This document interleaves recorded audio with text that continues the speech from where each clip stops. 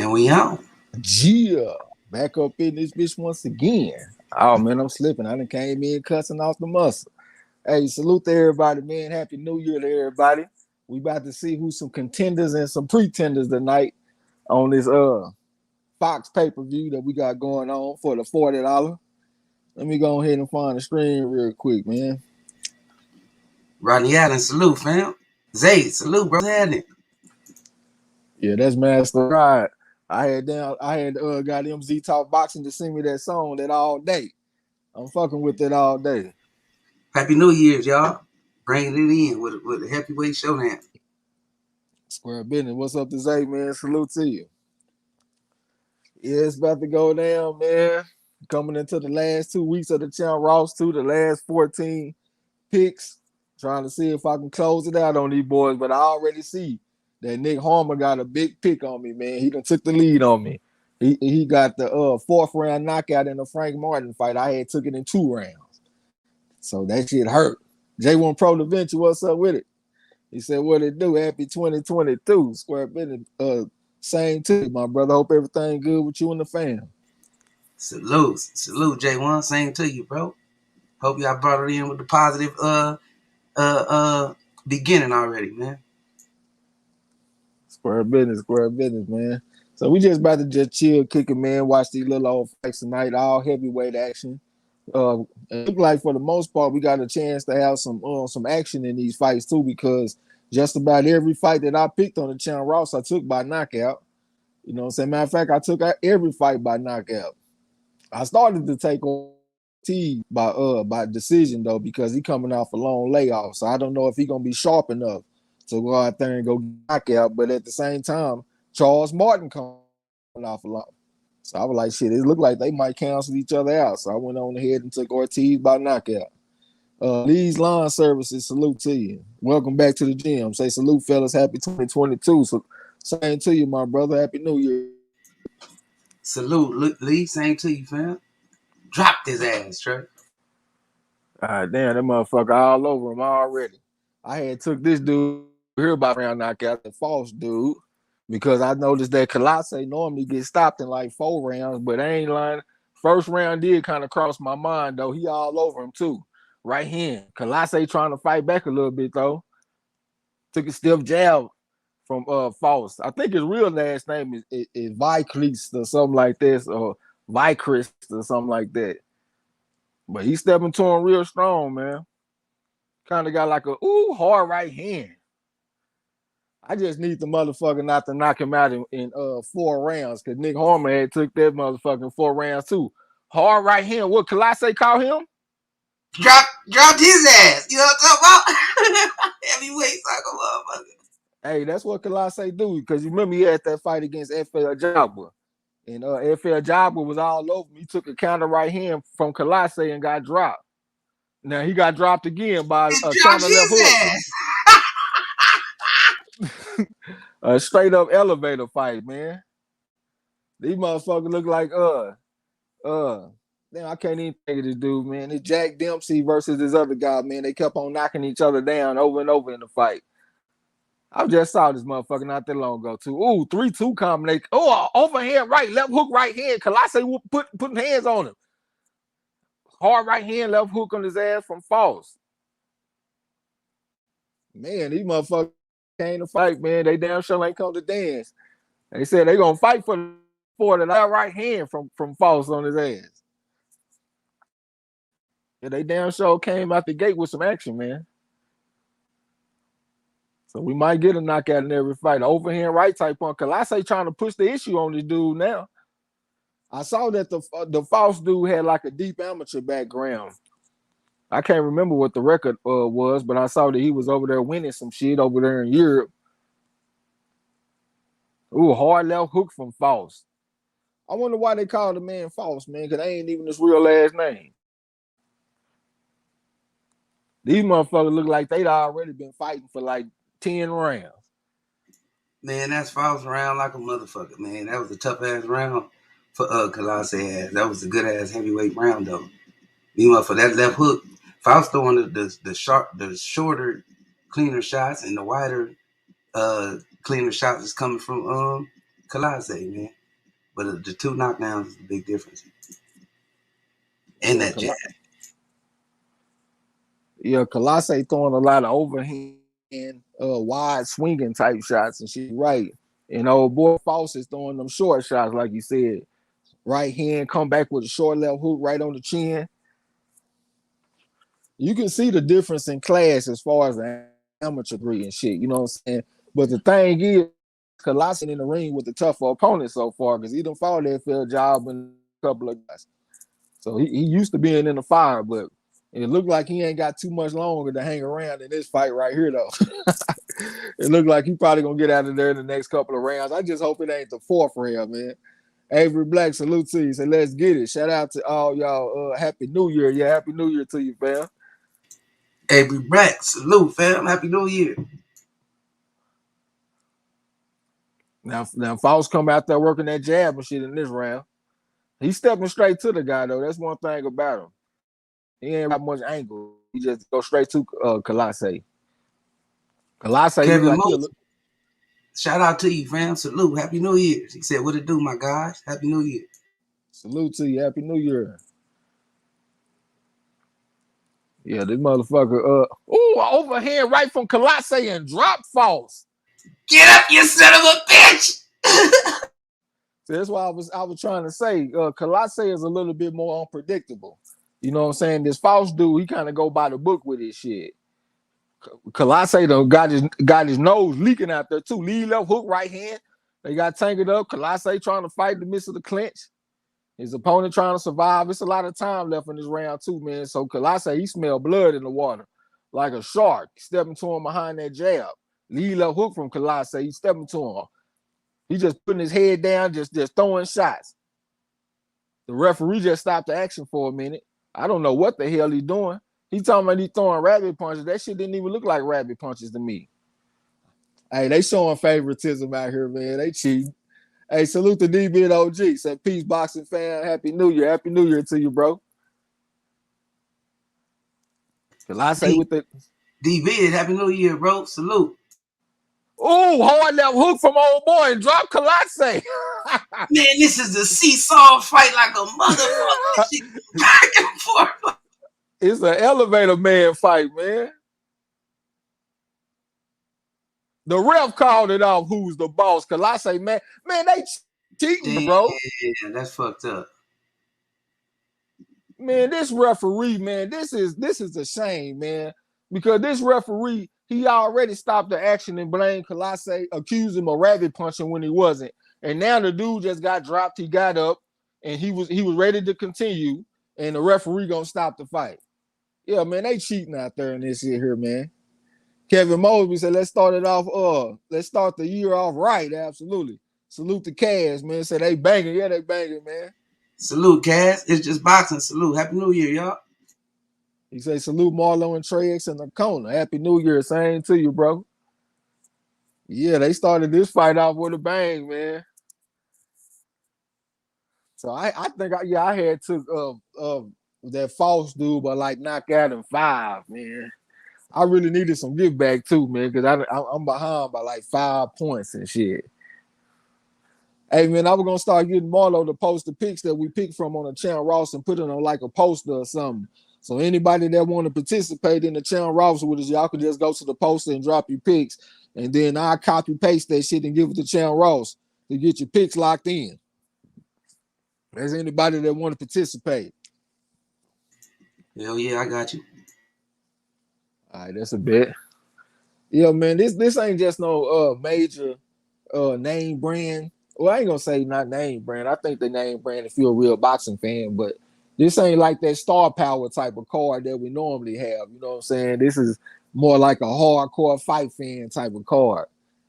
Salute to my boy Duke in the building, man. That's Big Duke. Fourth quarter talk. Hey, throw my boy a wrench, bro. That's fourth quarter talk down there. He cool as a fan. Player from the Himalayas, man. Hey, he be over there doing live streams about fitness, all type of fitness education. You know what I'm saying? From your eating, like with your diet and stuff, different type of workouts that you can do, proper technique, all kind of stuff. You know what I'm saying? And plus, he plays some D1 basketball too, so you know what he's talking about. But he cool as a fan. I'll be over there on his live streams on Fridays, man. Y'all want to pull up. That's a fourth quarter talk. Hey, you can drop your link too. Now that you got a rent, you can drop your link, bro. Dog involved, salute to you. Say PBC referee on some bullshit. I thought he was too, man. They was offering that cheating, bro. That shit makes no sense.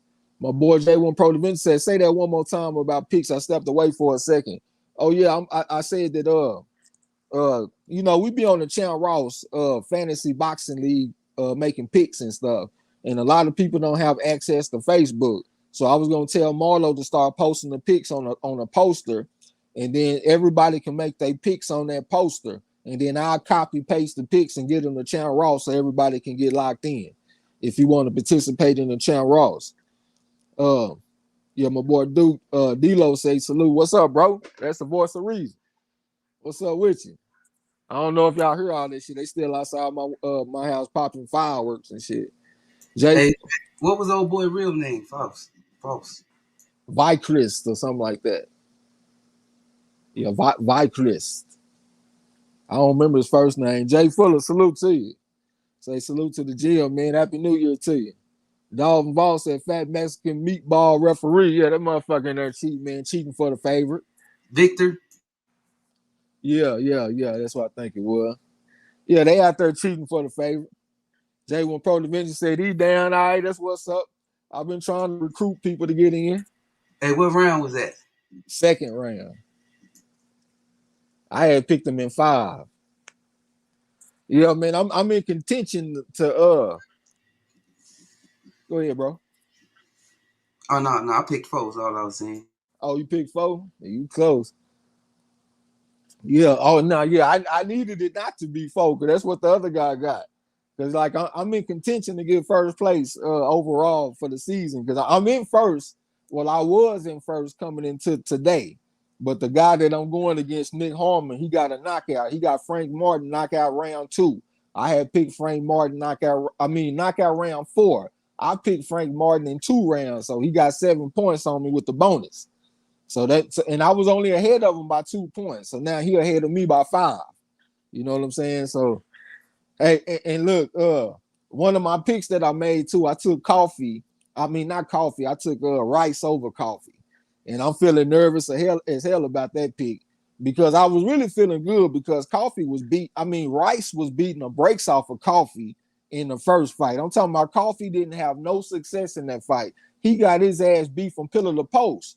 But what makes me nervous is because Rice in the first fight, he weighed 268 pounds. Coming into the rematch, Rice weighs 283 pounds. He done gained 15 pounds. And I'm like, man, what's the purpose? Like, are you taking this guy lightly? I know that you're a good stylistic matchup for him, you know what I'm saying? Because you got them long arms. But you still got to take the dude seriously. But at the same time, Coffee gained 7 pounds. He was 271 in the first fight and he 278 in this fight. So that kind of got me thinking too, like, God damn, what's the purpose of that? So then I was thinking, it was a fight that was recently that was similar. That was the Nordic Nightmare, Robert Helenius, when he had got the upset over Adam Kanaki. And I looked at how Helenius handled his situation. The first fight, Helenius was 265. In the rematch, he was 258. So he lost 7 pounds. So that tells me that Helenius took that shit seriously. He got in the gym and trained hard, and he actually came back in better shape. But this guy Rice, he gained 15 pounds. So that shit got him nervous as fuck, man. I hope Rice go out there and handle his business. D-Lo said, what's going on? Cheating for who? Oh yeah, they were cheating for this Vichrist dude, bro. Yeah, they were cheating for him when he fought against this Colossae. D-Lo said, I picked Rice by split decision. That ain't a bad pick. I had this is the heaviest that Rice has ever fought in his career too. It's not by much though. He had one other fight. I can't remember the name of the guy that he fought, but he lost by knockout in 10 rounds, and he weighed 283 and a quarter. And in this fight right here, I think he weighed in at 283 and 3/4. So technically, this is his heaviest that he ever weighed. You know what I'm saying? But he ain't win last time he weighed this much. But I don't think this Coffee dude is as good as the other guy that he fought, though. I think the other guy had like a deeper amateur background. He was one of them Eastern Europeans, if I'm not mistaken. Coffee don't have that background. He fought in the Marine Corps and all that kind of shit. So we gonna see, man. We gonna see how it go. D'Lo said 283. Yeah, that's how much Jonathan Rice weighed, bro. 15 more pounds than he weighed in the first fight. 268 to 283. Hey, my boy Duke had dropped the link in the chat, man. If y'all want to get in on the fitness talk, you know what I'm saying? How to take care of your body. D'Lo said Hellenius was in camp with Wilder for the rematch. Yeah, I thought I heard them say something about that. They said the same thing about Rice in the first fight. They said that he gained a lot of confidence going into that fight because he did a bunch of high-level sparring with Deontay Wilder. You know what I'm saying? So it looked like that's a link to some of these upsets in these fights. Going over there training with Wilder, goddamn. I guess that makes sense though, because you got to stay on your toes 24/7. If you get to slipping, if you slip for a second, he can catch you with a right hand and hurt you. You know what I'm saying? Yeah, my boy said y'all subscribe to the channel, man. He almost monetized too. He almost to 1,000. I think last time he said something, he was like 60 away from getting monetized or something like that. So if y'all subscribe to a channel, it definitely would help him out. You know what I'm saying? I don't know who we got coming up next, man. We might have the coffee fight coming up next. And we had another fight too that was the Perro. We had Perro versus Bruzon or something like that. It was two undefeated Cubans. Bruzon, both of the fighters were southpaws too, by the way. I saw Bruzon had some fights on YouTube. I checked it out. I checked out the Perro dude. The Perro dude, as an amateur, he got 6 wins over Frank Sanchez. Y'all heard that right. This man beat Frank Sanchez 6 times. As a matter of fact, Frank Sanchez's amateur record was 214-6, and all 6 of his losses came to this one man, this Liero Perro dude from Cuba. And he went out there and got the win over Bruzon. I took him by knockout in 7 rounds because I was seeing Bruzon was getting dropped by people, especially when he fought against Felix Savon's nephew. He got a nephew named Esrilandi Savon, and he went out there and hit Bruzon with a right hand and knocked his ass out. But he went the distance against Perro. And that kind of makes sense because Perro was like a sharpshooter, but he kind of weighed a little bit. He kind of like a measured Cuban type of fighter. You know, they fight with a lot of patience. So that makes sense that he won by decision. He won by unanimous decision. You don't know, so Washington going to whoop this guy's ass. You think so? Hey, man, it's hard for me to have a lot of confidence in Washington, man. Washington was a former football player. He's been doing a bunch of losing, like when he step up in competition. I know the guy that he fighting just ain't no blue chip prospect, though. But he did have some tough fights in the amateurs, like against Philip Ergovich.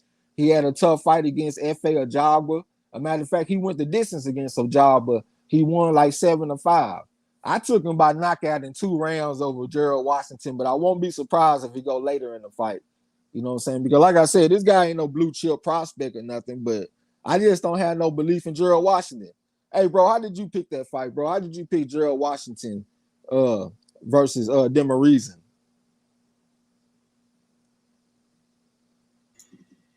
I don't even. Let me see who I picked. I think I picked Demareason in 5. In 5, yeah, that sounds like a good pick. Yeah, I just don't got the confidence in Washington either. Though. Washington put on a good show. He might land a couple of good shots, but he's subject to get, you know what I'm saying, get that computer shut down at any time in the fight. And I think Demareason, you know what I'm saying, just gonna be a tough situation for him. So I picked Demareason in 5. I think that's a good pick, man. That makes sense. Because like I said, this motherfucker Demareason, he ain't no Mike Tyson or nothing. You know what I'm saying? But I just think Gerald Washington is so weak, and that's why I took him in 2. But I can see 5. I can see like some mid-round type shit. Charles Barkley, welcome to the gym. This is the first time. Said I just joined the stream a minute ago, but I'll sub, man. We definitely appreciate you. Salute to my boy Kev Harris. What's going down with you? I had said it earlier, man. I'm gonna say it again. I'm gonna start. Marlo is gonna start posting the Champ Ross picks. I mean the fights that we pick from, and he gonna put it on a poster. So anybody that want to make picks and get in on the Champ Ross, Y'all make y'all picks on that post, and then I'm gonna copy and paste and get y'all locked in on the channel Ross. And I'm gonna do that starting next season because this right here that we on right now, we on the last 14 picks of this season. So we're gonna start that next season, man. So we can separate the men from the boys in this motherfucker. D'Lo said, "Oh yeah, come fuck with me. I need less than 30 subs for 1K. I forgot that my boy up there, man. We got to get D'Lo monetized, man. This motherfucker been hanging around like 950, 960, 970 for too long. You know what I'm saying? You go ahead and get that man monetized, man. If y'all will, y'all subscribe to my boy D'Lo 404 Boxing and get him monetized. Mastermind, salute to you. Say, what's up, fellas? Back on the corner where I'm supposed to be. The 210 in the building. I'm high off life and kindness is my new cologne. Salute like always. Salute to you. Happy New Year. Salute, Happy New Year, Jesse March, Mastermind, salute, fourth quarter, Kev Harris, Gil Cole, salute, bro, Eric R, Happy New Year, bro. D'Lo said Washington had a nasty knockout over Hellenius. But the way I understood it, I thought he was losing most of the rounds, and then he had a good last round or something like that. But I thought he was losing the fight. But at the same time, Hellenius wasn't just no blue chip motherfucker himself. I think his amateur record was like 101, 38, and 5. So that 101 and 38. I mean, that's a lot of fights, but we can't say blue chip. You know what I'm saying? Jesse Moore, salute to you. Happy New Year. Say salute to the corner, Marlo and Trey X. J1 Pro the Venture said smash that like button one time. We definitely would appreciate it. Dito said Edgelani Savone is turned pro now. Nah, they was amateurs when he had dropped the motherfucker with the right hand. These guys right here, Bruzon and Lanier, they ain't even got that many fights. They got like 5 or 6 fights apiece. You know what I'm saying? So, not that long ago, they was still over there fighting as amateurs. So that's why they got that footage like that. You know what I'm saying? Eric Gar, salute to you. So I got Ortiz by late knockout, put me in the books. Goddamn, that's what I got, man. I took Ortiz by knockout in 9 rounds. What you took on the Ortiz fight, bro?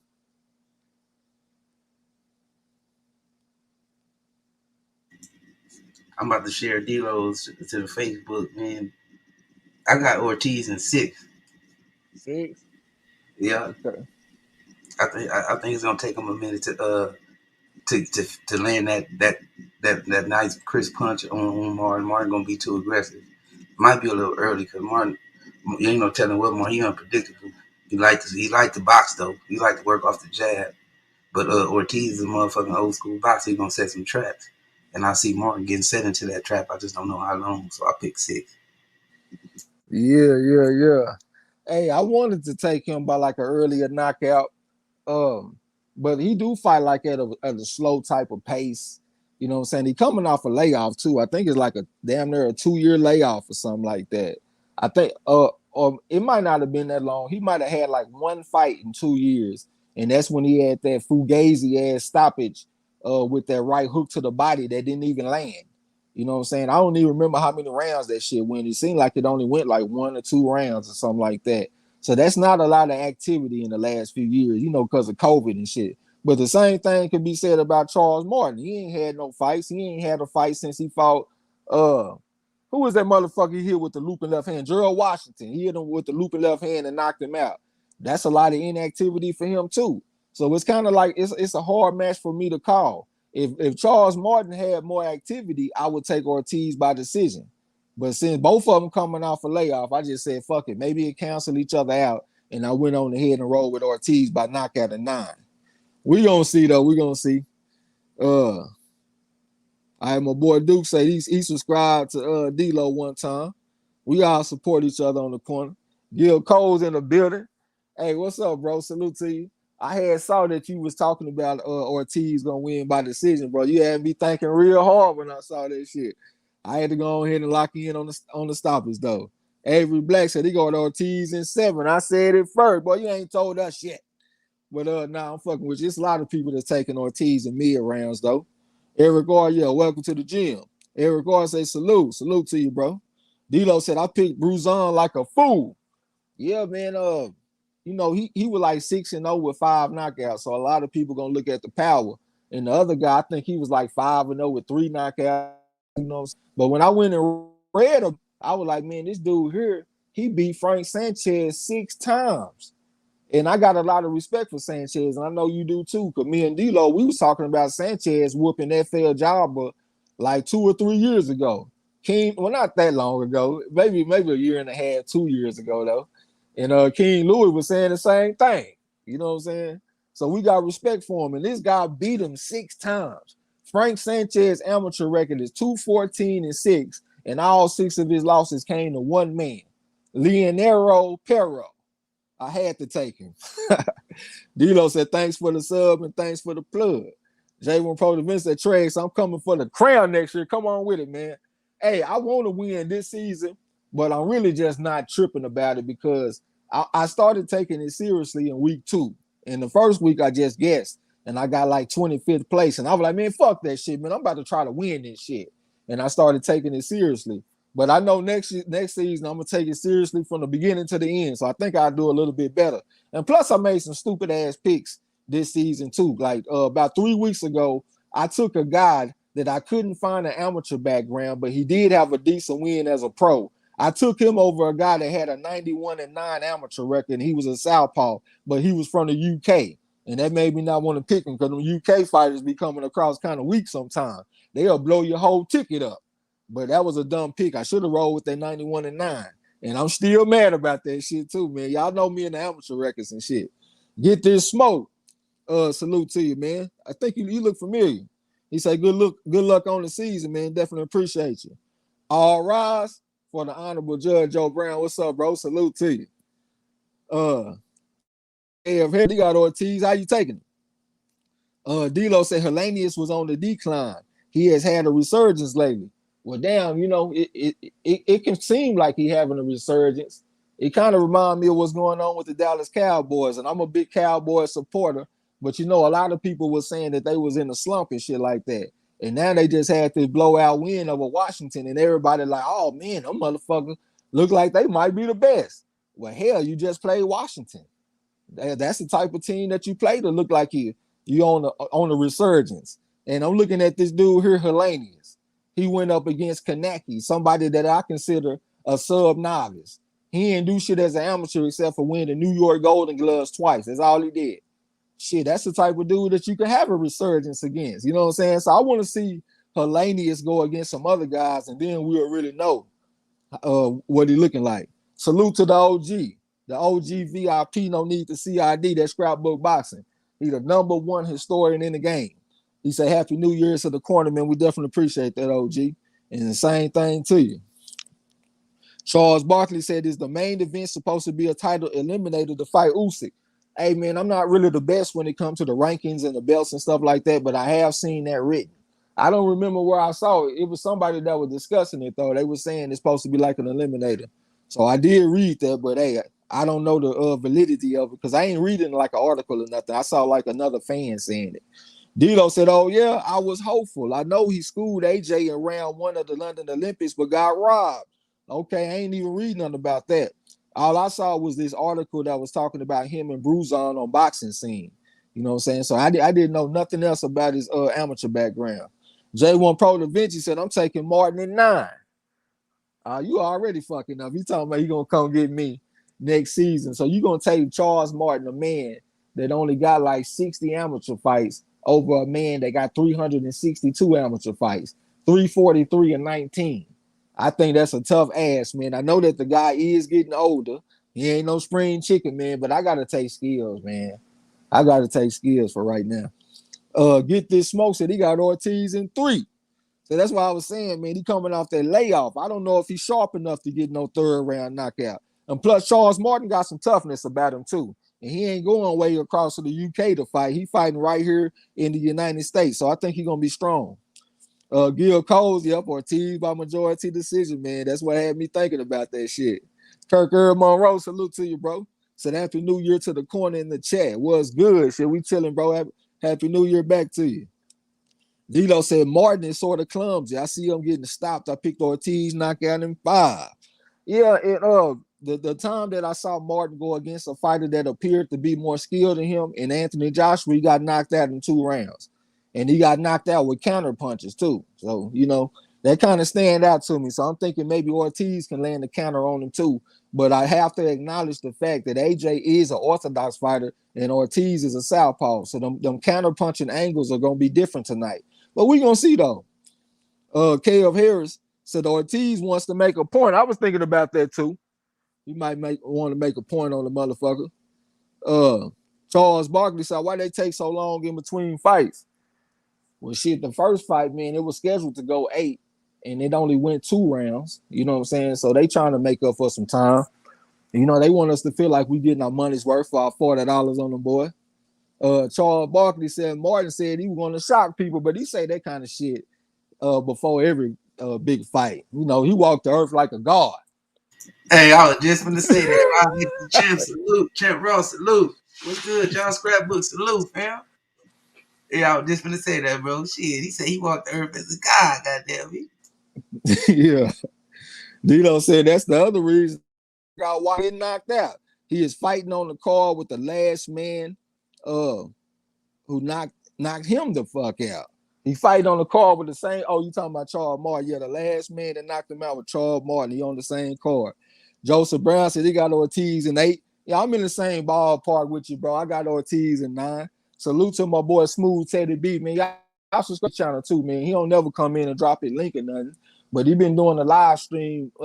Shit, I don't know what day exactly it is, but every time he do a live stream, I try to go in there and catch him.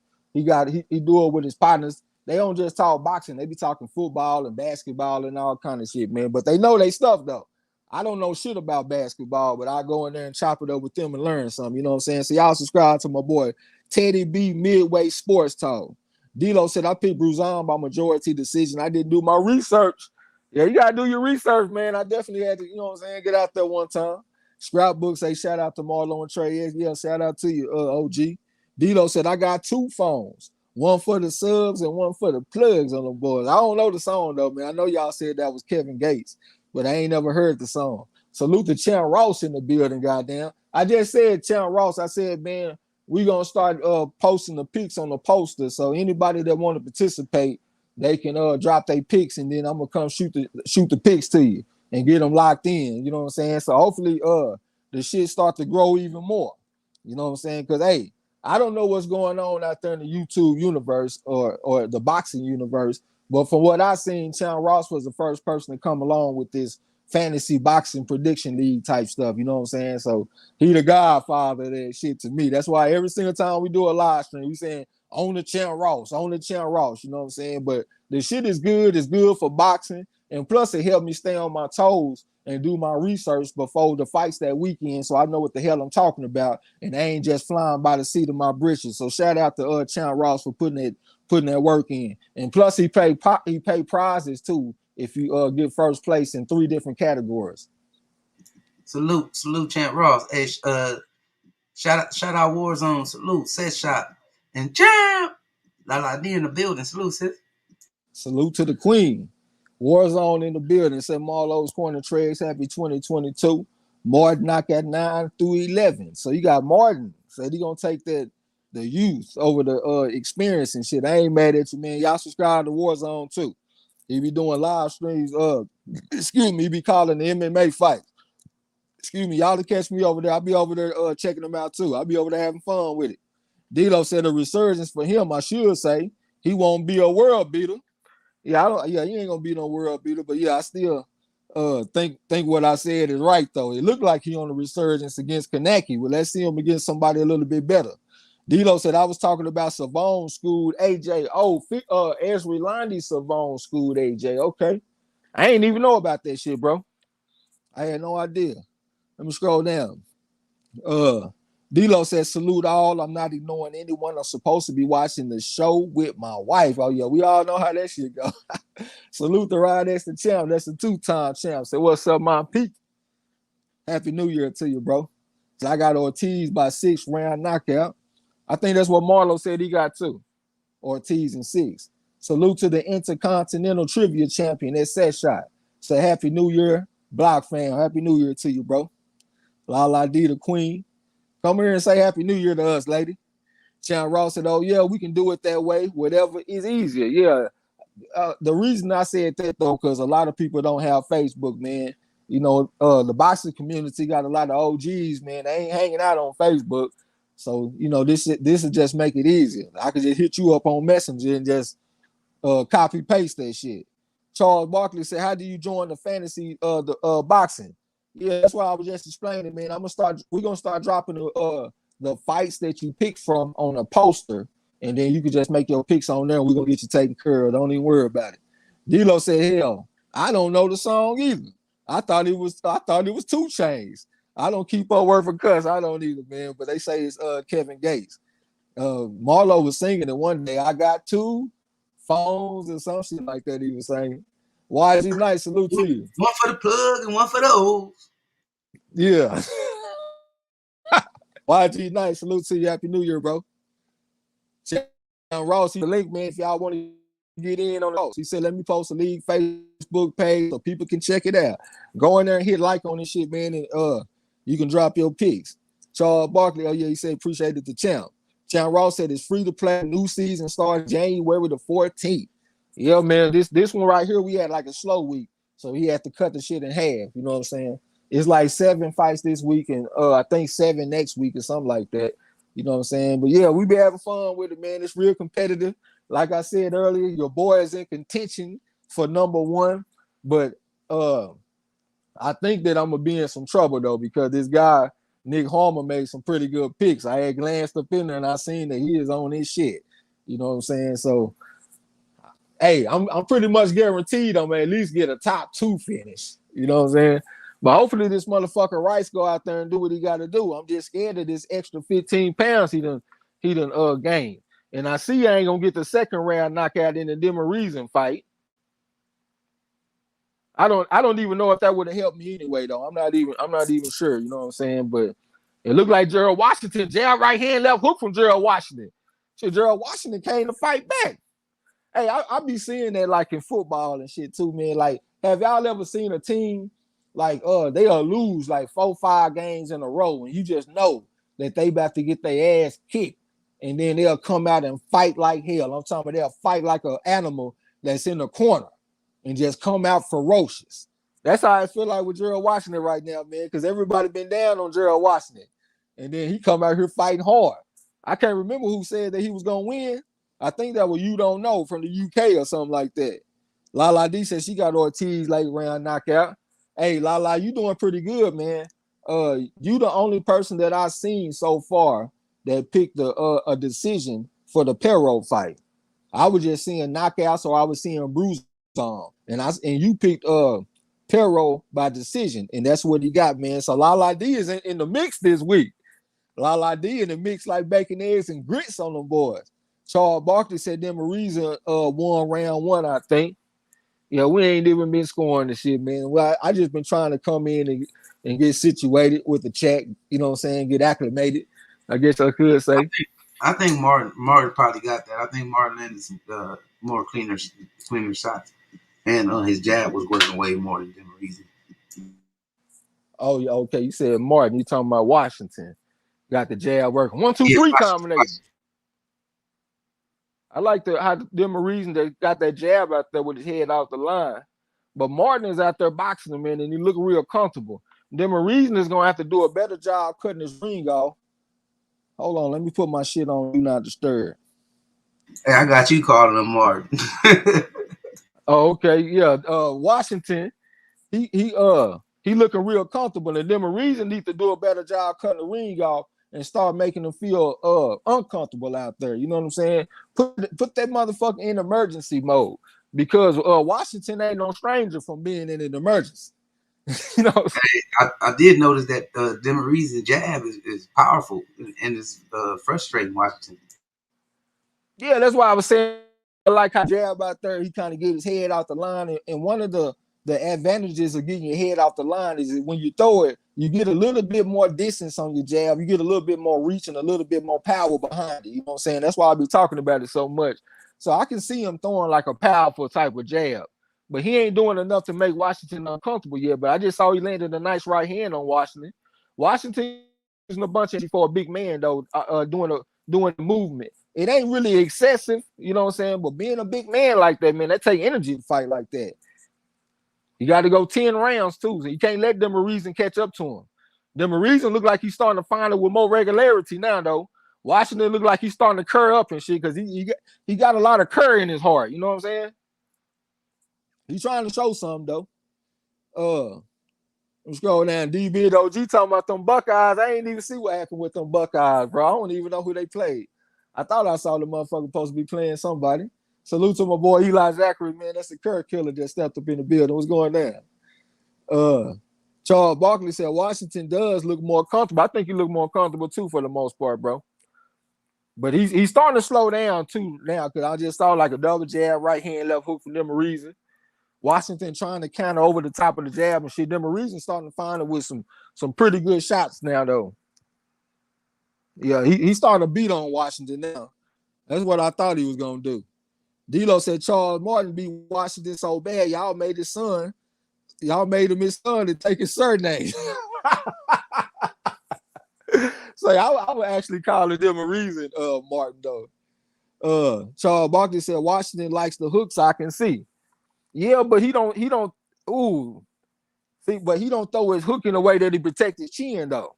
You know what I'm saying? You know, when you throw your hook, man, you're supposed to get that motherfucker up where you can protect your chin with your arm when you throw the motherfucker and your shoulder. He look kind of open for like an overhand right or something when he throw his hook. So I won't be surprised if he start getting countered over the top of that hook. But I'm still relatively impressed with him, though, man, because I thought he was just going to come in and lay down. Man, it looked like Demarieson shots was more effective in this round. Martin facing and worriness on his face was more stood out more this round. That probably was a Demarieson round. And I'm looking at Buddy McGirt, too. He don't look like he's very happy right now. What are we? Are we men or are we mice? Goddamn, fight like a man out here, man. Got me way out here like this, man. You ain't come to fight. Gave him a double slap, one to the right side, one to the left side real quick to try to wake this motherfucker up, man. We on pay-per-view, man, for the $40 tonight. We need to come fight back. He started out pretty good, but now he's starting to slow down. I like that catch and shoot, though. He just did the same combination that Charlo landed on J-Rock, where he, I can't even explain it, man, but it's like he'll hold the phone on the right hand and come back with the counter right uppercut. That's how he knocked out J-Rock, and he put that same combination on Demarieson. That shit was pretty. He out there trying to box that motherfucker, man. Demarieson is being pretty consistent with that jab and stuff. That's one thing I like that he's doing. Washington did a good job holding the phone on the lead left hook. Double jab from Washington. He need to go to the body with it, too. That solar plexus from Demarieson looks real inviting. I don't think I could not hit that motherfucker. Both fighters could do pretty good by doubling up with the same hand, too. I'm seeing a whole bunch of left hand, right hand type of stuff. See, Demarieson, he just tried to triple up with the left hand. Washington had escaped, but I like that thinking, though. They're trying to mess up the cadence on his ass. Instead of left hand, right hand, left hand, let's go left hand on his ass a little bit. Demarieson, I see the reaching with his shots, and he having some problems being able to find Washington like he want to. He have his best work when he push Washington back to the ropes, and he'll get a chance to land like a looping right hand or something like that on Washington. So when he get them opportunities, he don't need to waste them. Washington breathing with his mouth open a little bit, looking kind of frustrated. Ooh, right hand to the body from Washington back with the looping right hand. That look like that Jake Paul right hand that he put on Tyron Woodley almost. Double jab looping right hand for Demarieson. Doubling up on the left hook on his ass. Demarieson ain't going to the body at all. Yeah, that's definitely true, man. He needs to mix it up to the body. That's why I said earlier, he ain't really just no blue chip type motherfucker. You know what I'm saying? He do got the amateur background. I think he might be an Olympian, but he like a step below the blue chips. Eli Zachary said Washington needs to put his uppercut to use. That's what he did in the last round. He landed the counter right uppercut. The shit was pretty. but he done got away from it, and he got an opponent that's real squared up in front of him too. So he can dig into the body, or he can come to the head with it and mix it up on his ass. Well, Warzone talking about, he said Jackson Smith in Jigba, 346 receiving yards, secures amazing touchdown in Ohio State's Rose Bowl win. Who did Ohio State play, man? I had watched the game yesterday. I had watched Alabama when they played Cincinnati, and I had checked out Georgia when they had played Michigan.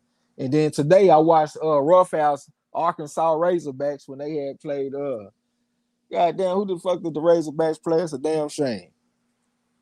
My mind just went blank. They played a team that was 7-5. And I think they was beating them by like 24-10 or something last time I was watching. It was Utah. I don't know why my mind went blank. But I was checking out a few of the games and stuff earlier. Oh, that's who Ohio State played. They played Utah. Okay, I got you.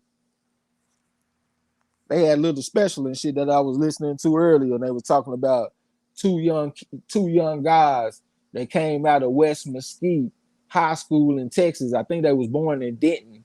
They was best friends, and they both had went to Utah. One was a running back and one was a cornerback, and both of them guys got killed like at a young age. One of them got killed when he was like 19.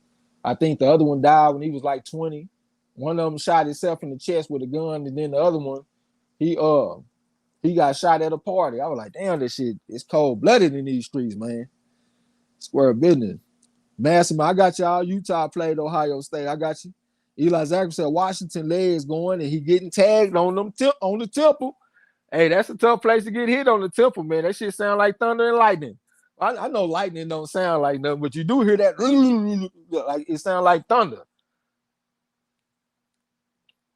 He trying to stand his ground and stand in the liver a little bit, though, every time I counter right hand from Washington. I do like that. He trying to show some toughness out here. Yeah, like I said, I'm impressed. Ooh, left hook to the body from Washington. Chopping right hand from Washington. Yeah, I'm fairly impressed, man. He came to fight back. D-Lo said, my team is playing against the Portal, and the Portal is winning. Who the fuck is the Portal, bro? Kev Harris said, Utah is my school go youth. Yeah, we used to have a subscriber that used to come here and fuck with us. He was a big Utah fan. So we used to keep up with him a little bit. I'm trying to think of this big ass. They had this big motherfucking white boy that was on the line. And I can't even remember who they was playing, man. But this guy blew this game up by himself. I'm talking about he had like 6 sacks in the game. I can't remember what his name is. I thought he was going to be pretty good, but he ended up being like a 6th-round draft pick. But that motherfucker destroyed the goddamn game. Warzone said, Gerald need to use the uppercut. Yeah, that's what Eli Zachary was just saying it. Eli Zachary said, all right, say out again, Trey. They said, sound like when the motherfucker hit you in your temple, bro.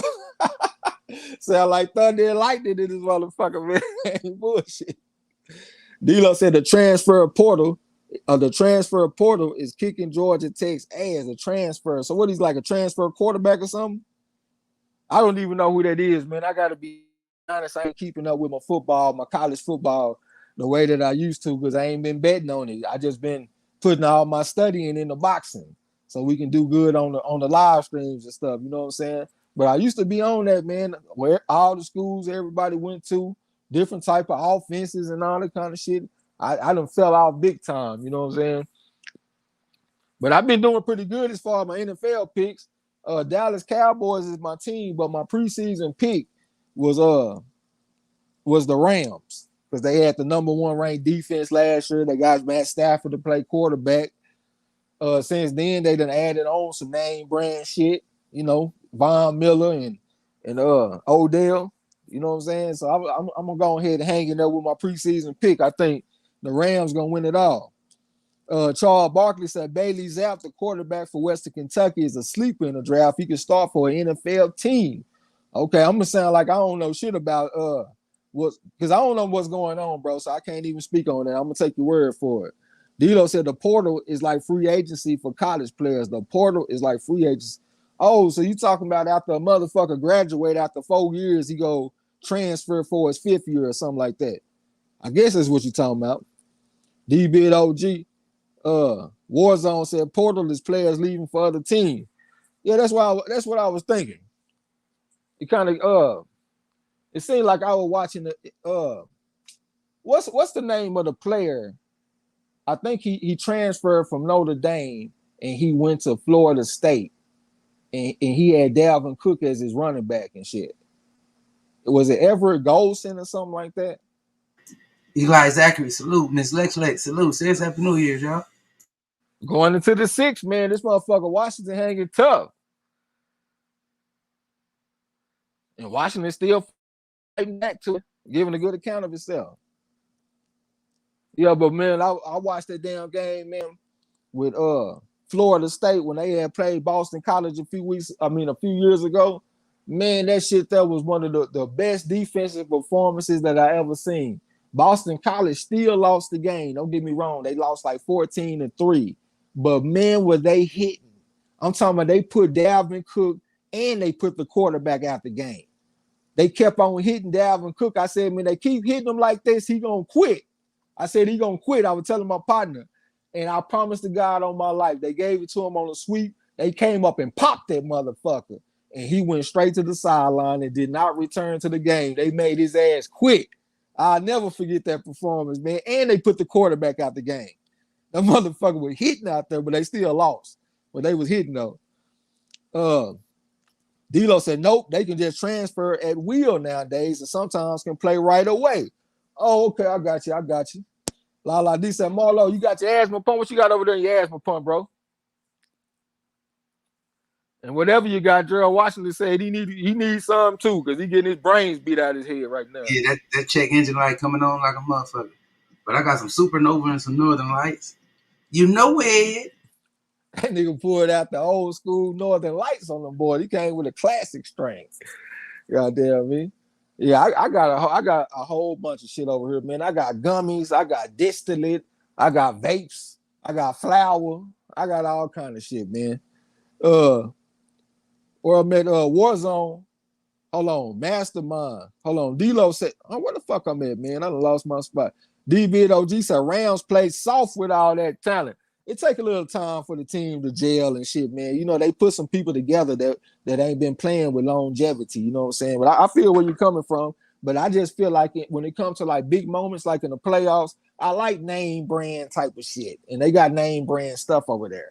You know what I'm saying? Like they defensive line and shit. They front seven. The motherfucker got first round draft picks and shit over there. You know what I'm saying? D-Lo said, yeah, Goldson. Okay, yeah, Goldson. Yeah, I bet you they remember that time they played Boston College, nigga. Mastermind said the transfer portal allows the players to transfer any year and play immediately. I got you. Warzone said Gerald might be slowing down. That's what Marlo said. The motherfucker got the check engine light on. But he hanging tough out there, though. Eli Zachary said, man, Washington seemed like he breaking. Well, that ain't no surprise, bro. We just seen the man break down there every time he fight. Chris Ray, salute to you. Charles Barkley said Dalvin Cook is a beast. It's too bad Cousins is in COVID protocol for tomorrow's game against the Packers. I was thinking that too, man, because I go for the Cowboys. So I needed them to go out there and get upset by the Vikings. He got a little apple mouse up under his eye. That motherfucker leaking. He getting touched a lot. Yeah, he wearing down, man. That check engine light coming on, man. Motherfucker need to start putting that super chat button out there and setting the donation to get that gas tank filled up. Yeah, and he ain't keeping his hands up either. He walking around with his hands down. That's a classic sign of fatigue. You know what I'm saying? But Charles Barkley said Dalvin Cook is a beast. Yeah, he cold. He very talented. But it's just I will never forget when Boston College made him quit. I will never forget that, bro. And I like defense too. That's one thing you got to know about me, man. I always prefer defense over offense.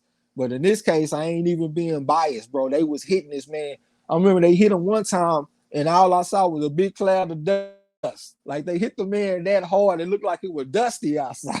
I was like, God damn, these folks is hitting out here, man. If they offense had anything, they could have won the game.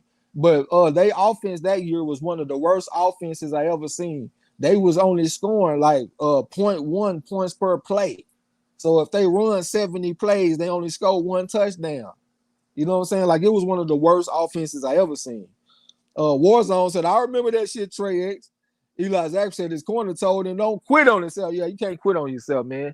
Them a reason all over him, though, knocking all kind of perspiration off the motherfucker. All that motherfucker Washington can do is jab. Try to keep the motherfucker off of him. Work your jab, Washington. Them a reason said you ain't shit without that jab. Washington said, shit, I'm a man without it. Goddamn, you better use that motherfucker. Them a reason putting combinations on him, doubling up with the left hook, got the motherfucker reeling and stumbling around the ring, looking raggedy out there. His kids might not even recognize him when he get home tonight. But he said he's still gonna work that jab. He left hook for them a reason. Loop a right hand, left hook on his ass for them a reason, trying to walk him down. Jab to the body, brought back the hook to the head on Washington ass. Stalking Washington. Washington getting stalked like a woman on a Lifetime movie. 2-3 common reason. Double right hand, left hook. See, I like that double right hand. Let's double up with the same hand. 1-2-3 combination from Gerald Washington. 3-punch combination from Gerald Washington trying to fight back. Yeah, the motherfuckers in there trying to do a little something, man. La D say, okay, she talking to Chris Ray. Winston Lee, salute to you, bro. Charles Barkley said, I got that Gary Payton right now, goddamn. I mean, I ain't had the Gary Payton. Everybody say it's good, though. Winston Lee, Chris Ray, Happy New Year. Dwayne Sharp, welcome to the gym for the first time. Salute, Happy New Year. Yeah, I think that Gary Payton like a balanced type of hybrid, like a 50-50, maybe 60-40. Winston Lee said, this brother is gassed already. He ain't gassed out there, man. But, he came out in the early rounds trying to get on his toes a little bit, get on that bicycle. And I was saying, that's a big man to be trying to dance like that. So he going to get tired. And so I'm not surprised at all. D-Lo said, our best player, running back, Jahmyr Gibbs, left and went to Alabama. He probably will be in the Heisman conversation next year. He was number 3 nationally in all-purpose yards, goddamn. All right, I got to be on the lookout. I'm going to get back on my football, man, because I don't like coming in here and saying that I don't really know what's going on. You know what I'm saying? Winston Lee said, y'all going to yell out, help. That's Roughhouse. He ain't on the panel today. Eli Zachary said he on his ass. Hey, I'm waiting for it to do it in my Roughhouse voice. Help! I'm waiting to say the ref called him off. Who's the boss? DeJuan Sharp said, how low down is this fight card? Y'all talking about football when the guys are in their fighting in the ring. Yeah, that's square business, man. But we do the live streams to call the fights and shit, but at the same time, my little community is like a family. So we come here and just chop it up, man. It's football season. A lot of us pulling for teams. I've been fucking with my boy Gil Coles for like the last 2-3 weeks about his Bucks. Because I know that's somebody that Dallas might have to deal with, you know what I'm saying? But yeah, we just come here and have fun and chop it up too. But we're gonna stay with the boxing too, though, you know what I'm saying? So from time to time, sporadically, I'm gonna look back and speak on it. Hey, Washington wearing down like a motherfucker. Hey, Spirit of Justice, la cucaracha, la cucaracha. He said he in there looking raggedy as a roach. As a cockroach. Man, them reason catching up to his ass, something vicious, man. He about to go any minute. Spirit of Justice said Washington looking raggedy as a roach. That's what Marlo was just speaking on. Winston Lee, Happy New Year to you. Rod that's the champ said he got some July Torn Great Goose. That sounds like a good combination. Winston Lee said all that money. Oh yeah, we talk about that shit all the time, man. But he's a former football player, so it is what it is. He built more like a defensive end than a fucking a fighter. You know what I'm saying? I don't even know what position he played though. Cass said Washington looked more tired than AJ. Yeah, I agree with you on that. He's trying to show some heart though, man. He's still in there fighting back. Every time I look back, he's throwing punches. You know what I'm saying? So I'm gonna give him some kind of respect, man, because coming into this fight, I had zero respect for the man. Warzone said Gerald on his last leg. We've been saying that shit for like 5 rounds. Shit, the man keep on hanging in there. Chan Ross said, I got that Himalaya blue vanilla frosting resin on them, boys. And let me hear you say it. The ref called it off. Who's the boss?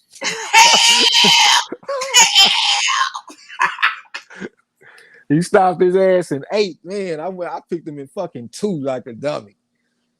Damn, I needed that shit too, man. I got to get back in there. I want to win first. Well, good shit from them a reason, man. First 2 fights have been straight action so far. D-Lo said, I'm here to fellowship. I'm always open to talk about anything sensible with the fam. Yeah, we come here and chop it up about different sports and shit, man. We don't really just go away from sports too deep. But, we keep it on the sports. Yeah, them a reason. I see you, man. Say you gonna go out there and try to make him a statement. Who was that saying that the motherfucker was gonna lose? Where you don't know where. I'm putting out an APB for you don't know. You can't come in here and make these proclamations and then kick the can down the road when you're wrong. Stay your ass in here and eat that crow. Lala D said I picked round 3. I knew I should have picked a high round. Hey, you doing pretty good though, Lala. I think you got a chance to win first place for the week. You know what I'm saying? I know that we got to include next week too, but just looking at like our first, what is this?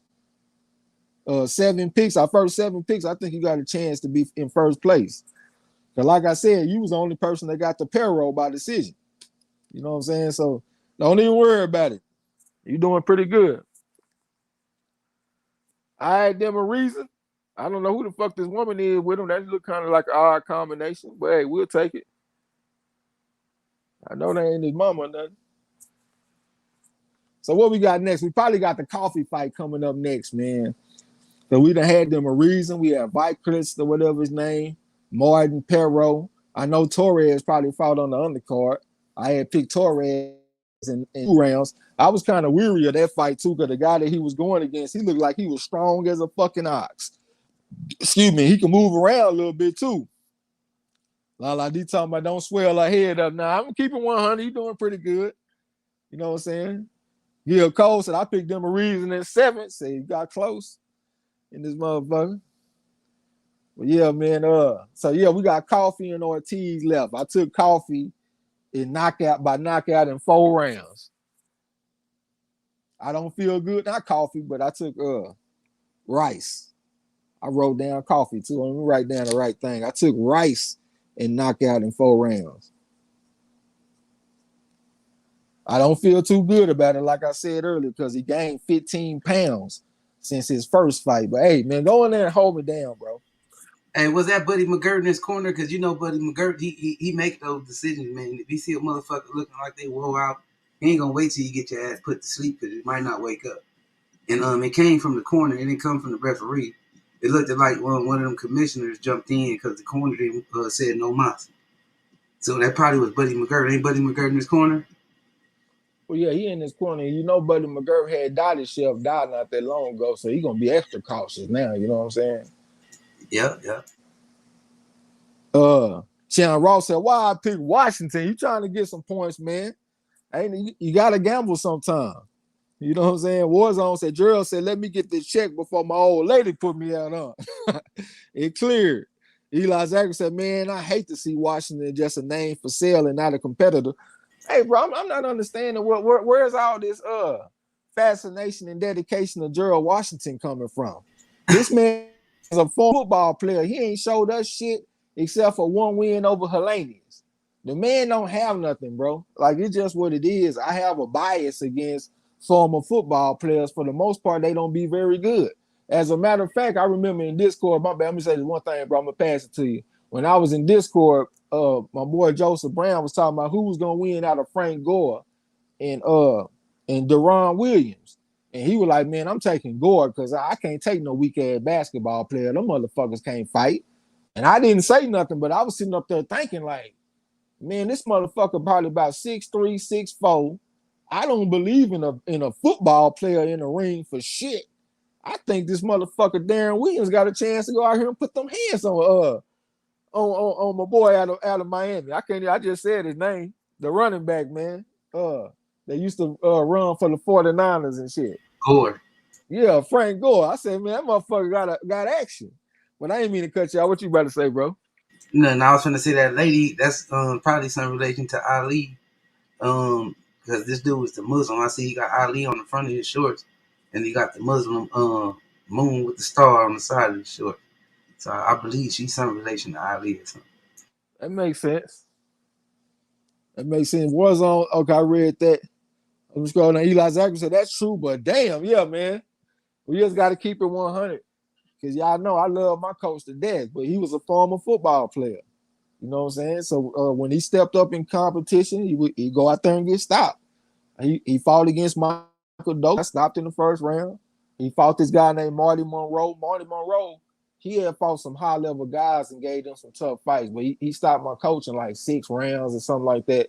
My coach made a real good fight out of it because he got dropped early and he made it an action fire fight, but he got caught with a left hook in like round 6 or 7. And that was all she wrote. I got love for my boy, but you know, he a former football player. It is what it is. You know what I'm saying? I don't put a lot of expectation into the motherfuckers. But yeah, man, let's see what this boy Rice gonna do. I know he gained 15 pounds. I just hope he got the snap on his punches, man. They got me thinking about Deontay Wilder when he first gained that weight, going into the rematch against Tyson Fury. A lot of people liked it, but I was like, damn, he might lose a little bit of snap because sometimes when you gain weight, you lose snap.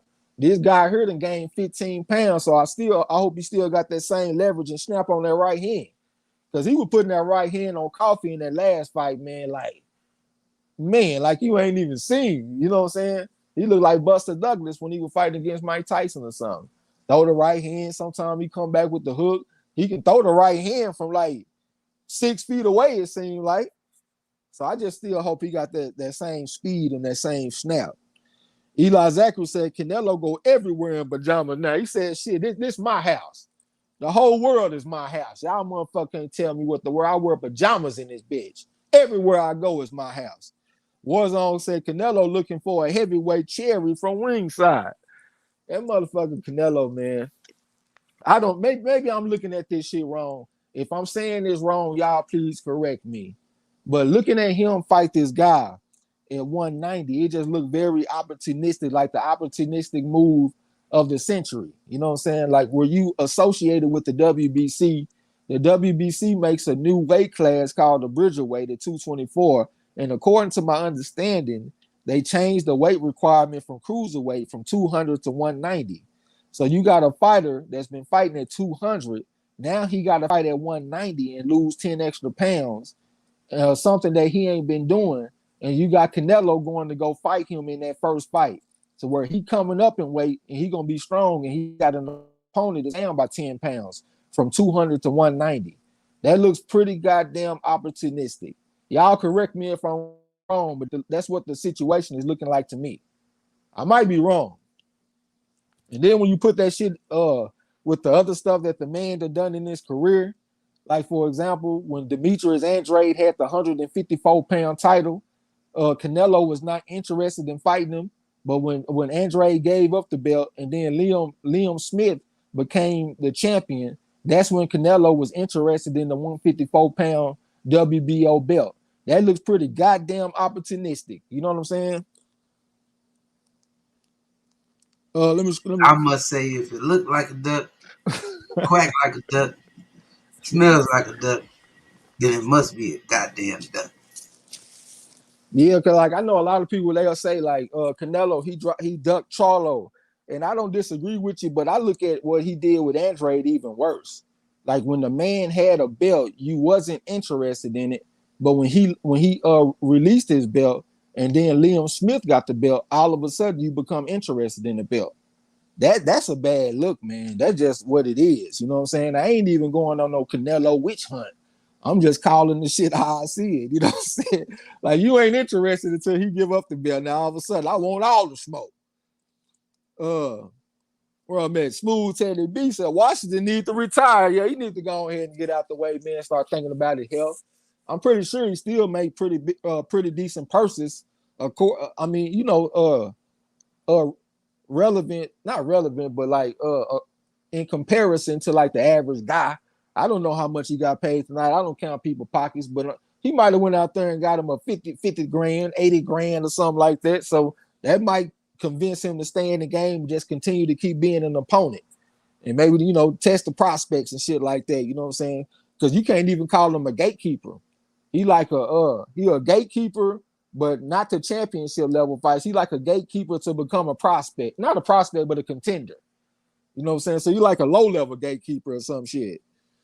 Where I'm at. La D said, of course, I agree, Trey X. And New said, welcome to the gym. This is your first time. Said Washington was up on the scorecards. Al trying to make a quick bag, so you had Washington winning the fight. Marcus Robinson said, welcome to the gym. This your first time. Said, what is the update for the Ortiz and Martin fight? We got one fight in between that fight. That's the Johnny Rice versus Michael Coffey fight. It's a rematch. I think that's coming up next. Lala D said, yep, very opportunistic. Warzone say that's facts. Okay, so he said that I was right about that. Eli Zachary said it is exactly that. Yeah, that's that opportunistic shit, man. So we supposed to just praise the man, but it looked like the WBC just gave him an opportunity to be opportunistic once again by changing those weight requirements. Like, I can't respect that. I do respect the guy that will go up and fight bigger men. But if you go and fight a bigger man and he's at a disadvantage, you know what I'm saying? Like, how the fuck am I supposed to respect that shit? It's just a WBC created thing that's going on right now. If the WBC did not create the bridger weight, we wouldn't be seeing Canelo doing this shit. You know what I'm saying? It's just because of that. According to what I think anyway. Lala D said, when Benavidez lost his bet on the scale, here comes Canelo. Want that vacant belt smoke. That's another good one right there. That's another good one. Marcus Robinson say they don't need a new weight class in boxing. They need to get to the one class only. Not all this junior and super belts. They are fucking up the game. I really ain't too mad about the junior belts and stuff, but I don't want no new ones. And plus, they tried to create the bridger weight back in the 30s. It was called the dreadnought class. And they tried to make basically like a junior heavyweight division.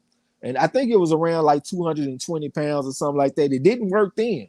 So if it didn't work then, why would it work now?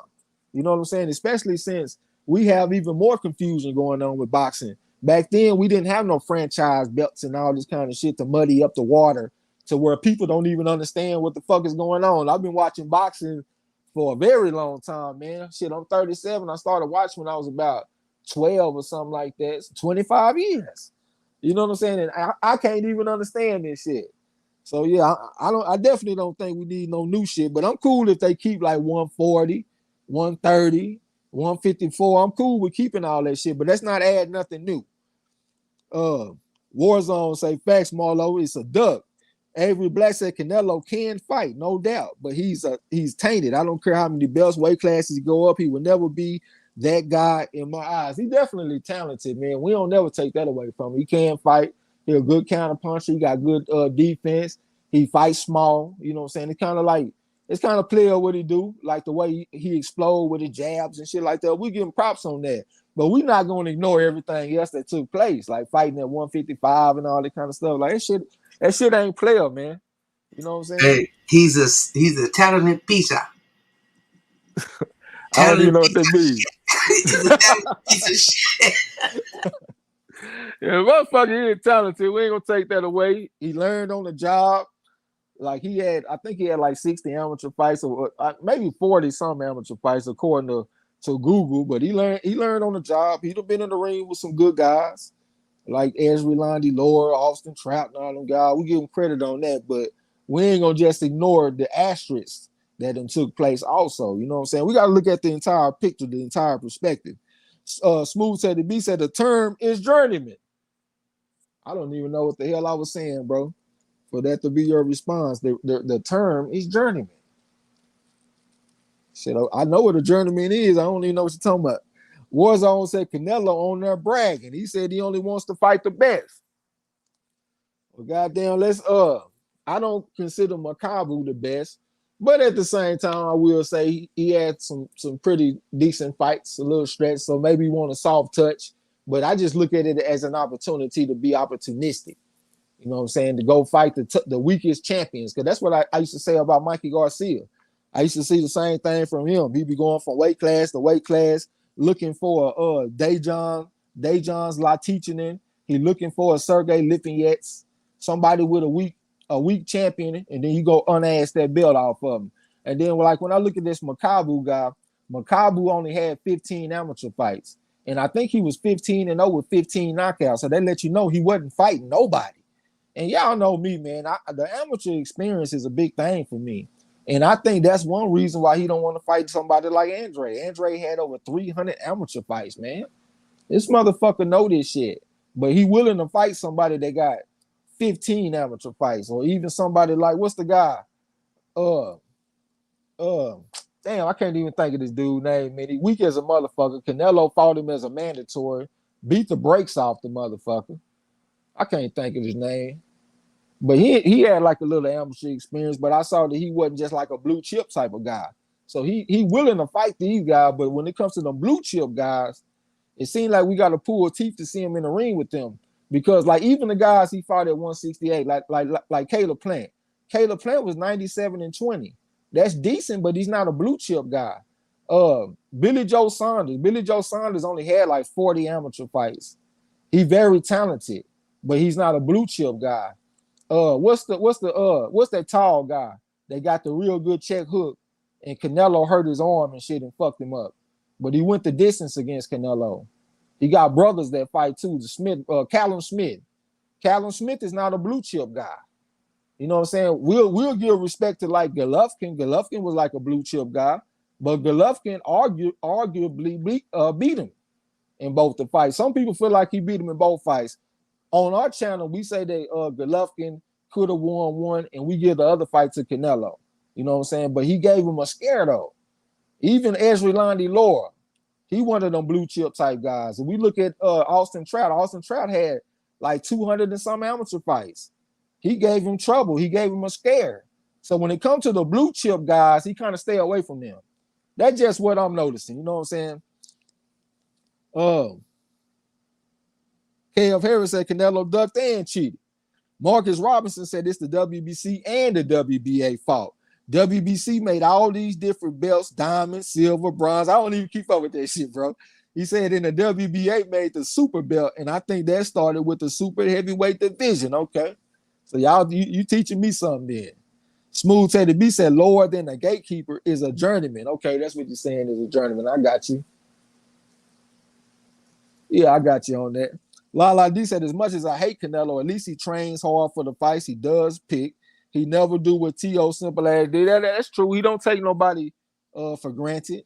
He go out there and fight the motherfucker. Lala D, yeah, I was talking about Yildirim.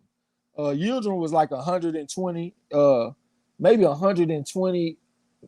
It was something like that. Maybe 120 or 120 and 12. That's what I'm gonna say. I'm gonna say Yildirim was 120 and 12. If somebody got time and they feel like checking, let me know what his amateur record was. But I didn't see him like winning the world championships, the youth world championships, Pan American. Well, he ain't gonna fight in the Pan American games, but he wasn't winning that shit. He wasn't like an Olympian that won a silver medal. He wasn't nothing like that. You know what I'm saying? He wasn't no blue chip guy. And y'all might say that Andre, he didn't win a medal either, but Andre won the gold medal in the world championships. You know what I'm saying? That's not easy to do. I put that right behind Olympic gold medal. Where I'm at. Okay, Warzone said Makabu been knocked out 3 times. I saw he got knocked out twice. I watched the one when he got knocked out by Barrios. What y'all want me to do? Y'all want me to call this fight? Y'all want me to call this Rice fight? If y'all want me to call this Rice fight, y'all type of one in the chat. I know we just been chopping it up and shit, but it seems like we need to call something. I'm kind of interested in this too. Look at Rice out there just looking fat, man. God damn, get your shit together, brother. Eric Orr said, if Canelo tells WBC to remove clenbuterol allowed, only then will I acknowledge him no longer being a drug cheat. And the hot potato moving around divisions is another reason I can't respect him. And that's what make a lot of people respect him, because they seeing him go from different divisions. And we seeing he jumping around being opportunistic. 168 look real, what's the word, like when it looked good, like it looked enticing to him, because 160 was tough, man. All you needed was one more belt. All you had to do was win the WBO from Andre, and you undisputed in a historical division, middleweight. But instead, you rather be undisputed at 168 because you ain't got to go through no blue chip guys. You know what I'm saying? Tony Graham said Luis Ortiz gets TKO tonight. Father Time is undefeated. That's definitely what they say. Lala D said, yes, Yildirim amateur record 120 and 12. Okay, that's what I was thinking. I see y'all typing ones and shit, so I'm going to get up in there, man. All right. Jab from Coffee, and Rice came back with a jab, came Like a rangefinder type of jab from Coffee. He got his hands kind of relaxed, got the defense relaxed. Shot a little feint at Coffee, and Coffee said he gonna reset in the right, so with a stepping to him. Let me find my rhythm. Stepped in with a jab and came back to the right hand. This time to right. Came back with a jab again. That's right. And Coffee got his hands up good, and Coffee stepped in with a jab with his head out the line. He's standing up straight. He over to just stepping to Rice right now behind the high guard. He got his hands up good. Rice shooting a series of feints. Shot a little feint again. Coffee thought about stepping in with the jab, but he didn't pull the trigger on the jab, so he just posted up in the high guard in front of Rice right now. Now Rice over the stepping to him. Got the defense real relaxed right now, looking for opening on Coffee. Coffee just posted up in front of Rice looking for opening. Shot a little feint at Rice and got a reaction out of Rice. Rice went to the body with like a rangefinder type of jab. He looking for opening on Coffee. Coffee shot a little feint at Rice. These boys gonna have to do something. I might play in the board on their motherfucking ass and get back in the chat. Now here come a jab from Coffee with his head off the line. Rice said he gonna reset. He stepped around and touched with the jab. We right there in front of him. They toward the center of the ring. Jab to the body from Coffee, and he back Rice up. All right. Rice got his defense kind of relaxed. He over the stepping to Coffee, looking for opening on Coffee. Hard right hand straight up the middle from Rice on his motherfucking ass. Coffee ate it though, but Coffee just posted up right now.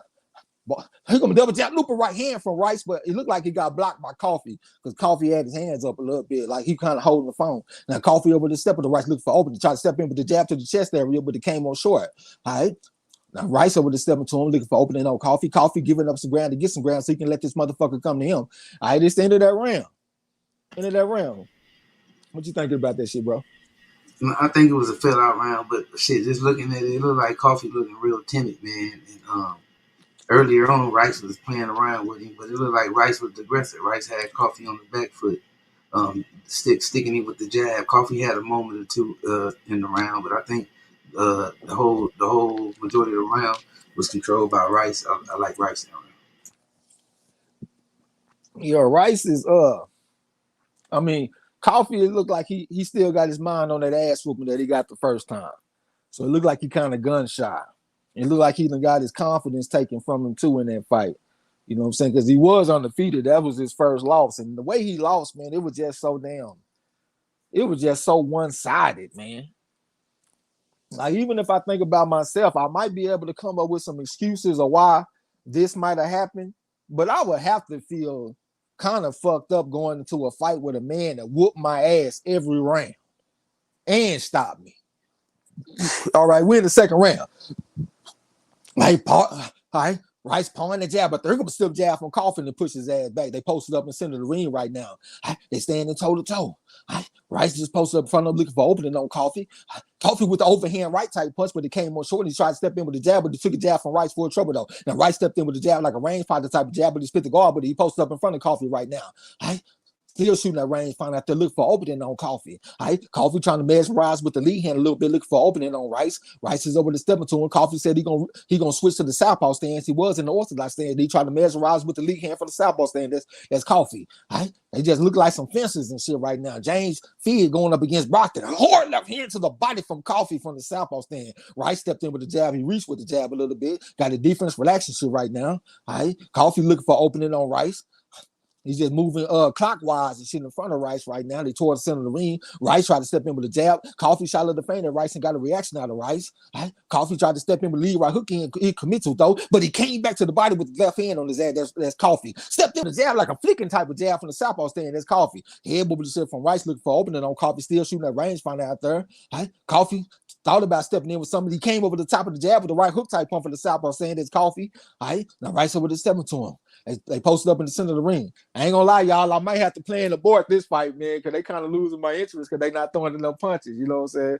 And I'm not surprised either, man, because both of them came in the heaviest weights of their career.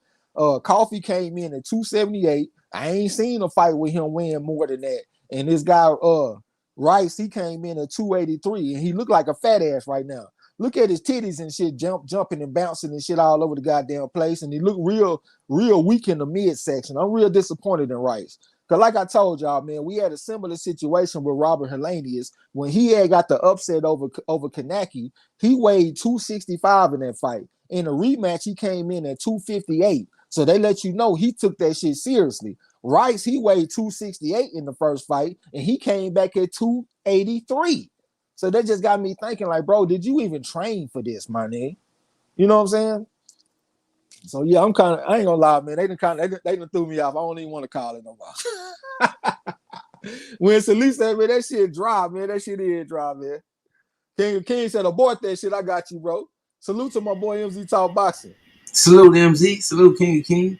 Yeah, that motherfucking coffee timid, man. He got motherfucking he got this motherfucking wake up call last time throwing them long London shots and got his ass caught up. Now he real timid. Yeah. Yeah, he looking real timid, man. He look like he's scared out there. Right as the champ said, abort that shit. Well, Rice just went down, but they ruled that a slip. Boy, my heart down there jumped out my chest because I need the motherfucker to win. I just don't want to call the fight. Warzone said Rice looked like he got hold on, man. I ain't trying to be looking for nothing like that. Winston Lee said Coffee don't want to mix it up. J1 Pro said, man, they being scary out there. They being scary and they ain't in shape. Appreciate the mess of fraud, man, but I got to abort one time, man. Pecos Bill said, what's good, man? I had hit you up on the email, man, and asked you, was you all right? I had saw that you left a comment on D-Lo video and said that you had been in a car wreck and shit, man. So I hope that you're all right over there.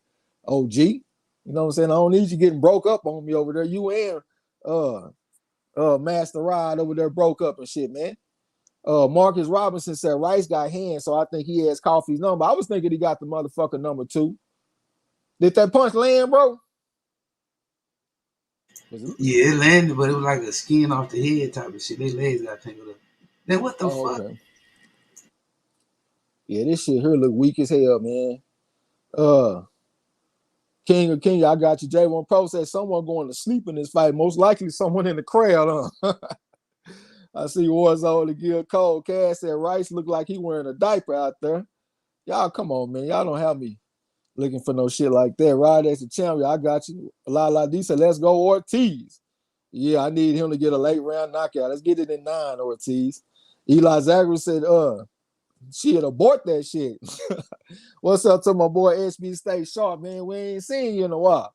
So happy New Year to the chat. Marlo and Trey X, happy New Year to you, bro. Appreciate that super chat from Mike Henry. Appreciate you, bro. Happy New Year, SB. Happy New Year, Mike. Salute, bro. Appreciate you. He say, shout out to MARLO'S Corner featuring Trey X, the best blow commentary in boxing, man. We definitely appreciate that, OG. Square business.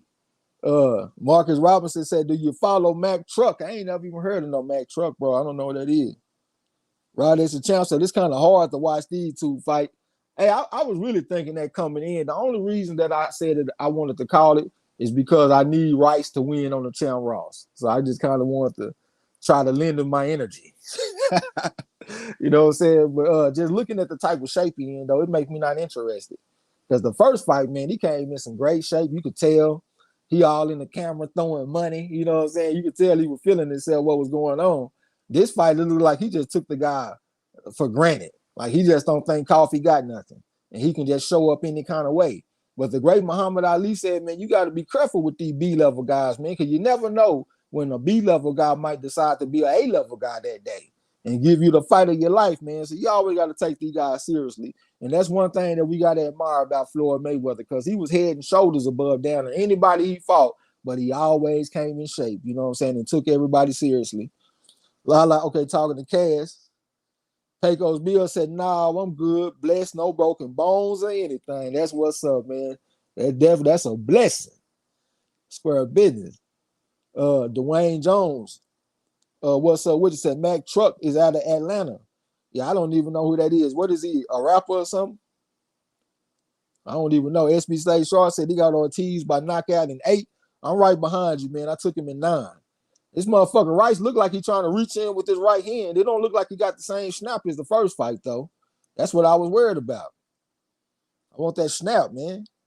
Pecos Bill said Mac Truck is knockout king at the moment. Mac Truck is a knockout king, huh? All right, I guess I'm going to have to check it out. King of Kings said Curtis Martin looks ready. Curtis Martin looks ready. This is undefeated scrap. I am flipping a coin on this fight. Curtis Martin looks ready. What are you talking about? Curtis Martin? I thought that was a damn running back for the Jets back in the day. Maybe I'm being slow. Eli Zagreus said Rice looking in real shitty condition to me. That's what I'm saying, bro. He came in 15 pounds more than he weighed last fight. As a matter of fact, this is the most he ever weighed. Before this fight, the most he weighed was 283 and a quarter. And for this fight, he weighed 283 and 3/4. So this is highest weight class. I mean, the weight that he fought at. Marcus Robinson said when you rematch a guy, you are supposed to come in like Rocky did against Apollo in the second fight, from fluffy to ripped in his mother. That's what I'm saying. Like think about Vito Mielnicki, the kid. I don't remember where he's from. I think he's from the Northeast. He might be from New York or something like that. But they had him fight a guy that come from Philadelphia. I think his last name was Martin or something. I can't remember what it was, but I know he was like the son or the grandson of like a legendary Philadelphia fighter. So he had like a strong bloodline. He went out there and got the upset over Mielnicki. I watched that fight. He was too fast for Mielnicki. Mielnicki didn't get a chance to fight him in a rematch because that guy, he ended up fighting against Joey Spencer. But Mielnicki, he was preparing for the rematch, and he came in the best shape that I ever seen him in. I'm talking about six-pack on the motherfuckers, got all kind of striations in his muscles all over the place. You can just tell he been working. That's how you come back for your rematch, man. Even though he did lose the first time. And like I said, the second time, Robert Helenius, he came in at 265 in the first fight. In the second fight, he came in at 258, and he looked like he was even better shape, and he got Kanaki out of there even faster. Appreciate the super chat from the Queen Lala D. Said the reason me and Mike Hennigan collectively gave $55 is because you guys are the best. Salute to the corner, goddamn me. We definitely appreciate that shit. Salute, sis. Why was I just thinking you was going to cover something like that? Salute, Kiki. Appreciate y'all. Appreciate that shit. You said next drinks on me, homies. Goddamn, we appreciate you, bro. Square business. If you was on some of that gas, we get on some of that kush. Pecos Bill said Mac Truck is a fighter. Okay, I'm gonna have to check him out. SB State Sharp said been getting some fighters ready and a new business growing. I have some time now. All right, man. Shit. Good luck to your fighters and good luck to your business, my brother. SB State Sharp said this fight is unprofessional. Yeah, man, you gotta come in shape, bro. We professional fighters. We're trying to be contenders. Trying to get in line for a title shot. Let's come in here and be in shape and shit, man. We already in our 30s. I think Rice like 34, 35 years old. I don't know how old Coffee is, but I know he was in the armed forces for a long time. He ain't no spring chicken. You got to come in and be ready. Eli Zachary said, I think Coffee going to sleep. You think you're going to sleep him? You might sleep him coming down the stretch or something like that. Ooh, he taking some right hands back from Coffee, though. Coffee, he took a hard right hand goddamn, Coffee was taking hard right hands from Rice, but then Coffee came back with some hard shots of his own. Shit, the fight looked like it's about to break out. God damn, appreciate that from Winston Lee. He said put something in the air. Yeah, man, I got all kind of shit over here too, man. Most definitely. Appreciate you, bro. P4P, salute. Welcome to the gym. It's your first time. Oh, he's 35. Okay, he's 35 years old. I knew it was something like that. Look like Coffee trying to jump on the motherfucker. King said Charles Martin. I fucked his first name like PBC did. My bad. Oh, yeah. I had saw in the Discord. That might have been you that was saying they couldn't even pronounce the man's name right.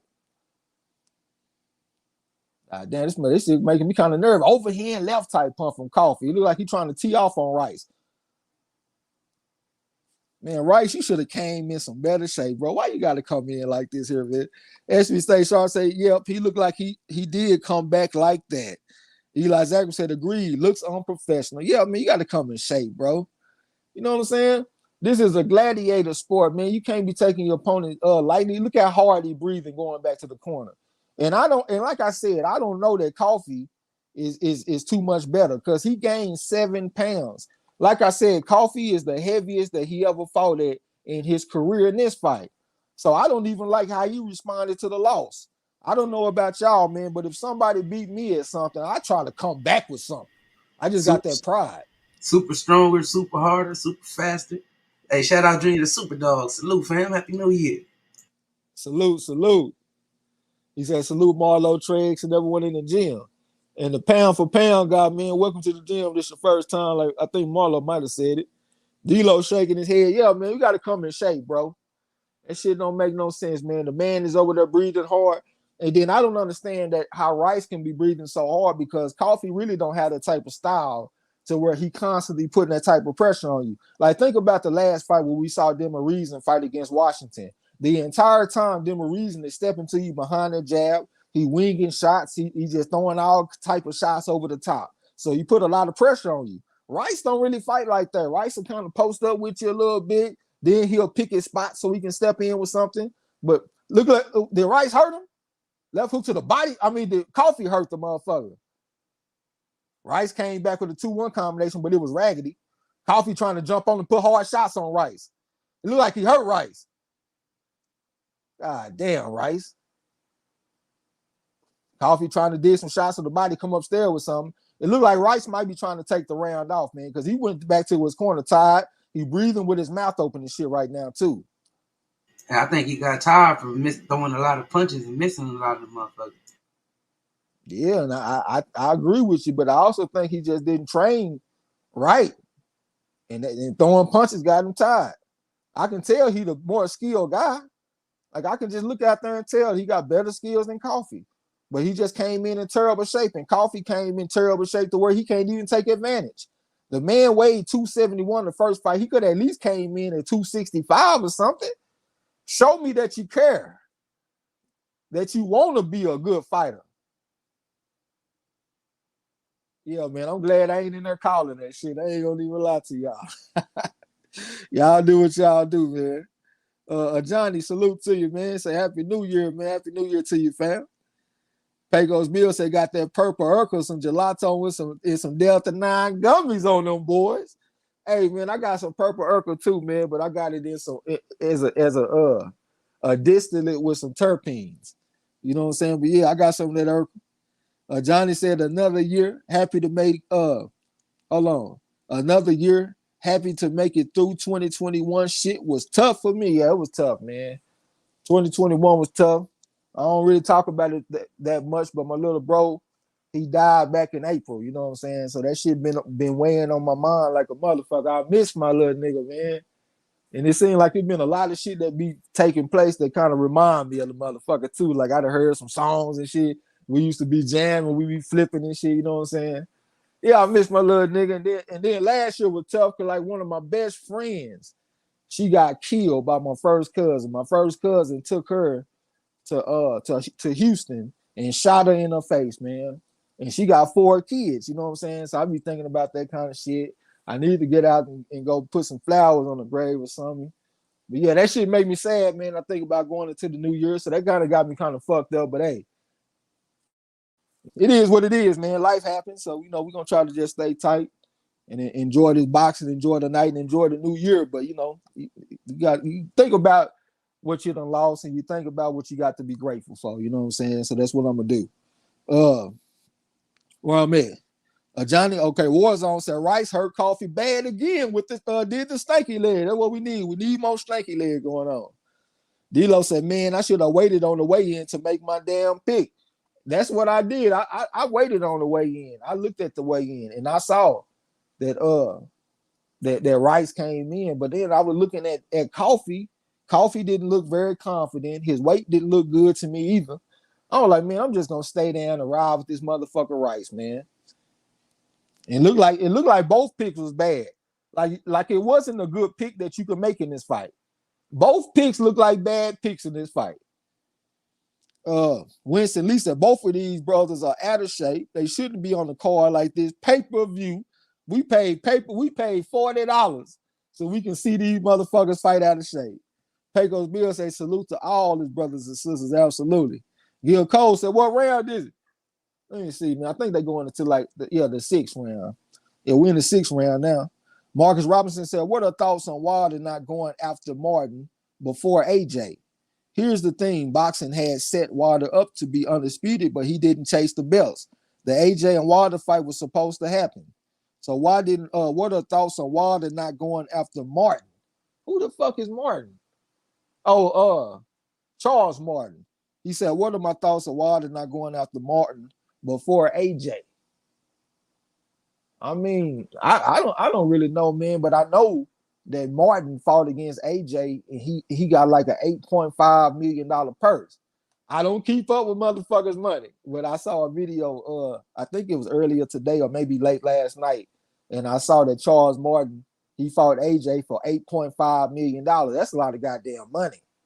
So I think that he was just gonna go to the highest bidder anyway. So I don't know if it would have made a difference if Wilder wanted to fight him or not. And then at the same time, he might have looked at AJ as a little bit easier than Wilder too. You know what I'm saying? Because Wilder is kind of unorthodox. He touch you with one shot, he can knock you to glory. You know what I'm saying? So yeah, I don't really know too much to think about it, but I don't think it would have made too much of a difference because, like I said, he got 8.5 million fight Joshua.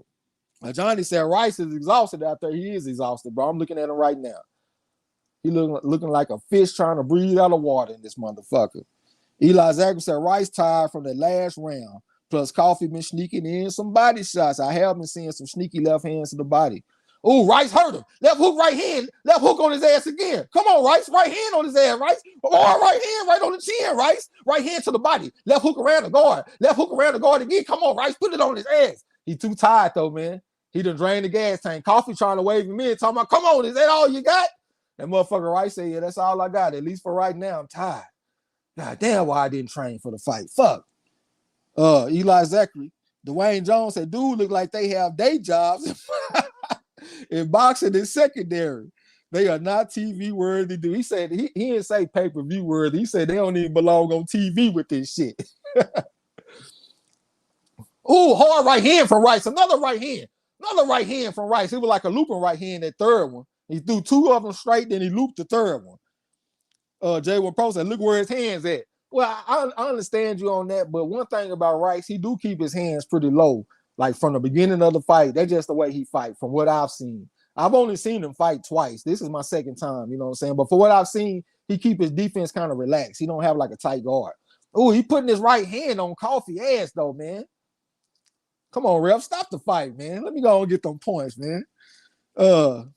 Winston Lee said, this fight is sad to watch, man. Johnny said, man, damn. King of Kings said Rice came out looking like a bag of rice. This is how guys miss out on big wins by coming to the next fight with no effort. If he dies, he dies. Winston Lee said, damn, my brother.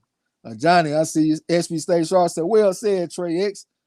I don't even remember what the hell I said, bro, but appreciate your spirit of justice salutes. He said, sorry for your loss. Yeah, man, that shit hurt, man, my little bro. You know what I'm saying? That shit hurt like a motherfucker. He died in April on the 20th. Damn, that's 420, ain't it, man? Yeah, my little nigga, he died on 420, man. Right as a temp. I see you. D-Lo said, yeah, it's hard not to dwell on the losses, but we all have things to be grateful for, even if we don't always realize. Absolutely, man. We definitely have some shit to be grateful for. I ain't gonna lie, like a lot of the time, I get mad when I look at the NFL and sometimes college too, when they have like the retarded white kids and they get to go to the school, they get to go to the football team and they show them around the stadium and they give them all kind of souvenirs and lifelong memories. I just don't see them doing that with black kids. I don't never see like no Make-A-Wish black kids going to the football teams and stuff. And I think that's kind of fucked up. But to be honest, I did see a story today that kind of made me like reflective on myself. Like, hey man, you got to be grateful, man, because it's always somebody going through something worse than what you going through. This little kid, I started calling little kid a motherfucker, but this little kid, I don't know what he got, man, but he confined to a wheelchair. His body just looked kind of, it's fucked up, you know what I'm saying? Like, I don't even know how to explain it, but he ain't in a good condition. And you know, he went to Notre Dame and they did some nice things for him. And then he met this guy that had transferred to Florida State. And he started to GoFundMe for the kid so the kid could come see him in his first start. They raised like $55,000 for the kid. So the kid got to make the trip. He got some hospital bills paid for. His parents got their house renovated to make it more accessible to him in his wheelchair. So a lot of good shit came from that. So it made me kind of feel good to see somebody doing something nice. It made me feel good to see the strength in the kid because the kid was tough. He was just like, man, hey, man, you know, he didn't have to do what he did. I appreciate him for doing that. You know what I'm saying? Because a lot of people don't even give me a chance. The kid was a soldier. So it just made me, you know, kind of, you know, look at myself and be like, hey, man, be grateful for your goddamn life. Eli Zachary said, the older we get, life takes us on a crazy-ass ride. It do. D-Lo said, both had bad picks. Yeah, both of the picks look bad. But I'm liking Rice a little bit better now. It looked like he got Coffee on the run. He wanted to put that right hand. If he had that snap, he might be able to get Coffee out of there. D-Lo said a gas fest. Gil Cole said, I got Coffee by knockout in 6. Let's go, Coffee. Yeah, man. I'm glad you didn't get it too. Don't get it. Warzone said these boys sloppy. Yeah, they looking sloppy. D'Lo said Wilder couldn't get that Charles Martin fight. Eddie and AJ bought that fight. That's what I was saying. I know they offered him 8.5 million. Shit, for a broke motherfucker, that's a lot of goddamn money. J1 Pro Defender said, I think Hearns paid more money to Martin. I think Hearns paid more money to Martin. So you saying he paid Martin more money than he paid Joshua for the fight, I think. Warzone said Martin had the IBF belt. Yeah, that's what I was thinking. He had the IBF belt. He won it when his opponent, I think his opponent hurt himself or something like that. Counter right hand from Rice, try to come back with something. Yeah, I think he got his motherfucking number, man. If he stay focused for the rest of the fight, he might be able to get a decision. King of Kings says, speak on them, my brother. Trey's memories keep them relevant in our eyes. Okay, I thought I might have been getting on y'all nerves with all that kind of shit, man. Yeah, shout out to my little bro. One of my best friends, April Daniels, rest in peace. Like I said, she got shot in the fucking face by my first cousin, man. That motherfucker's a whole ass nigga. He's my first cousin, but he a bitch, man. How the fuck you gonna shoot a woman in her face and take her away from her kids, man? And then I forgot to say, after that, he killed his own goddamn self. So that just let you know what type of weak mentality that the motherfucker have. That he gonna kill a woman, take her away from her 4 kids, and then kill his own goddamn self. I mean, that's some whole ass shit, man. That nigga a bitch, bro. That shit had me fucked up for months. You know what I'm saying? Like real shit. Marcus Robinson said Martin was the IBF champion, and that was AJ's first belt. Wilder's supposed to be IBF and WBC champion. I got you. But like D'Lo said, it looked like they bought the services of Martin with that 8.5. Winston Lee said these brothers fight like they drowned. They said they fight like they drowning out there. D'Lo said Martin versus Glasgow winner was supposed to fight Wilder. They fought for that vacant IBF on his undercard. I got you. So it was Glasgow, the one that hurt himself in the fight. Pecos Bill said, sorry to hear that, X. Yeah, appreciate the condolences, OG. D'Lo said Glasgow's leg fell off in the fight. Martin got the win, and Eddie made an offer that couldn't be refused. Yeah. King of Kings said Martin got sold off to AJ for the bag, so please stop with the hindsight.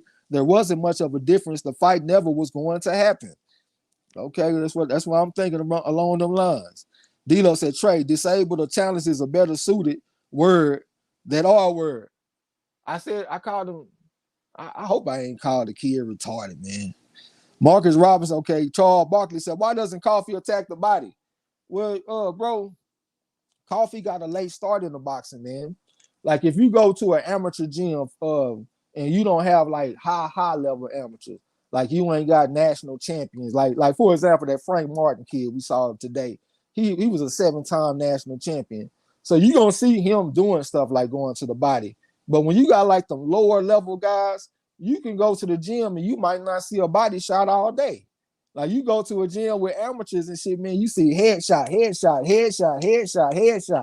Hell, even I fall into that trap. And a lot of time my mom, she like to go to the gym and watch me and stuff like that. And she'll be like, God damn, y'all ain't gonna throw nobody shots? Everything headshot. We get in the car or something, we be talking on the way back because the motherfucker be tired, so she'll go ahead and flip me back or something. And she be saying like, God damn, all you throwing headshots today? What's going on? You know what I'm saying? So that just is when you got the more experienced type of fighter, you will see them mixing it up and going to the body and stuff like that. You know what I'm saying? So I'm not surprised to see this guy, man. He don't have no amateur background. He fought in the military. He fought in the Marines. So I don't expect him to come in there being a technician. And that's why I was kind of surprised when I heard people talk about him when he first came on the scene and became relevant. They were talking like, oh, he's a master technician. He can switch. He can go back and forth from southpaw to orthodox. I agree that he can do that, but I don't see no technician. I don't think he got the amateur background to be no technician. Where I'm at. D'Lo said, look at old boy from Dominican Republic playing basketball with one arm and doing his thing, dunking and all. I can't be out here complaining about shit. I have seen that guy. He's very inspirational. Look like Rice might have hurt the motherfucker again. Man, he got coffee swole up, man. Rice, close the show. I need a knockout, man. Close the show on this guy. Coffee is ready to go, man. Put them hands on him.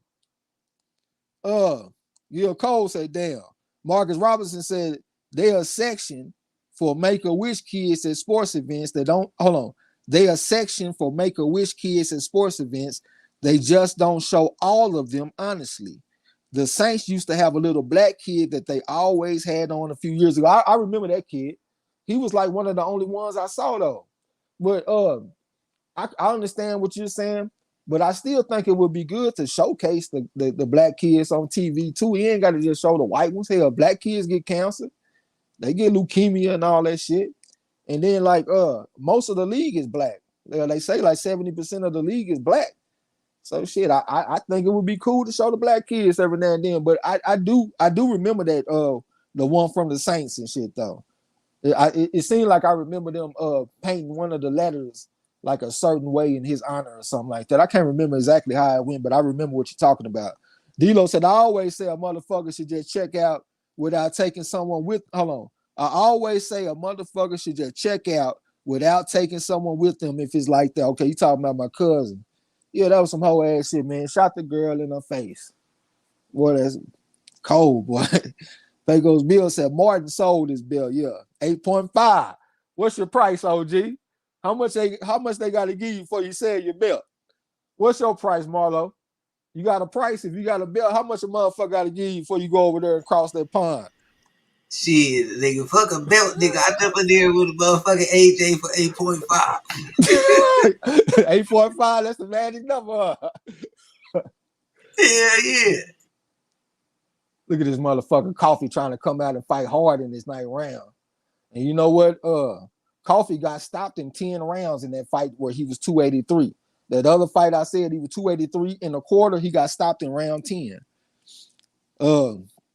Winston Lee said this man Rice is going to die in the corner. He breathing hard over there, bro. I ain't even paying attention. Pecos Bill said, yeah, you said the R word X, you got on me about that. Yeah, I don't like saying that kind of stuff, but man, hey, I'm fucked up over here, y'all. I ain't gonna lie. They got all kind of new cannabinoids out, man. I got Delta 8, I got Delta 9, I got THCP, THCO. I got all kind of shit over here, man. So my brain going kind of slow. You know what I'm saying? So y'all forgive me, man. I'm over here making excuses. Mike Hennigan said that motherfucker getting stalked like a woman on a Lifetime movie out there. D-Lo said Martin expected to beat AJ because he was walking his earth like a god. That's what it was. And plus he was a southpaw too. You know what I'm saying? As a matter of fact, he got a few more amateur fights in AJ. I don't remember what Charles Martin amateur record is exactly, but I think he got like 60 something fights though. If somebody got time, y'all check for me. See how many amateur fights Charles Martin got. I think it's like 60 or 65, and I think AJ was like 40-8. And if you take away the walkovers, I think it's 32-8, or maybe 40-3. My bad, 40-3. And if you take away the walkovers, it's like 32-3. So we got a guy with like 60-some amateur fights going against somebody with 35 amateur fights if you take away the walkovers. So that might be one reason why he thought he could go over there and beat the motherfucker. D-Lo said, no, sir. He is no Ken Norton. Charles Barkley said, I appreciate that breakdown. I don't even remember what the hell I said on the breakdown, bro. Or what I say? Oh, you talking about, okay. No, hold on. Charles Barkley said that. Okay, you appreciate the breakdown while coffee don't go to the body. I got you. Marcus Robinson said mid and high level fighters know that whole body is a target. They hit the shoulders, forearms, hips, everywhere. They even step on guys' toes, especially when you got southpaw going against orthodox. But yeah, man, the body, like, we all think about hitting a guy on the button. And when we say the button, we think about the chin. But from my experience watching boxing, and I have been fortunate enough where I haven't experienced this personally, I think the button is actually the liver. Because from what I've noticed, man, I've seen some guys take some punches to the liver that didn't even look that hard. Like, think about Lomachenko when he fought against Linares. That left hand that Lomachenko went to the body with did not look hard at all, but it was on the perfect spot. It was on the button, and Linares couldn't continue. Think about Oscar De La Hoya when he fought against Bernard Hopkins. Hopkins caught him with a left hook to the liver. It did not look that hard at all, and Oscar De La Hoya could not continue in the fight. You know what I'm saying? So, I think that liver is the motherfucker. And when you got the experienced fighters, they like to go to the liver. And when I think about the old school fighters, I'm always reading about how they would throw kidney punches because those were legal back then. They could go to the liver and they like to go to the heart. You know what I'm saying? So I do think that that's something that the new school can take away from them. Let's go ahead and break down that anatomy on the motherfucker. You know what I'm saying? Pecos Bill said they got beat up. Hold on, they got to beat me. What you say? They got to beat you? What they got to beat you at school? I don't even know what he's talking about. Winston, they got to beat you for the 8.5, I guess. Winston Lee said 8.5 is a good price. Yeah, I'll take 8.5, man. Pecos Bill said I'll take 8.5, but I'm not going to just lay it down. Nah, I ain't going to lay it down either. But hey, it did look kind of suspect, but I know he did take some counter right hands flush right on the chin. It did look like he could have got up and continued in the fight. He did take some shots. I'm gonna lean towards. I think he laid it down. I think he packed it in. I hate to say that about fighters, and I know that he done came back and redeemed himself with some gladiator type of performances since then. But I think he laid it on down in that fight. D-Lo said I picked Rice by split decision. You got to remind me.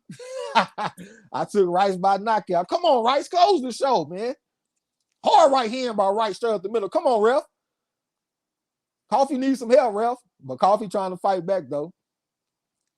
Coffee looked like he feel like Roy Jones in the third fight against Antonio Tarver, because I don't think Roy Jones came to win that fight. I thought he just came to go the distance and show the world that he can at least go the distance against the motherfucker, even though I know he went the distance in the first fight, but I thought he just wanted to go the distance in that third fight.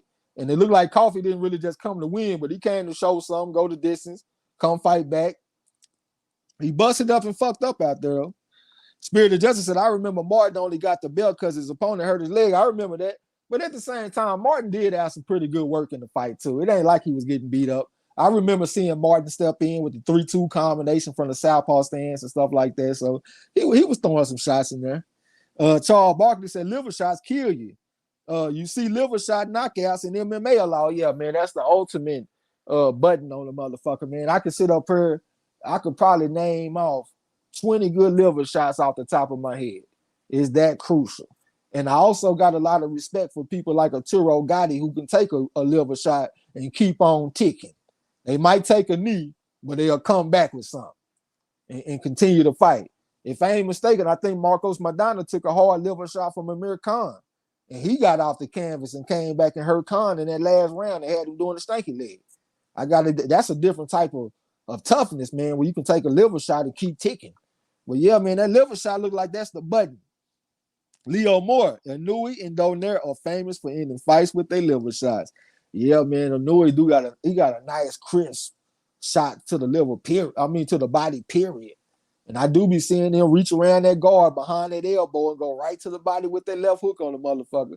I don't really know that division just the best to be just naming off names, but I have called a few of his fights, and I done seen him land that left hook to the liver. And the same thing with Donaire. As a matter of fact, Donaire just had a fight with a guy named Gaballo. Come on, Rice, in the show, goddamn. He got this motherfucker looking raggedy. But what I was saying, this motherfucker, where I was at? Oh yeah, Donaire. He just fought a dude named Raymart Gaballo or something like that. And the guy, he was like 24-0. I think he had 20 knockouts. He was actually pretty talented, man. He had some pretty decent speed. His punches look kind of crisp. But you know, Donaire, he just like a great fighter, man. Donaire might go down as like a top 100 fighter before it's all said and done. And he was able to find that left hook to the liver, and he stopped that motherfucker, man. So hey, we done seen the power of the liver shot here recently with Donaire. Rod X the Champ said Martin versus AJ might be the worst defense of a world title I've ever seen. Martin versus AJ might be the worst defense of a world title he ever seen. It might be. It's definitely up there. I didn't like the way Andy Ruiz handled his rematch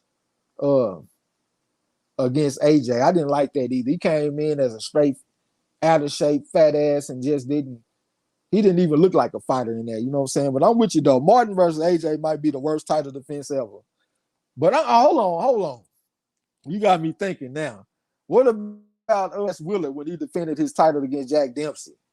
That's one of the worst ass whoopings in the history of boxing. Me and Marlo and El Chapo watched that shit one day. That motherfucker Marlo rewinded that shit like a dozen times because he kept on laughing about how Dempsey kept getting behind Jess Willard and hitting him with them blind shot punches that he didn't see coming. You know what I'm saying? So I think it got some competition. D-Lo said, who won? It looked like Rice won, man, but we going to see. King of Kings said Martin had 64 amateur fights and won the national PAL championship. I got respect for that, 64 amateur fights, but he started boxing when he was 22. So, PAL stands for Police Athletic League. And for the most part, you'll see kids in there, you know what I'm saying, in PAL gyms. They need to bring them gyms back, man, because them gyms, they was real big. Like when you go back like to the 20s and the 30s, you think about Kid Chocolate and all them guys. They got on the scene because of PAL Gym, so they need to bring that back. But when I think about a guy that started fighting when he's 22 and then he fight in the PAL tournament, he was probably like 23 or 24 years old fighting against somebody that's 17 or 18. So I kind of gotta, I gotta keep that in perspective. You know what I'm saying? He started fighting when he was old as hell. Iceberg Nerd, salute to you. Say salutation. El Chapo said, yo, Trey, did we get that Petro pick right? Hell yeah, we got it right. Salute to my boy El Chapo. Johnny Rice just got the UD. God damn, I wish he could have got the knockout, man. But I needed that. I appreciate Johnny Rice. He got me back in contention, y'all, so I can win this Champ Ross. I'm tied for first once again. You know what I'm saying? Hey, that motherfucker better get it right because I'm coming next week. This was his week right here to try to get something done. I'm coming back with something. But yeah, we got that shit El Chapo, man. That motherfucker Perro went out there and put them hands on Bruzon. I was telling everybody earlier, man, this Perro dude, he beat Frank Sanchez 6 times in the amateurs. 2-14-6, and all 6 of his losses came to this one guy. We had to ride with him. But the only thing, Chapo, he didn't win by knockout. He won by unanimous decision. That's the only thing. But we'll take them 5-point shit. We needed them.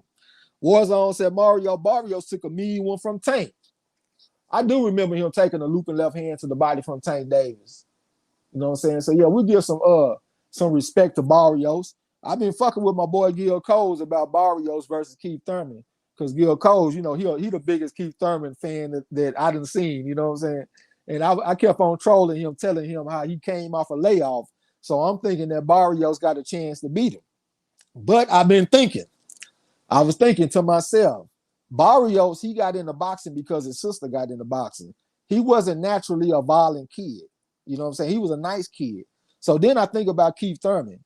Keith Thurman was the kid in the gym that if you came to the gym and you say you want to box, the coach put you in with Keith Thurman to see if you really want to box. That's who Keith Thurman was, because he'll beat your ass in that ring. Even as a kid, he was beating up grown men. I better get off that dumb shit. I ain't taking no Barrios. I'm taking Keith one time Thurman. Maybe not one time. I don't know if he deserved that name no more, but I'm taking Thurman, man. I'm going to lock in Thurman over Barrios. Hey, bro, who you thinking about taking in that fight? Mario Barrios or Keith sometime Thurman? I'm taking sometime, man. It should be a lopsided victory. The shit, I would say by stop it, but the motherfucker got a layoff and he ain't stopped nobody in a minute. But it should be a stoppage, man. It should be lopsided. But we'll still give credit on the liver shot that he took from Tank. And when you got the liver shot that come from the southpaw, man, it'd be a little bit different because you used to a hook, but it's like a looping shot from that southpaw stance. Like if you think about Luis Collazo when he fought against Keith Thurman, Collazo hit Thurman with a hard looping left hand to the liver and made Keith Thurman damn near break out running out that bitch. If you think about Josh Taylor when he fought against that Keong Song, that undefeated guy that Josh Taylor beat, he beat him with a looping left hand to the liver. You know what I'm saying? So you got that southpaw, man. They can fuck you up with them liver shots, man. You scroll down. Mike Hennigan say facts. He agree with something. Rod S. Johnson, I'm gonna have to check that fight out. Which fight you talking about, bro? D'Lo said Carlos Quintana rematch was Paul Williams and Montel Griffin defense versus Roy. Law have mercy. Yeah, that was crucial. Square business. I got respect for Montel Griffin too, man. I think he's one of the most underrated fighters in history, and it's because of that fight. Hey, but it is what it is. J1 Pro Da Vinci, yeah, Rice got that. Charles Barkley said Oliver McCall, yeah, that's a good one. Versus Lennox Lewis has got to be the worst heavyweight title defense of all time. That's a good one right there, bro. He didn't get knocked out in 2 rounds, but he did break out crying in the ring. I was mad at Lennox Lewis too, because I thought Lennox Lewis should have stepped to him and put some hard shots on the motherfucker. I don't care if you're crying or not. We can figure out why you're crying after the fight. But while the fight is taking place, I'm probably trying to put these paws on your goddamn ass. Fuck all that crying. Shit, I might cry with you after the fight if it's something worth crying about. But for right now, I'm gonna whoop your ass. Salute to my boy Love Groove Japan, man. What's going down? Say salute and happy new year to Trey Marlowe in the gym, man. We definitely appreciate you. And happy new year to you. D-Lo said I needed the split decision, but good shit, goddamn. Yeah, I needed anything. I just didn't need coffee to win. Pecos Bill said, damn, that's a big cut underneath his eye. Yeah, he got fucked up out there, man. Imagine if Rice would have came in good shape, y'all. And then, he on the big stage tonight, man. He could have made an impression on us. A lot of people didn't see Rice in the first fight against Coffee. They don't understand how good he looked in that fight.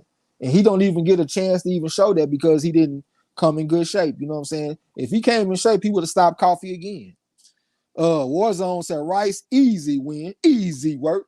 Montana M said, my bad coming in late, hit the light. But, hey, man, throw Montana M a wrench, man. He been fucking with us for a while, man. Gil Cole said, keep about to make an example out of Barrios. I'm going to ride with you, man. I want to talk shit to you just because I like to be a contrarian and just fuck with everybody and just needle everybody all the time. You know what I'm saying? But I'm going to agree with you, bro. D-Lo said, McCall didn't belong in the ring that night. I don't even let as a real bout. That shit was everything wrong with boxing wrapped up in one fight. Or maybe I just don't have the knowledge that you have, but shit. He said McCall didn't belong in the ring. I didn't even look at that as a real bout. That shit was everything wrong with boxing. That's the part that I don't understand. He said that shit was everything wrong with boxing. Elaborate on that for me a little bit. Lala D said Thurman fans are not dead. They love Thurman. Watch them all come out hard if Thurman gets past Barrios, then gets a big fight, absolutely. And we got to give credit to Gil Cole because he ain't no fair weather fan. This motherfucker been riding with Thurman, whether the chips are up or the chips are down. So they just let you know what type of person he is. You know what I'm saying? D-Lo said, was and is are two different things. Keep fighting Barrios instead of Jose Cito Lopez says something. Yeah, Lopez might be a bad stylistic matchup for Thurman, man. Thurman might want that long torso from Barrios so he can get some body shots. You know what I'm saying? When you're going against a shorter guy, it's a little bit hard to get them body shots in there. And then you might have to hit some parts of the body that you really don't want to. Like if you think about Tank Davis, when he fought against Pitbull Cruz, he fought against that shorter guy. It's a little bit tougher. Even thinking about FL Jabba when he fought against them a reason.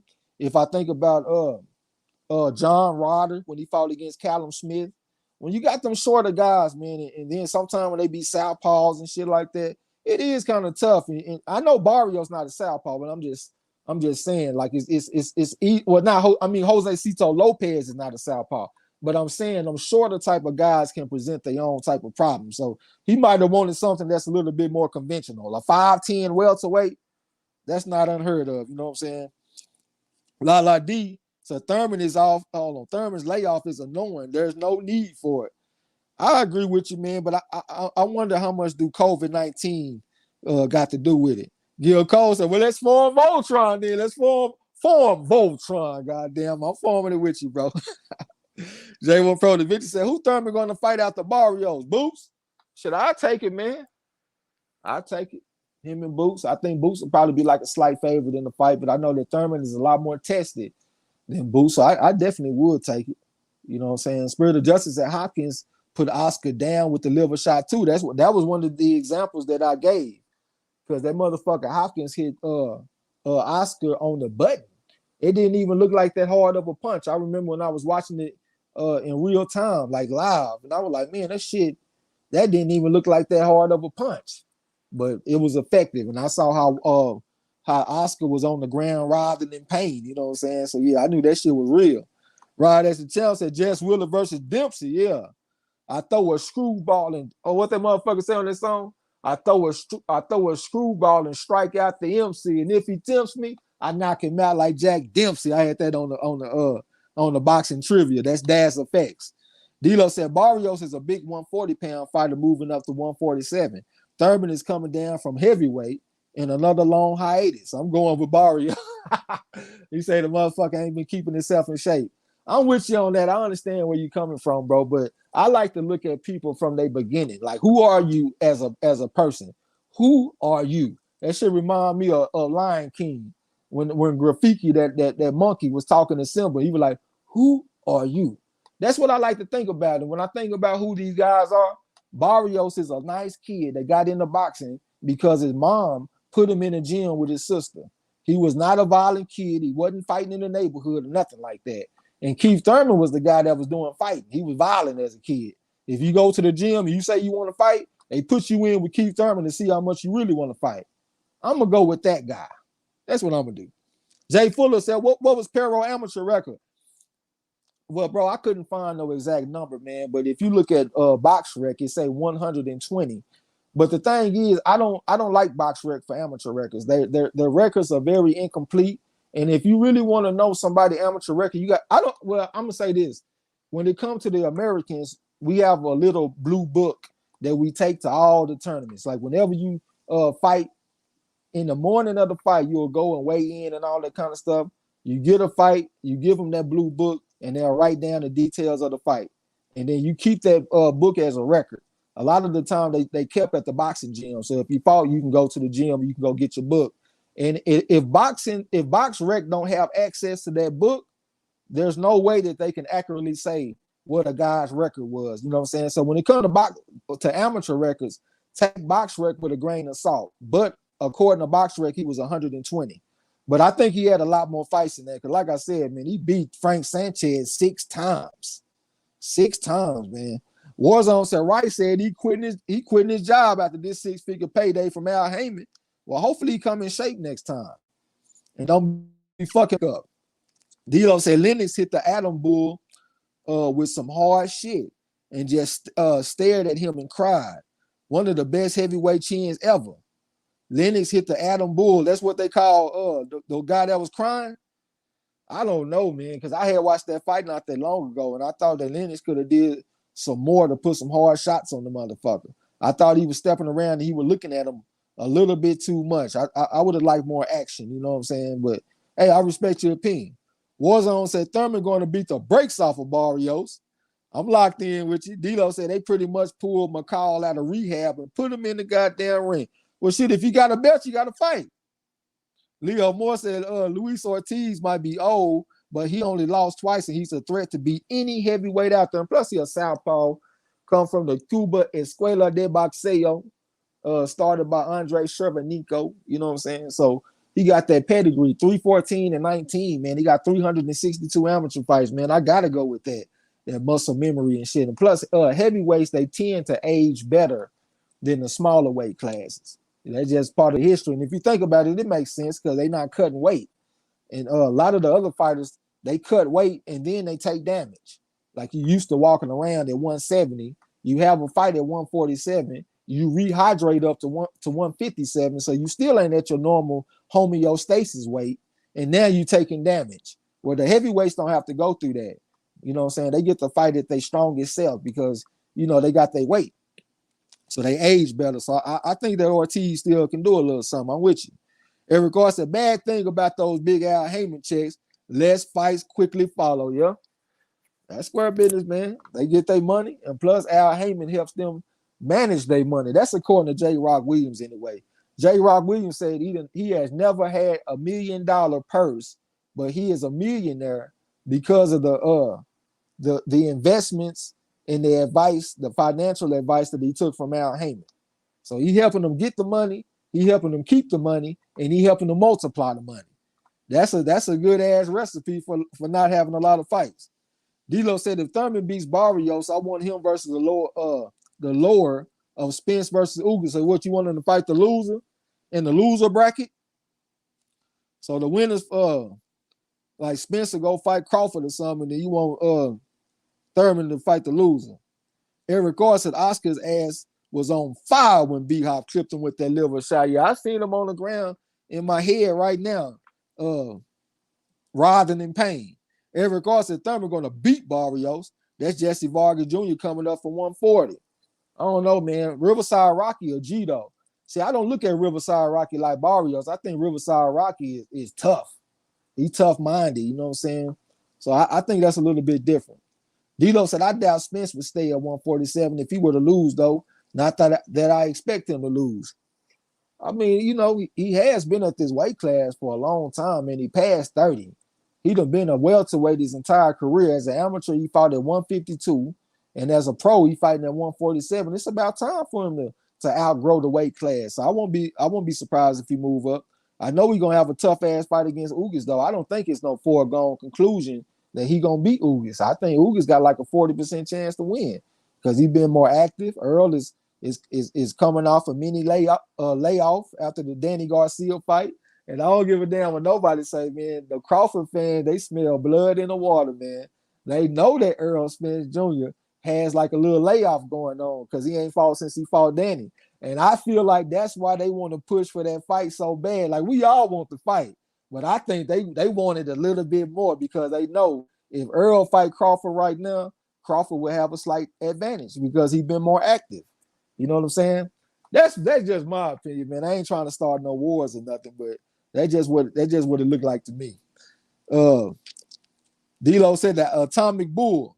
Dwayne Jones said Atomic Bull was what he was called. Okay, y'all say, I can't even think of the guy's name. The motherfucker that was crying me. Y'all say that's his alias. Pecos Bill said he better take his flute. He gonna take it, OG. Gil Cole said, is there a rematch clause for EJ versus Ugas since EJ has 2 belts? I have no idea, man, but I know typically when them type of fights, it's normally a rematch clause, but that's not really my area, bro. I don't really get off into contracts and all that kind of stuff, you know what I'm saying? But I won't be surprised if there is. Lala D said, I got Earl, but Earl ain't landed on Ugas the way he did Garcia, but I got Earl. You know, I mean, I feel like Ugas is a much better fighter than Danny Garcia. Like, if you look at Danny Garcia was 107-13 as an amateur. If somebody got time, go check and make sure I'm right. But I think he was 107-13.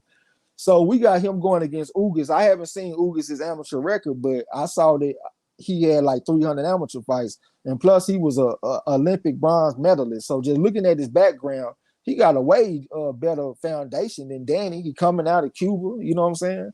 He done fought some tough competition in the pros. I know Danny has too. Danny got like a hell of a resume if you look at the competition. But Ugas ain't that far behind in my opinion. I mean, he done fought some pretty good guys. And he got a lot of talent. Me and Pecos Bill, I thought he had some long arms. And Pecos Bill was like, man, his arms ain't that long. He had me look at box rec and it said that he had 69-inch arms. But I don't think that's correct, man. D-Lo had mentioned it in the video too. He was like, man, the man arms, it looked like they go well below his fucking knees. He looked like a goddamn gorilla out there, and they talking about he got a 69-inch reach. He got a reach that's similar to Danny Garcia. Like, man, get off the gas, man. This man arms look much longer than Danny Garcia. I think his reach is like 71 inches or something like that. That's what I'm thinking. So that's comparable to Earl, because Earl got a 72-inch reach, which is pretty long for his height. You know what I'm saying? So I don't think he's gonna have the same type of advantage over Ugas like he did over Danny Garcia. And plus, Ugas is a technician, man. He's a thinking man fighter. He know how to land a jab against a southpaw. I saw that when he fought against Manny Pacquiao. I think that Earl is the favorite in the fight. I got Earl as a 3-2 favorite, 60-40. But I think that Ugas got a chance to come pull an upset. I do. I think he got a chance. How you see that fight going, bro? Ugas versus Earl Spence. I most definitely got Earl, but I see Ugas putting up a fight. He got some skills to hold his own, especially to box. But if we get the way Earl style, I think it's a bad matchup for him because Earl like the pressure, and Ugas he very vulnerable, subject for pressure. You see how Sean turned it up on him when he stopped trying to box with Ugas and just started putting that pressure on him. The fight turned out different, and I think this a different kind of pressure that Earl gonna bring to Ugas. It's gonna be kind of difficult to figure out for him. I don't think he will if he do it all. That's why I think Earl might stop Ugas to the body or something mid to late rounds. I like this fight for Earl though. I think you made some good points.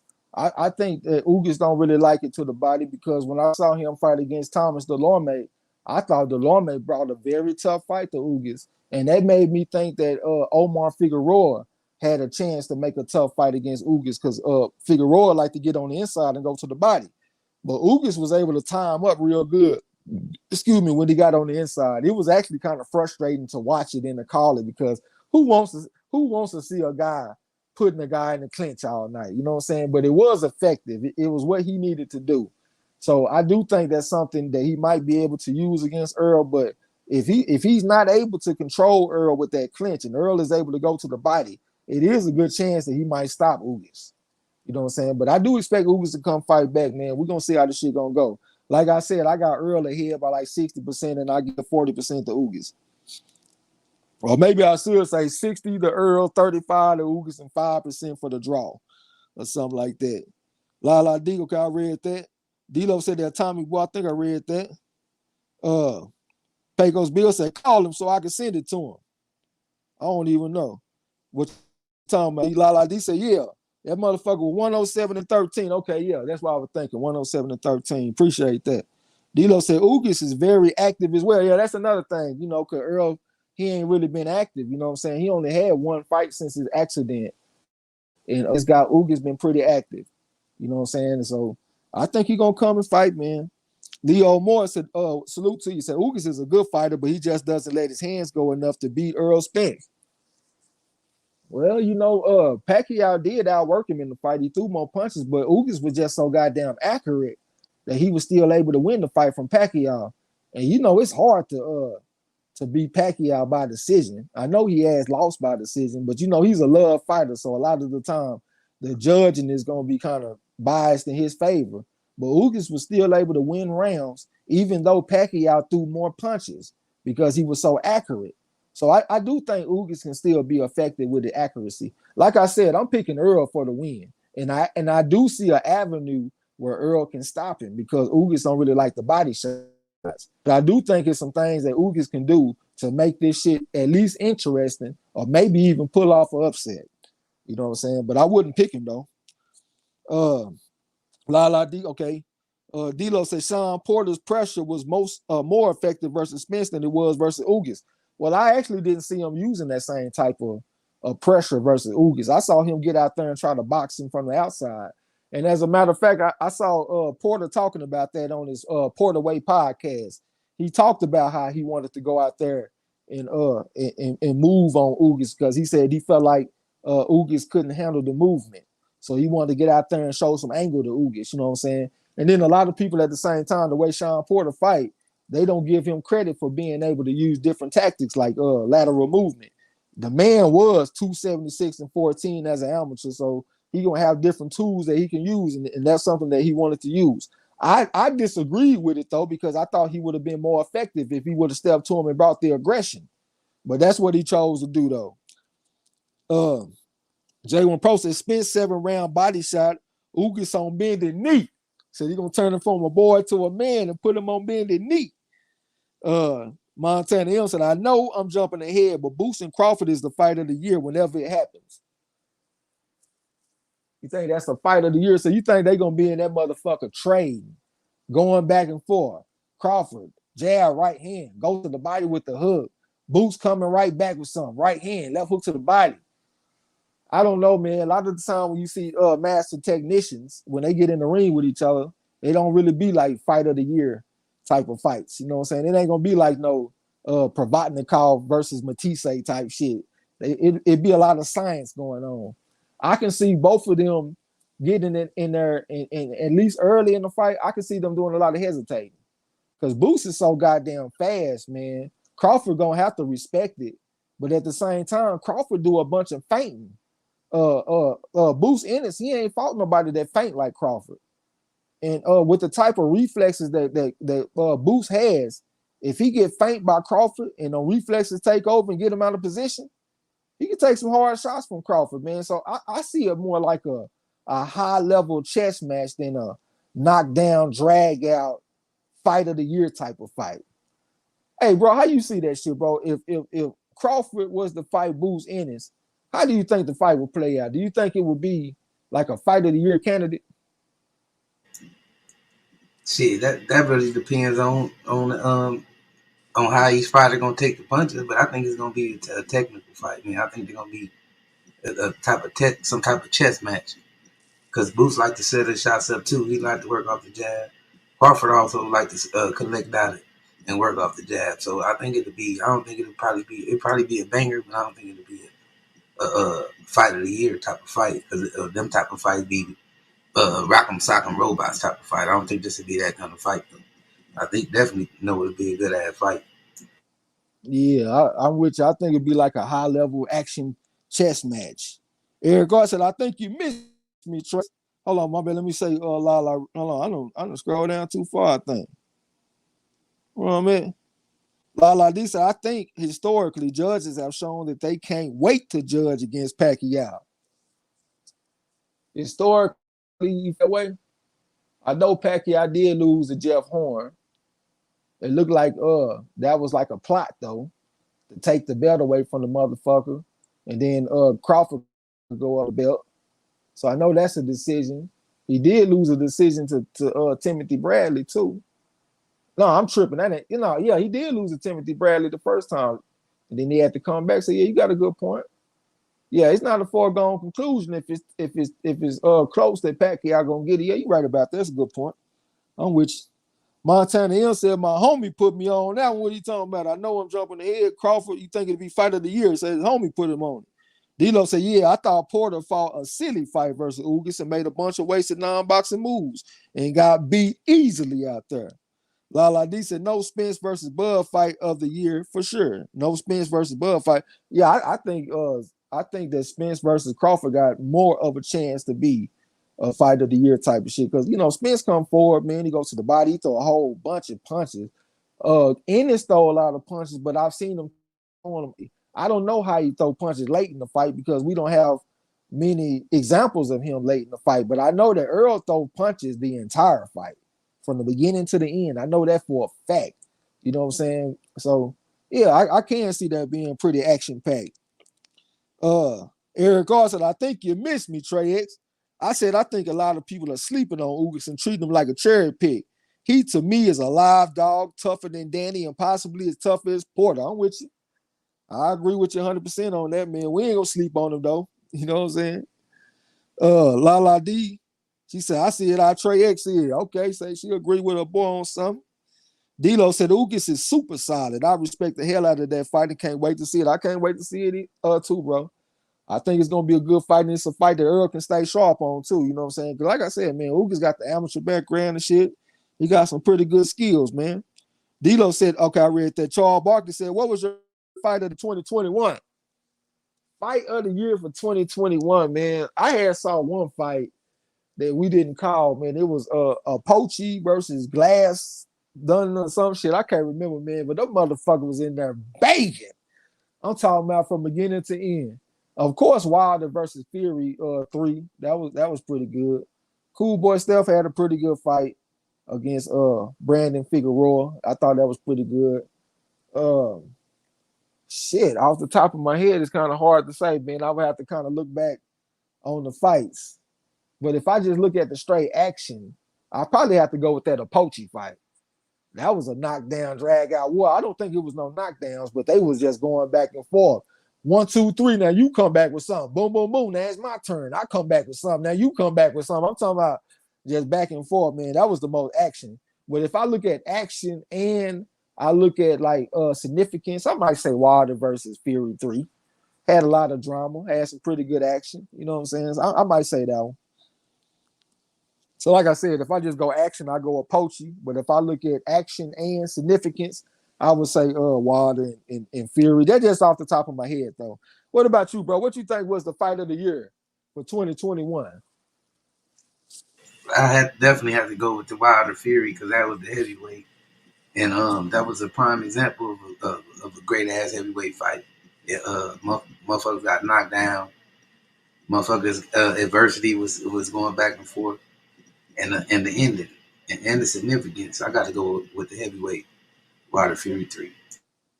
All right. Ride as a champ said I got Spence by UD over Ugas. I think that's like the conventional wisdom type of pick because Earl he hasn't really been getting a bunch of knockouts lately, and Ugas I think is a little bit better than the guys that he's been fighting. I mean, at least besides Porter. I do feel like he's up there with Porter though. You got people like D'Lo say he felt like he beat Porter. You know what I'm saying? So Oh man, I done forgot what the fuck I was about to say, man. I hate when I do that shit. I'm on this goddamn gas. But yeah, man, that's conventional wisdom that he'll win by decision though, because he ain't been getting a bunch of knockouts. You know what I'm saying? I had a point that I was about to make. Maybe it'll come back to me. Hyphies, what's up with it, man? That's the number one troll in the game. That boy Hyphy already been talking shit to me. He say that I'm gonna lose my number one spot on the channel Ross because I came in there talking shit. I came in there like I was Brad Pitt off that Troy, looking for my boy Robert Stewart. Hector! Hector! I want all smoke. But that motherfucker Hyphy say, nigga, you need to calm the fuck down. Stay focused and keep your mind on the task at hand. But that's the way I compete, man. I gotta talk shit, man. If you play dominoes with me, I'm talking shit. I'm calling out all the dominoes in your hand. You know what I'm saying? That's just how it is. But salute to my boy. You're a goddamn troll. He said, Salute, hype. Salute, bro. he said Spence is a mark. Look how he come in.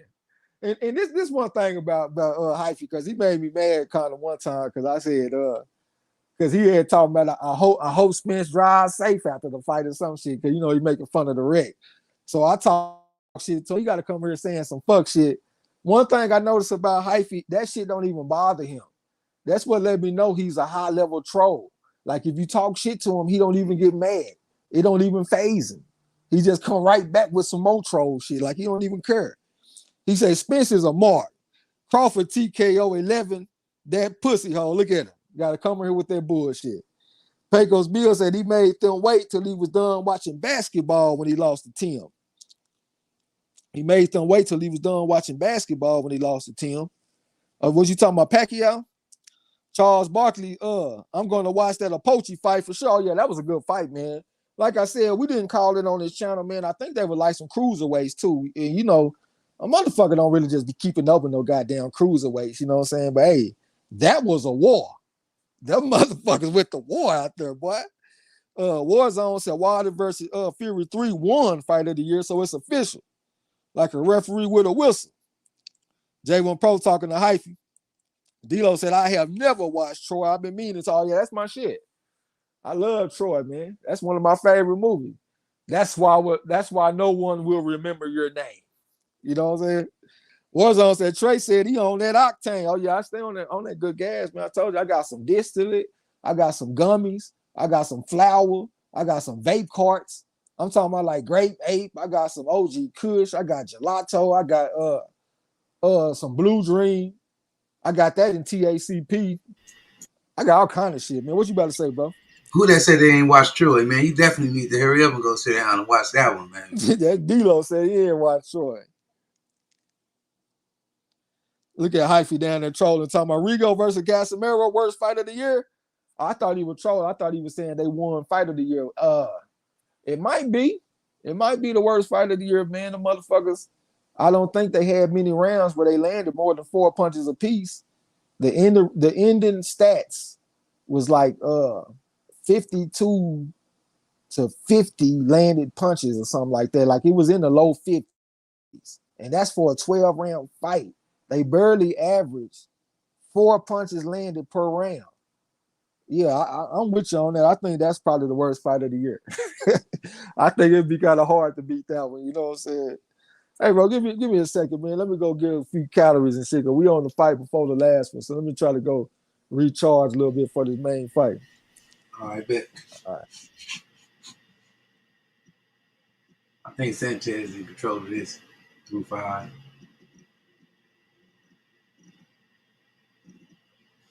Hammer just really walking into shots. We landed a nice little short shot right there.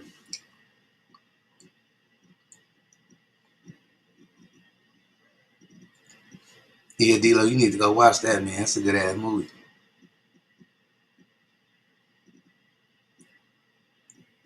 Storyline pretty good, man.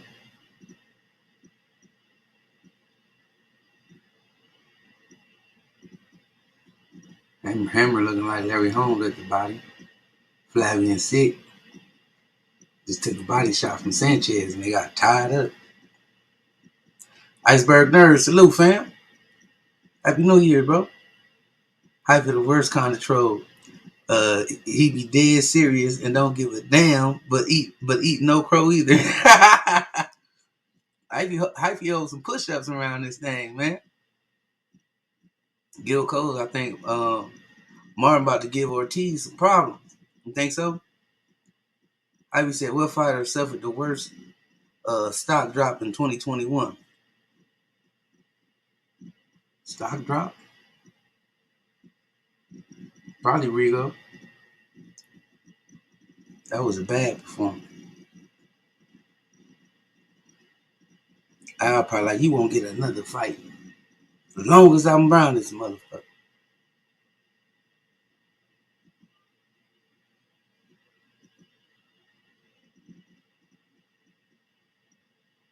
Mm. They showing highlights of that one fight, Faust or whatever his name was.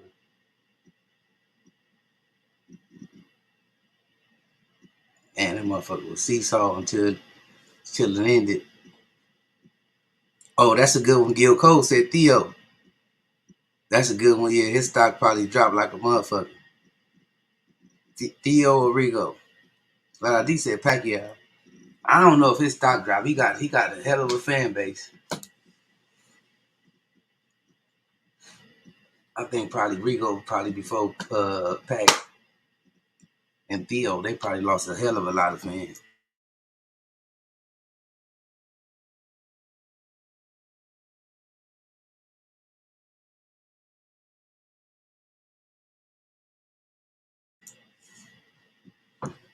Yeah, I did too. Like I said, I forgot about Theo.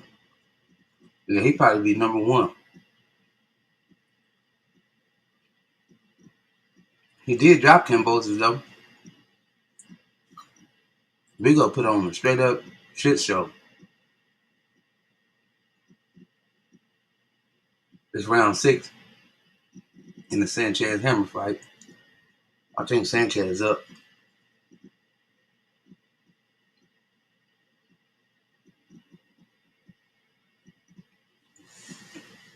Ooh, nice little short uppercut by Sanchez.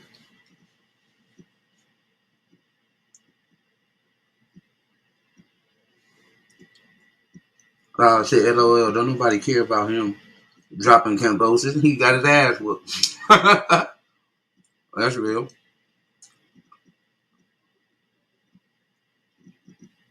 A lot of people that was campaigning for him, they disappeared. They got out the way for a minute.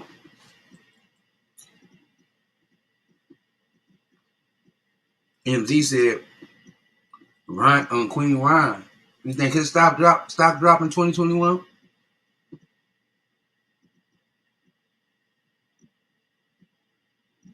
Yeah, like I watched that.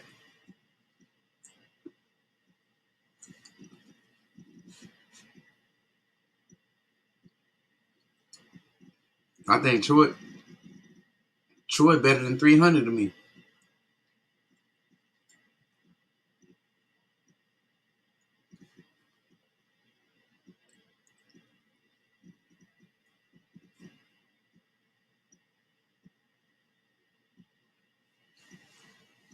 Have any of y'all saw a Full Metal Jacket? That's an old movie. That storyline pretty good.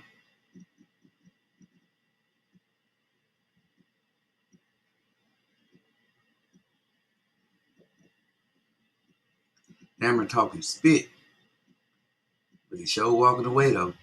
He sure get that Frank making him go and get like the macaroni and cheese guy. Sanchez must have put something on his ass.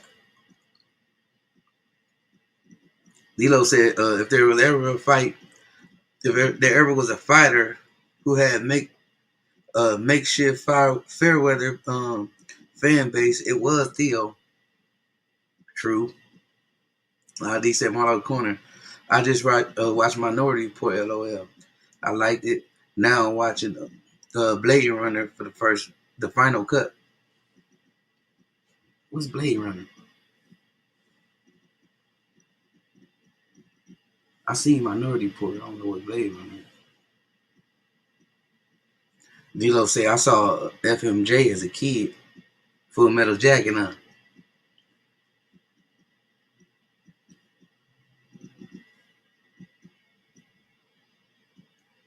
Gil Cole said, been years since I seen Full Metal Jacket, man. That's a good one. Iceberg Nerd said Troy better than 300 for sure. Not better than Gladiator though. Or Gladiator hard too.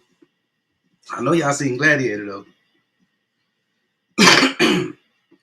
Ain't Gladiator the same dude that played on Law Abiding Citizen? Iceberg. That's another movie I like, Law Abiding Citizen.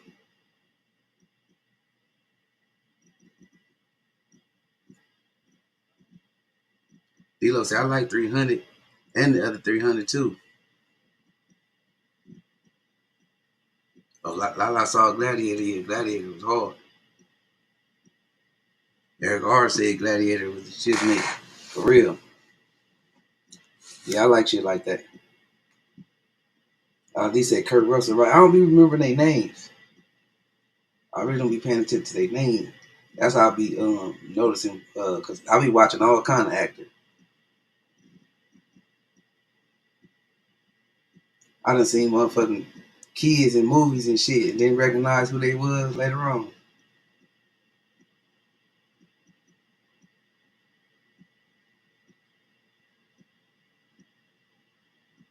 J1 said, Marlo, who you like better, Hector or Achilles? I like Achilles. I like Achilles for different little reasons. He was out for legacy, it seemed like Achilles. And Hector, he was forced to fight, if I ain't mistaken. Like he was a great warrior and all that, but he was forced to get in that shit. They was somebody had a vendetta against him in that storyline. Achilles, he was out for legacy. He wanted motherfuckers to remember him throughout history for bodying motherfuckers, for beating for beating all the best people that people thought was the best. Achilles wanted to fight them and put his life on the line for that. You know, even though his tactics was arrogant, um, when shit like that, he was very selfish and a little naive, but his intentions was great. You know what I'm saying? Especially at that time. Leo Moore said Russell Crowe was Gladiator. Okay, he looked like the dude that played on Law Abiding Citizen.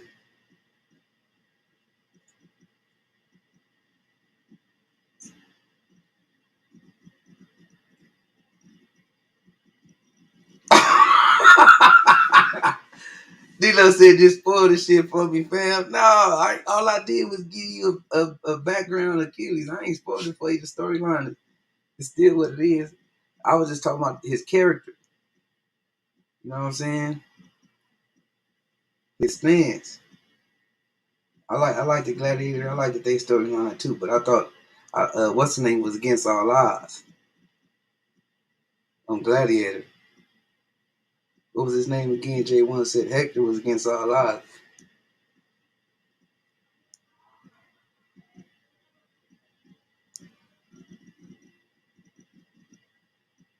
What was I at in the chat? Oh, Eric R said Achilles was a dog. Yeah, he was, man. Iceberg Nerd said, no, that's Jared Butler, Marlo. He was Leonidas in 300 on Olympias has fallen. Yeah, there you go, Iceberg. That's him. I thought he held those down, but yeah, that's him from 300 and Olympia's fallen. Good looking. Eric R said, Law Abiding Citizen was the dude from 300, I believe. Yeah, Iceberg just put me up on game. Spirit of Justice said the only brother in 300 got kicked down the hole. Yeah. The messenger. Yeah, facts. You talking about the messenger. D-Lo 404 said the guy from Law Abiding Citizen is the guy from 300. Yep. D-Lo said Jared Butler. They do favor somewhat. Okay. Maybe it was the beard and shit. D laughing at D-Lo. J1 said, I remember Doogie Howser TV show as a kid, and it was all seeing him in the new Matrix movie. Doogie Howser. Oh yeah, he was in there. I just saw that today, y'all. After I get up off the live, I'm gonna go watch the ending of it. I don't know how it ended, but I like the Matrix movie. I saw them all. This one right here, the story got a little interesting to me, but it looked like it was ending pretty good. Excuse me. But that was Doogie Howser, huh? He was the psychiatrist in the new one. All right. Bush guy, salute, bro. Happy New Year. He said, "What up, y'all? What's good, bro? We chilling, chopping it up." Sanchez putting it on, putting the clinic on, hammer ass.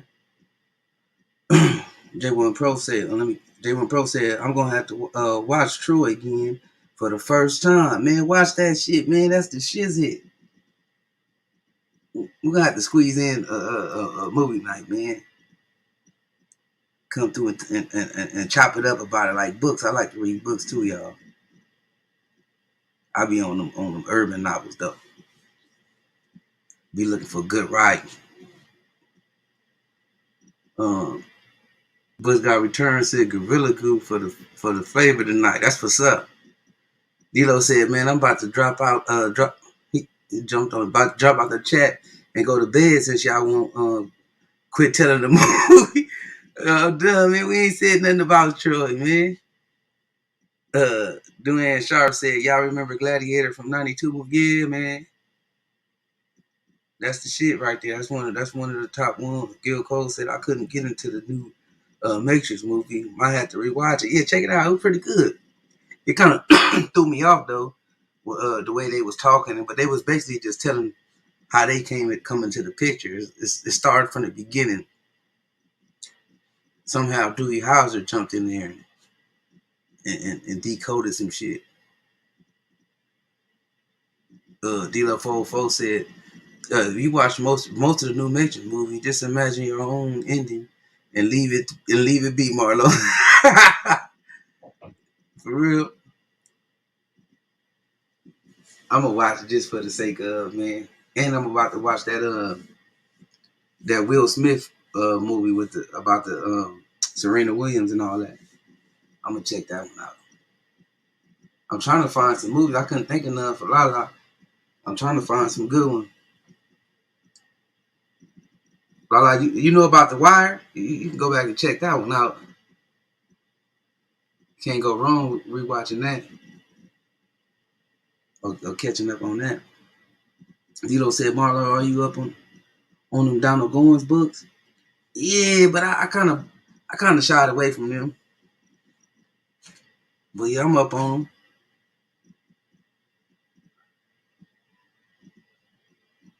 right now, man. I'm trying to read this Muhammad Ali and Malcolm X story, man. How they became brothers and shit, and what was going on between them two. And so far, I know they had a long relationship, and it wasn't even public. Iceberg Nerd said, "Yeah, I'm here for movie night on the corner for real, man. I'm with that." Ivy said The Wire and Respect Life is the best series. I agree with you on The Wire, but I don't know what Respect Life is. But I'll take your opinion for it. Me and Ivy be chopping it up about different books and series and shit. Creative writing. Good storyline. Gil Cole said, "Anybody watch Ray Donovan? What's that about?" Dilo 404 said, "It's not bad. I should tell the movie though, since you can't quit talking about Troy." Hey, man, Troy my shit, man. But what happened at the end though, D-Lo? Go ahead though. I watched the majority of it. Warzone said Jared Anderson will destroy Frank Sanchez. He just might. But Frank Sanchez is pretty technical, man. And he hit hard. But Jared Anderson, he can box like a motherfucker. He's strong. He set up good shots. Yeah, he just might. I might have to lock in with you on that pick. Warzone. Montana M, he said Training Day is still that one. Oh yeah, that's one of my all-time favorite hood classics. Yeah, I'll take that one over Boys in the Hood, that storyline.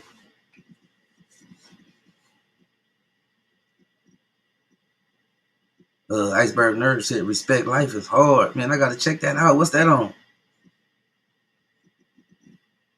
Is that on that Mac shit? Just ended up getting that Max shit where you can watch the new movies on it.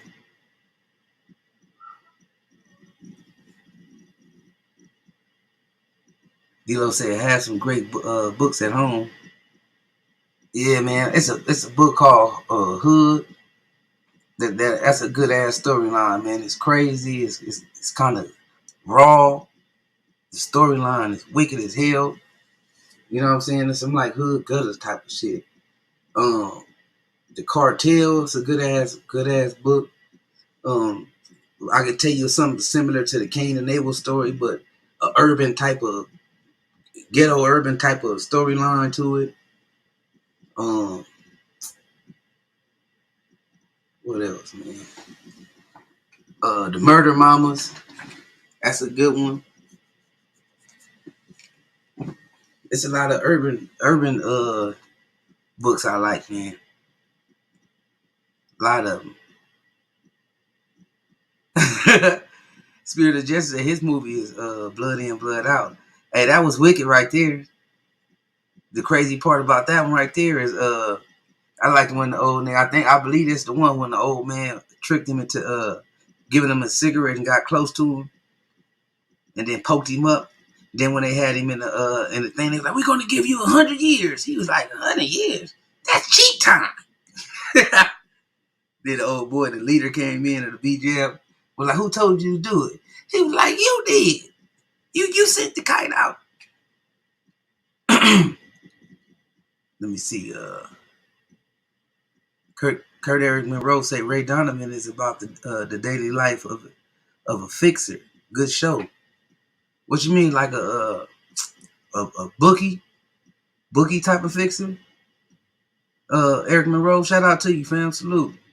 Spitter just said my movie already. That one already. D-Lo said I would tell you, but other folks may not want to hear it. Marlo, okay, I got you. Iceberg Nerd said YouTube. Oh, it's on YouTube. Respect Life. All right, I'm gonna check it out. I've probably seen it, just don't remember the title. Deron Pro said, "Anyone like Shotters or am I weird?" Hell no, you ain't weird. Shotters is a classic. Shotters is a motherfucking classic.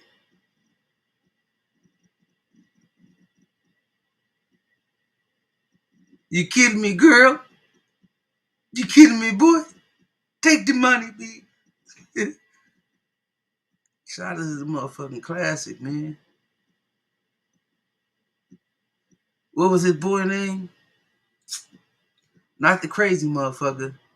The other one. The one that was the shot caller. The one that stayed in Jamaica the whole time. Because Biggs left Jamaica and went to Florida and shit.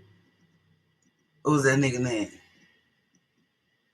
He got killed in that motherfucker. You're going too far now, Biggs. Yeah, you gone too far now, Biggs. You kidding me, girl? You got me money. What else you want from me? Well, that shit had me laughing like a motherfucker, man. Man, I can watch that shit, man. Just give me a blunt and throw that motherfucker on, man. I'm into it. I be seeing shit I ain't even see the first 100 times I saw that motherfucker. Yeah, that's the way it be. Warzone said, Marlo, if you didn't see Startup, you gotta watch it. It's on Netflix. Startup, all right. What's that about though? D said, "Spirit." Told me to get out y'all business. Iceberg Nerd said it's a hood series. Yeah, that's what I'll be looking up on YouTube and I'll be watching. That's why I say I've probably seen it. I'm gonna look it up though. It's Respect Life. Let me get at y'all business. D-Lo said Cain and Abel were underrated rappers on No Limit Tour. No, I'm talking about the real Cain and Abel story. You know what I'm talking about? You know what the real Cain and Abel story is, right, Trey? You talking about in the Bible? Yeah, the twins. The Yeah. twins. One ended up killing the other. Yeah. Yeah. This book I was talking about is called The Cartel, and they got like a Cain and Abel type of hood type of thing. Like one of the twins ended up shooting the other twin over a girl. You know what I'm saying? But that's about all I'm gonna tell, man. Check it out though. It's called Hood. The author is Ashley and Jaquez, if Was I'm one of mistaken. Was one of them jealous because the other dude had the girl? Well, yeah, like the one brother was gangster, and the other brother was like a player. Well, not really a player, but like a slick, shrewd businessman type of motherfucker. And the gangster brother ended up sleeping with the shrewd businessman brother girlfriend. Well, the shrewd businessman brother girlfriend ended up sleeping with the gangster brother girl, and the gangster brother shot the shrewd businessman, or the Yeah, other way around. You know what I'm saying? I think the gangster brother was sleeping with the girlfriend, and he shot the brother because he found out. yeah. But that shit is crazy. But I remember them though, D-Lo from No Limit.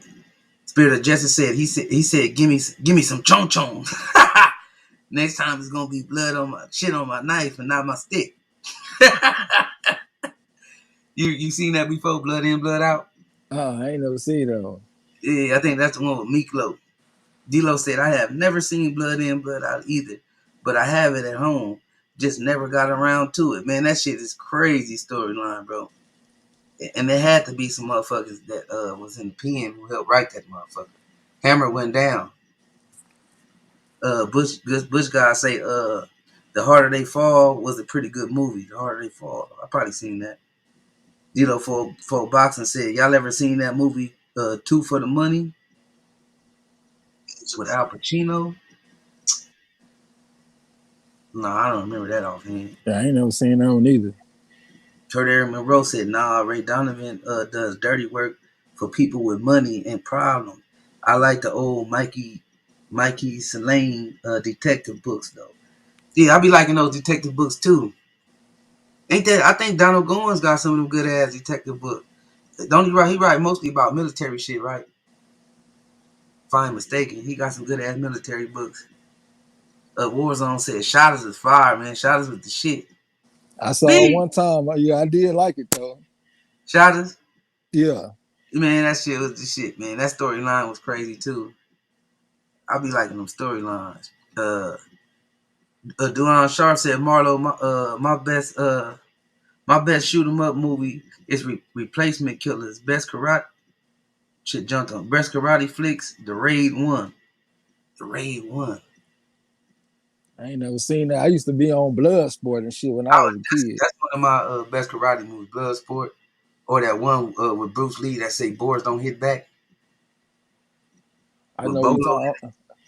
I don't. What was that? End of the Dragon? I believe so. Yeah, don't start me lying, man. I ain't even good with the movie. Hyphy know. Hyphy say, unfortunately, all we have to look forward to tonight is the new Power Book episode. Oh, it's coming on? Mediocre series. Spirit of Justice said, I advise anybody that never seen it, go watch Blood In, Blood Out. Yeah, go watch that shit, man. It do give you a inside look on the prison politics, though. But it's a lot of action and crazy shit going on in that movie. Check it out.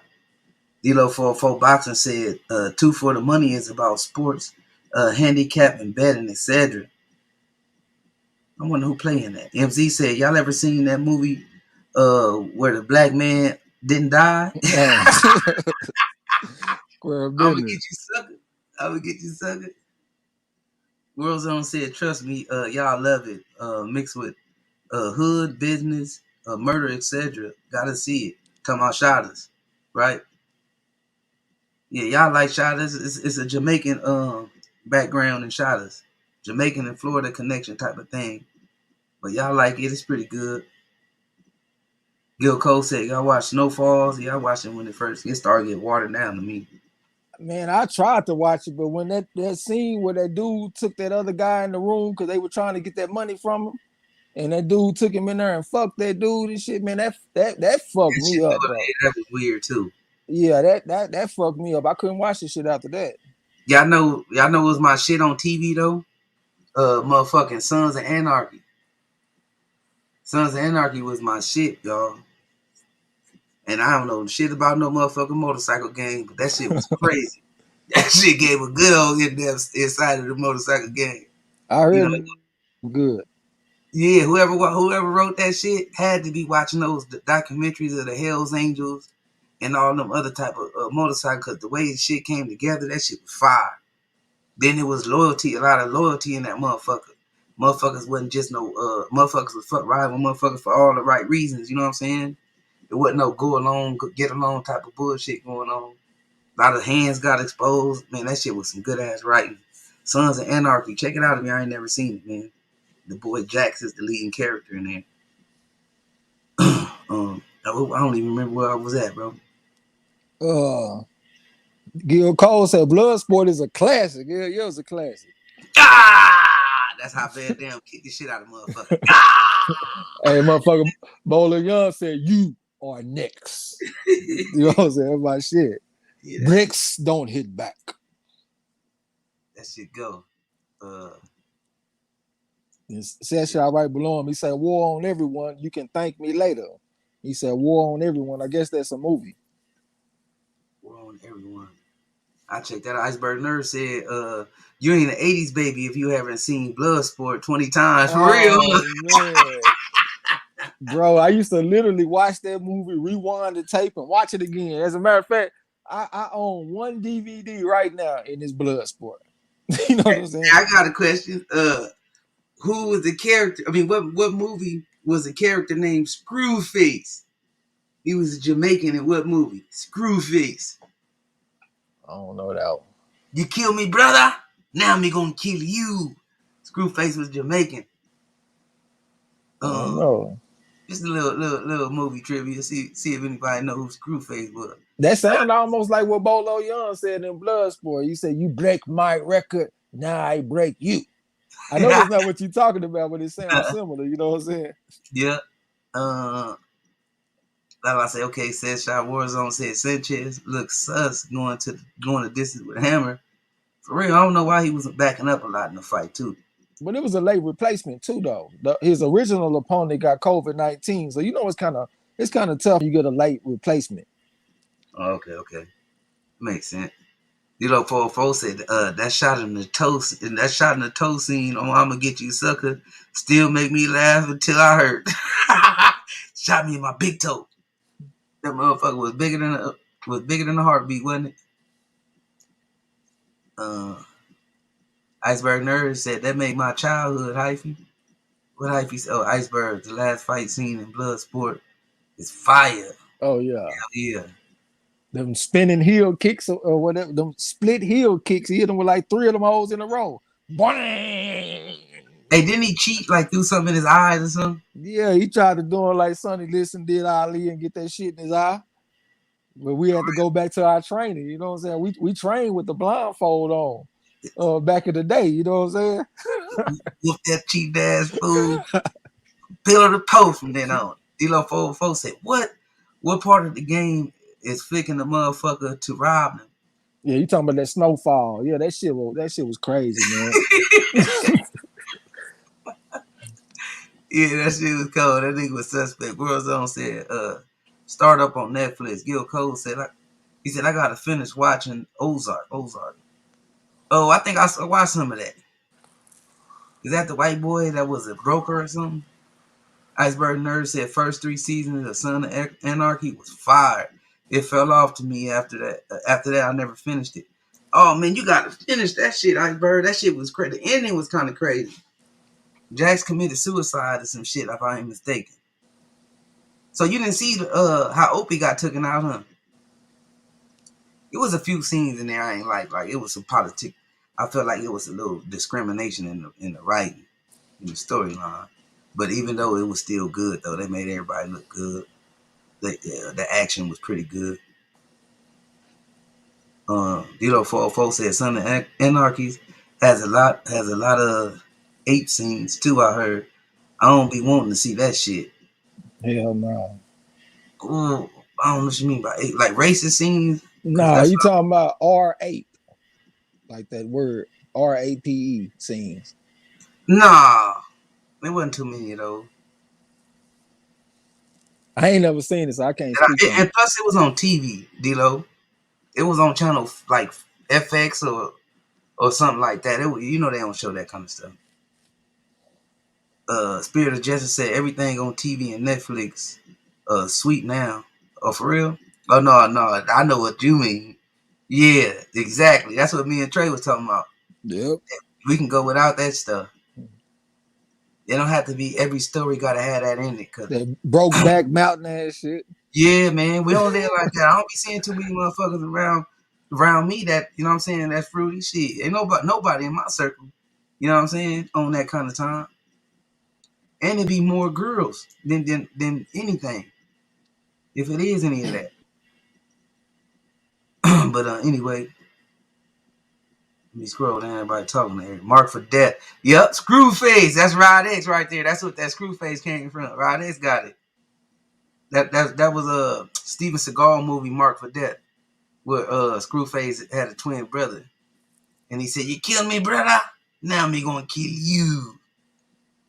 And Steven Seagal chopped his shit off. Dito said, "Caught up, right? Caught up."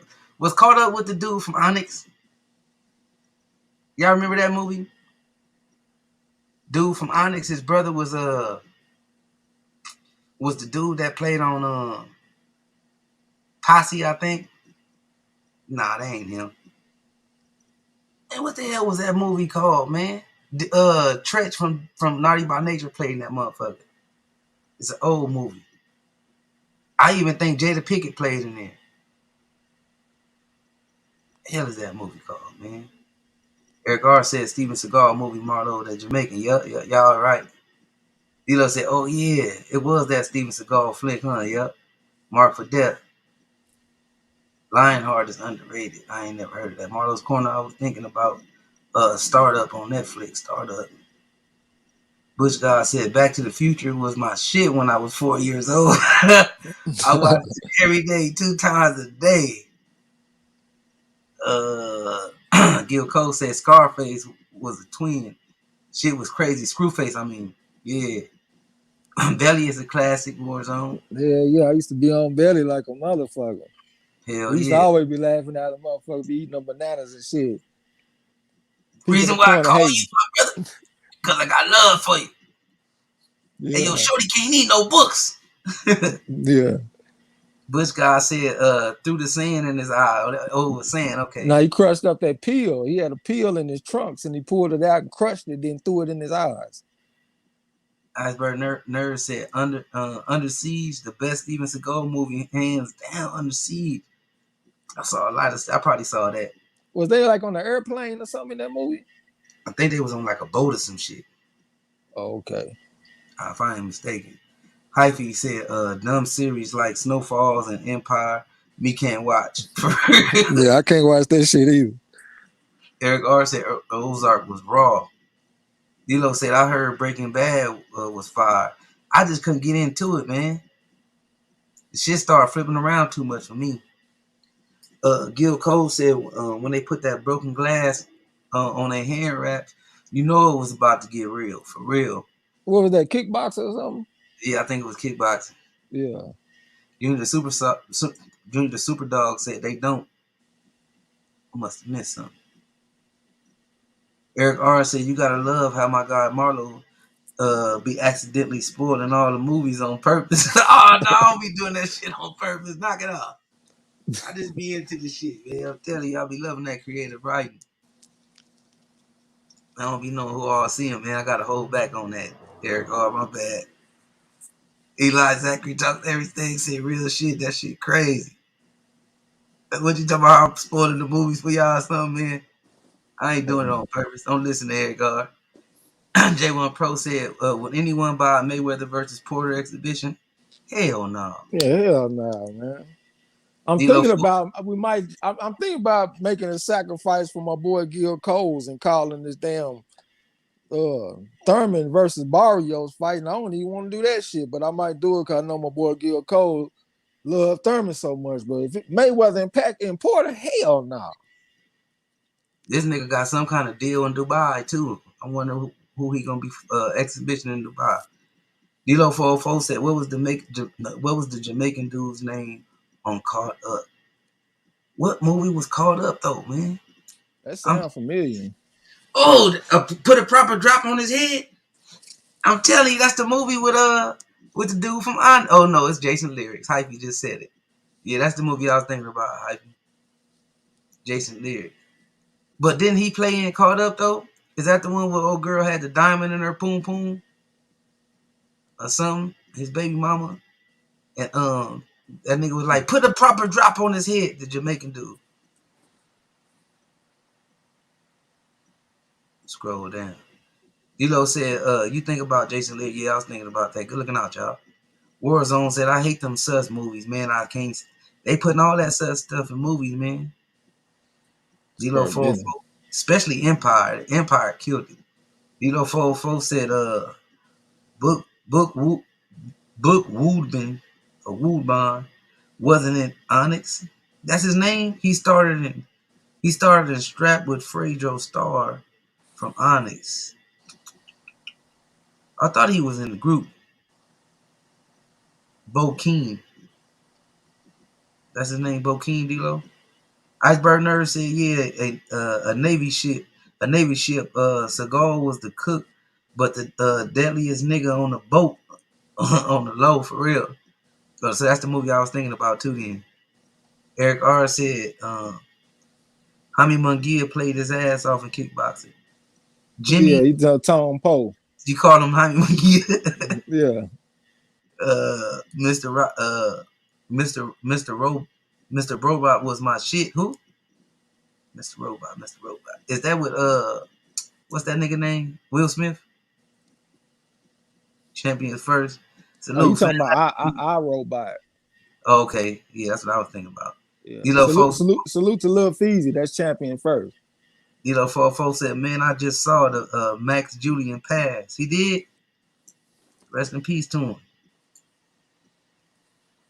D-Lo said, yeah, proper drop is called a okay, bet D-Lo. I thought so. He played in that movie too, right? Butch Guy said, call the fight for the flute player. Yeah. Get on that nigga, Butch Guy. D-Lo said, caught up. Yeah, that's to put too much of a proper drop on his head. Yeah. MZ said, they adding fruit cup stuff to every show now. It's just sad. Yeah. Eric R said Kenny Porter gonna throw in Sean if he didn't train right leading up to the exhibition. He gonna throw in the towel on that motherfucker. D-Lo said, y'all ever seen Strap? Yeah, I seen that too. Hypey talking to you, Trey X. He said Trey X and Luis Ortiz, the meanest looking active boxer. Man's look like he want to destroy anything walking.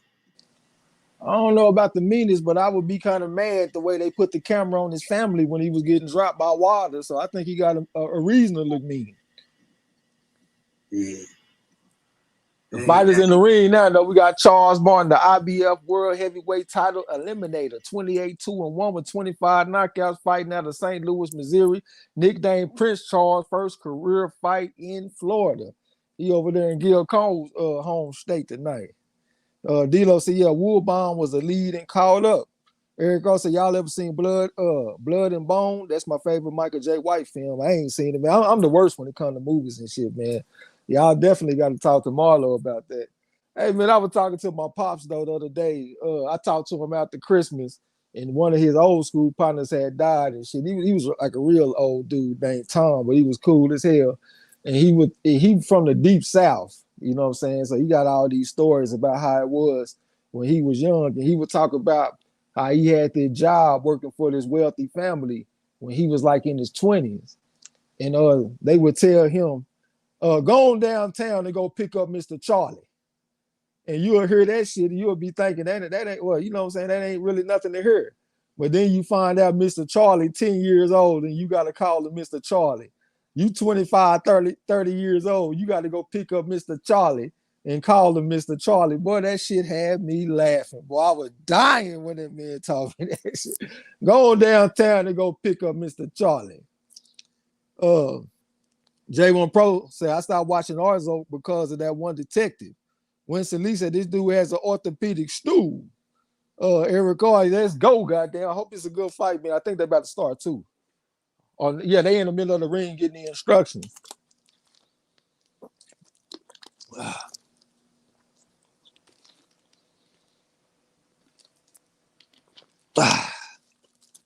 Fully hydrated on the motherfucker.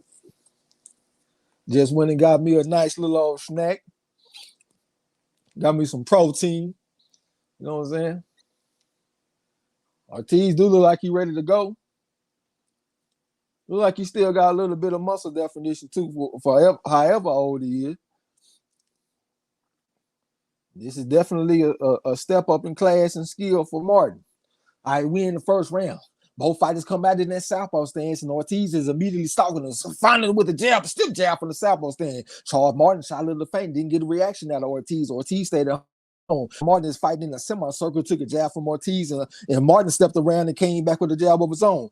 Excuse me, Ortiz shot a little faint, went to the pit of the stomach with the jab from the southpaw stand, and he back upstairs with a jab again from the southpaw stand. This Ortiz, he got the defense kind of relaxed. Charles Martin on his toes a little bit. He looking for opening on Ortiz. Ortiz right there in front of him, jab to the chest area from Charles Martin, and he stepped back at the range on Ortiz. He got his hands up good, tried to step in with the jab again, but it was more like a rangefinder type of jab. That's Martin. Ortiz shooting a series of feints, tried to step in with the jab, but he didn't quite commit to it though. Here come a double jab from Charles Martin, one to the shoulder, one to the chest area. Took a jab from Ortiz, and Ortiz trying to find a stiff jab from Ortiz and snapped the head back. It was right on the nose. Charles Martin said he had to reset on Ortiz. It looked like Charles Martin is in like a state of emergency because of the skills. Double jab from Ortiz. I couldn't tell if it landed clean though. Head with the shit from Charles Martin, shooting a series of feints on Ortiz. Got a reaction out of Ortiz at the time. Shot another fade at Ortiz, but Ortiz stayed at home. Jab to the body from Charles Martin, but he took a double jab from Ortiz upside the head. All right, Charles Martin stepped. Ortiz shot the jab at there, and Charles Martin body with the left hand. I don't know why my brain just got mixed up. Jab from Charles Martin. I got a little reaction out of Ortiz. Head moving and shit from Ortiz. Look for opening on Charles Martin. Charles Martin still fighting in counterclockwise. Step jab from Ortiz. Came back with a jab again. Charles Martin had to reset and get his ass up out of there. Now he posted up in front of Ortiz. Overhand left type puff from Ortiz from the southpaw stand. Charles Martin had to reset. Triple jab from Ortiz, and Charles Martin just went down. He was out balanced. The referee just ruled out a slip. He about to dust the debris off the gloves from Charles Martin. We got a minute and 19 seconds left to go in the round. We still in the first round. 1 of 12. Right? Charles Martin thought about throwing that jab. He didn't pull the trigger. Ortiz shot a little faint. Thought about throwing that looping left hand. He didn't pull the trigger, but he came back with a jab. I think he missed the jab.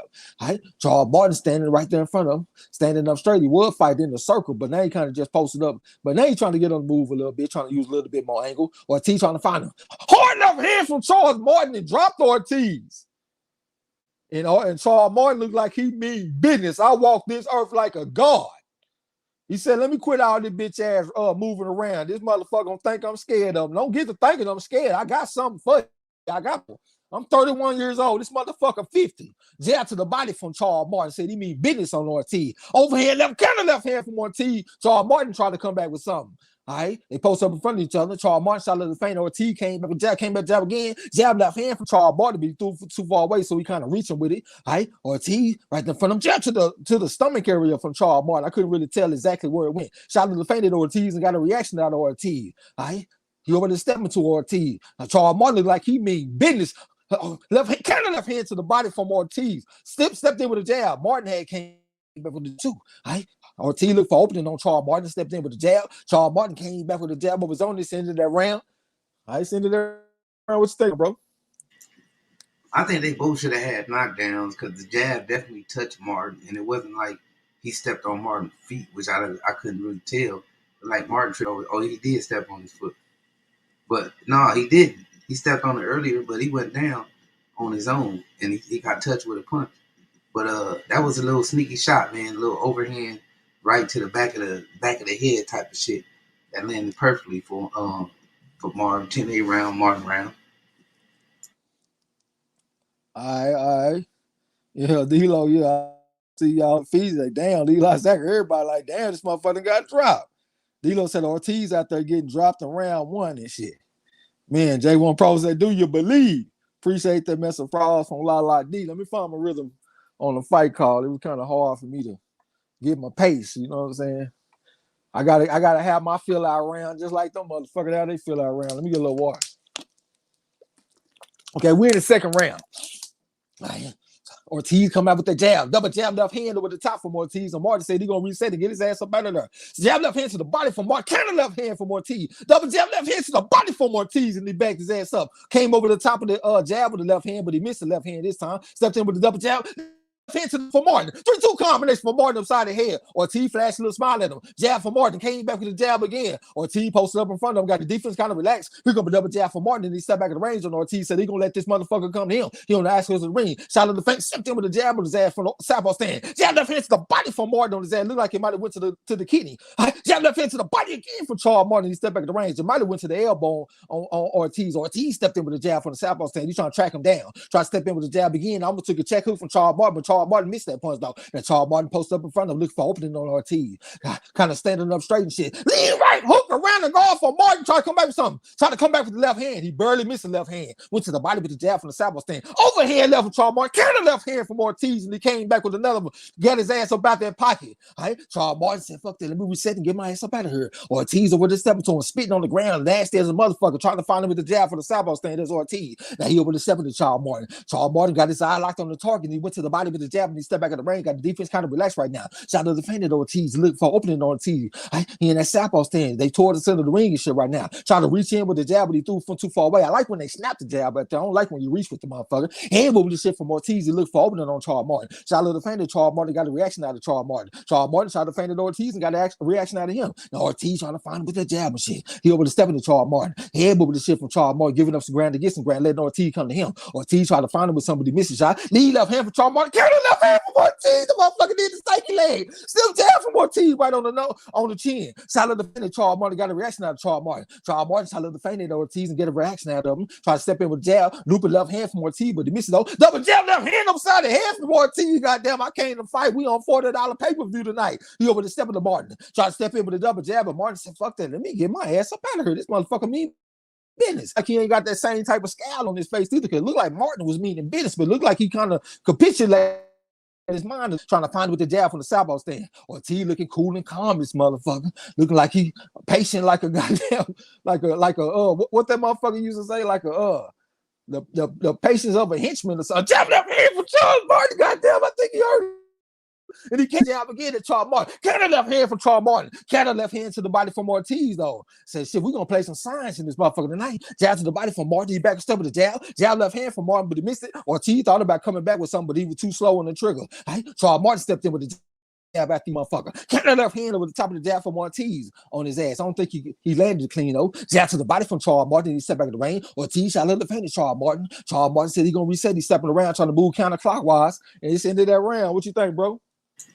See, I like Ortiz that round. I think he landed the better shots. He was definitely in control of the round. The counter punching was very effective. Ortiz round. Oh, and what I was trying to say, cool as an assassin. That's what they used to say, like the boxing commentator. He cool as an assassin.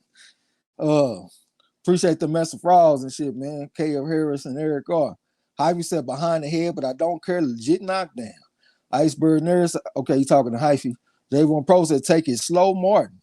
Dilo said if Ortiz is spitting already, we'll probably get stopped out there. Iceberg Nurse said the nerves of a cat burglar. I was thinking about the nerves of an assassin, is what they used to say. You know what I'm saying? We appreciate the mess of frauds and shit, y'all. Ortiz, man, they always got to put the camera on the man family, man. I don't like how they do my man Ortiz. You know that man family emotional. Y'all ain't got to put the folks front and center every time. Especially when he get dropped and knocked down. They love to put the camera on the man family. All right, here come a jab from Ortiz from the southpaw stand. We in round 3. Double jab left hand to the body from Ortiz and he back Charles Martin up. Charles Martin trying to find him with the jab. He kind of standing up straight. He got the defense up. All right, here come a double jab from Ortiz and he backed him up from the southpaw stand. See over the step of the Charles Martin right now. Head moving the shit from Charles Martin a little bit, shooting the super defense on Ortiz and got a reaction out of Ortiz. Head moving the shit from Charles Martin again. Left hand to the body from Charles Martin from the southpaw stand. Then he stepped back in the range on Ortiz. Ortiz stepped in with the double jab. Left hand to the body from Ortiz and back Charles Martin up. Got a left hand from Charles Martin. But he took a left hand from Ortiz. All right, Charles Martin over the step of Ortiz. Look like he feel like he done buzzed Ortiz.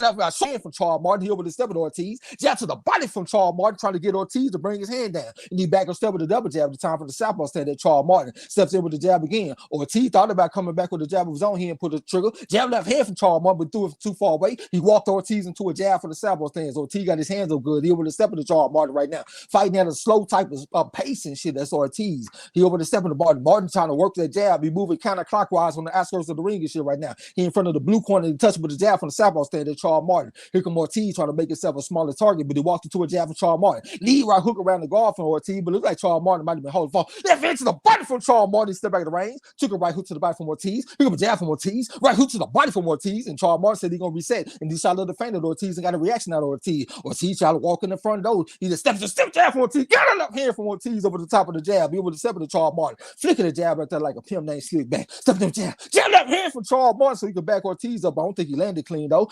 Here come a 3-4 type combo from Ortiz, but he threw it from too far away, kind of reaching with it. I'd rather he snapped the shit out there. Charles Martin said he's gonna reset on Ortiz. He would move to the left and he move to the right. Shot up the feint at Ortiz and got a reaction out of Ortiz. Ortiz reacted to it by making himself a smaller target.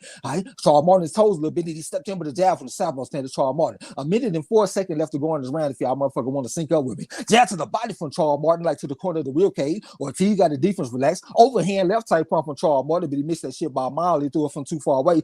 Ortiz shot a little feint at Charles Martin. Charles Martin staying cool and composed. He in the center of the ring and shit right now. Ortiz over the step to him, look for opening, fixing jab right there so he can make this motherfucker Martin open up. They both missed left hands at the same time. Then they got tangled up. We got 39 seconds left to go in the round. We in the third round right now. The referee just broke him. Charles Martin looked like he mean business in this motherfucker. He posted up in front of Ortiz. Shot a little feint at Ortiz and got a reaction. Stepped in with a jab, but he got parried by Ortiz. Ortiz looked like he mean business. Here come a jab from Martin, but it came up short. Ortiz over the step to him, trying to walk in the front door on Charles Martin. Charles Martin shot a little feint at Ortiz. Shot another feint at Ortiz and got a reaction out of Ortiz. Here come Ortiz with the jab, and he bagged Charles Martin up. Shot the jab out there again, but he got his defense real relaxed right now. Got his hands by his side. Charles Martin looked like he kind of energetic in his third round in the center of the ring. Here comes a step jab from Charles Martin straight up the middle of Ortiz. Ortiz looked like he was trying to work on that 52 block looking shit. Left hand to the body from Charles Martin this end of that round. What you think, bro? I like Martin this round. I think he landed the more significant shots, the harder, cleaner shots. Ortiz was real patient, too periodic, and he didn't land that significant. He landed a few shots to the body, but I like Martin this round. Yeah. They are coming off like a layoff, so that's why I was thinking it might not be a knockout. I went on ahead and took a late knockout because I know everybody riding with that, and I ain't want to lose too many points on the Champ Ross if I was wrong. You know what I'm saying? But I did feel like it's a chance this fight can go to distance because Ortiz is fighting like at a slow type of pace. He is landing some nice counters and shit from time to time, you know what I'm saying? But Charles Martin is giving him enough that he got to respect it. Charles Martin hurt the guy a couple of times, so Ortiz got to respect the incoming. So he can't just go looking for his offense. He got to play chess a little bit. Appreciate the mess of frauds in the chat, man. And would appreciate it if everybody hit the like button and subscribe if you haven't. We in round 4. Lead right hook from Ortiz, but he threw it from too far away. Double jab left hand to the body from Ortiz, and he backed Charles Martin up. Stepped in with a triple jab at the time this Ortiz and got Martin out balanced. Here comes a double jab left hand from Charles Martin over the top. Left hand to the body from Charles Martin. That motherfucker Ortiz was holding on to the top rope like he was out balanced. Jab left hand to the body from Charles Martin once again. He trying to lean on Ortiz. Stiff jab from Ortiz. Took a jab from Charles Martin for a trouble though from the southpaw stand. Ortiz right there in front of him. Here comes a triple jab. Hard left hand straight up the middle from Charles Martin and got his attention with that shit. Ortiz shot the feint. Overhand left from Ortiz like to the back of the head almost. Charles Martin shaking the head, telling me there wasn't nothing. He stepped around and touched him with a jab. Ortiz came back. Jab was check hook upside the head from Charles Martin so he can get out of danger. Ortiz said, "Where you going?" He was stepping to Charles Martin right now, trying to walk in the front door on Charles Martin. Stepped in with a jab. Almost took a counter left hand from Martin, but he missed it on Ortiz. That came back with a jab. Ortiz standing up straight. He opened the step into Charles Martin behind that jab. Stepped in with a jab again. Charles Martin came back with a jab of his own, but I think he came on short though. Here comes Ortiz just walking straight to the motherfucker. I hit Charles Martin trying to play check. Lead up hand from Charles Martin. Almost took a jab from Ortiz. I think he barely missed it though. Charles Martin on the ass to the ring in front of the blue corner right now. Ortiz looking for opening, stepped in with a jab, but he took a jab from Martin, and Mark got back on the move again. Here go Ortiz trying to find him with the jab and shit. I hit Charles Martin with the jab of the left hand, but he missed. Ortiz came back with something. The camera angle was kind of fucked up, so I couldn't really see that the way I wanted to. I hit Charles Martin shot the jab, but then Ortiz shot the feint. Charles Martin shot the feint at Ortiz, and Ortiz that came back with a jab. Trying to cut the ring off on Martin. Ortiz needs to do a better job beating Martin to the spot because he's leaving the escape hatch open. Every time Martin gets ready to, he can exit stage left or exit stage right. Double jab, hard left hand, chopped the left hand from Charles Martin. Ortiz ate that shit though. 3-4 combination from Ortiz, but he threw it from too far away. He reaching with it, stepped in with a jab, went to the body with the left hand. That's Ortiz. It was step with the Martin. Martin tried to come back with a counter left hand over the top of the jab, but he missed it. Ortiz came back with somebody missed it, and he stepped in with a jab for the southpaw stance. I think he landed that one. All right, Martin just pushing back with a jab for the southpaw stance. Got a different leg. Stepped in with a step jab right upside the head. And Charles Martin, he said he's too long and too strong for Ortiz out here. You're too old of a man. Your reflexes are too slow. I've been waiting on you. Shot a little faded Ortiz. Ortiz trying to get on the inside on Charles Martin. A little bit of head movement shit from Ortiz, but he really standing up straight. Need to give more head movement. Took a jab from Martin. Jab left hand from Martin. Here come Ortiz ripping shots to the body. Lead up hand from Ortiz over the top. Said he tired of this shit and he stepped in with a jab. Then they got tangled up. Ortiz got to the dorsal side and hit with the looping left hand when the referee broke him. Action back on the way. We got 28 seconds left to go around. Here comes jab from Ortiz trying to find this motherfucker Martin right now. Martin stepped in with jab. Counter left hand over the top of the jab from Ortiz. It was a step of the Martin. Martin stepped in with jab. Ortiz came over the top of the jab with the left hand again on his head like a looping left hand this time. Now he's trying to find Charles Martin. I had a little bit of head movement shit from Ortiz trying to track him down. Right? Martin on his toe a little bit trying to work the left hand. Step jab from Charles Martin and dropped Ortiz. Get up, you son of a bitch. Damn, that was a fucking jab. Ortiz laughing and smiling, man. Hey, they say sometimes fighters get old in one night. And I promise, man, when I was picking that shit, I'm looking at the 31 years old, and we don't know how old this man is. What you think, my brother? Shit. King Kong was in control of the round, man. He was doing pretty good. I think Martin stole that round, man, just staying composed. The jab, the stiff, strong jab on the way in definitely sealed the round for him. But he was real patient. He threw a lot of shots that got uncountered throughout the round. But that jab right there definitely gave him the round.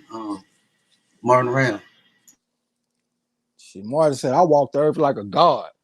Fuck what y'all talking about. I won the national payout tournament. Appreciate the mess of frauds and shit, man. Eric Carr said, damn, Ortiz taking a lot of punishment out there.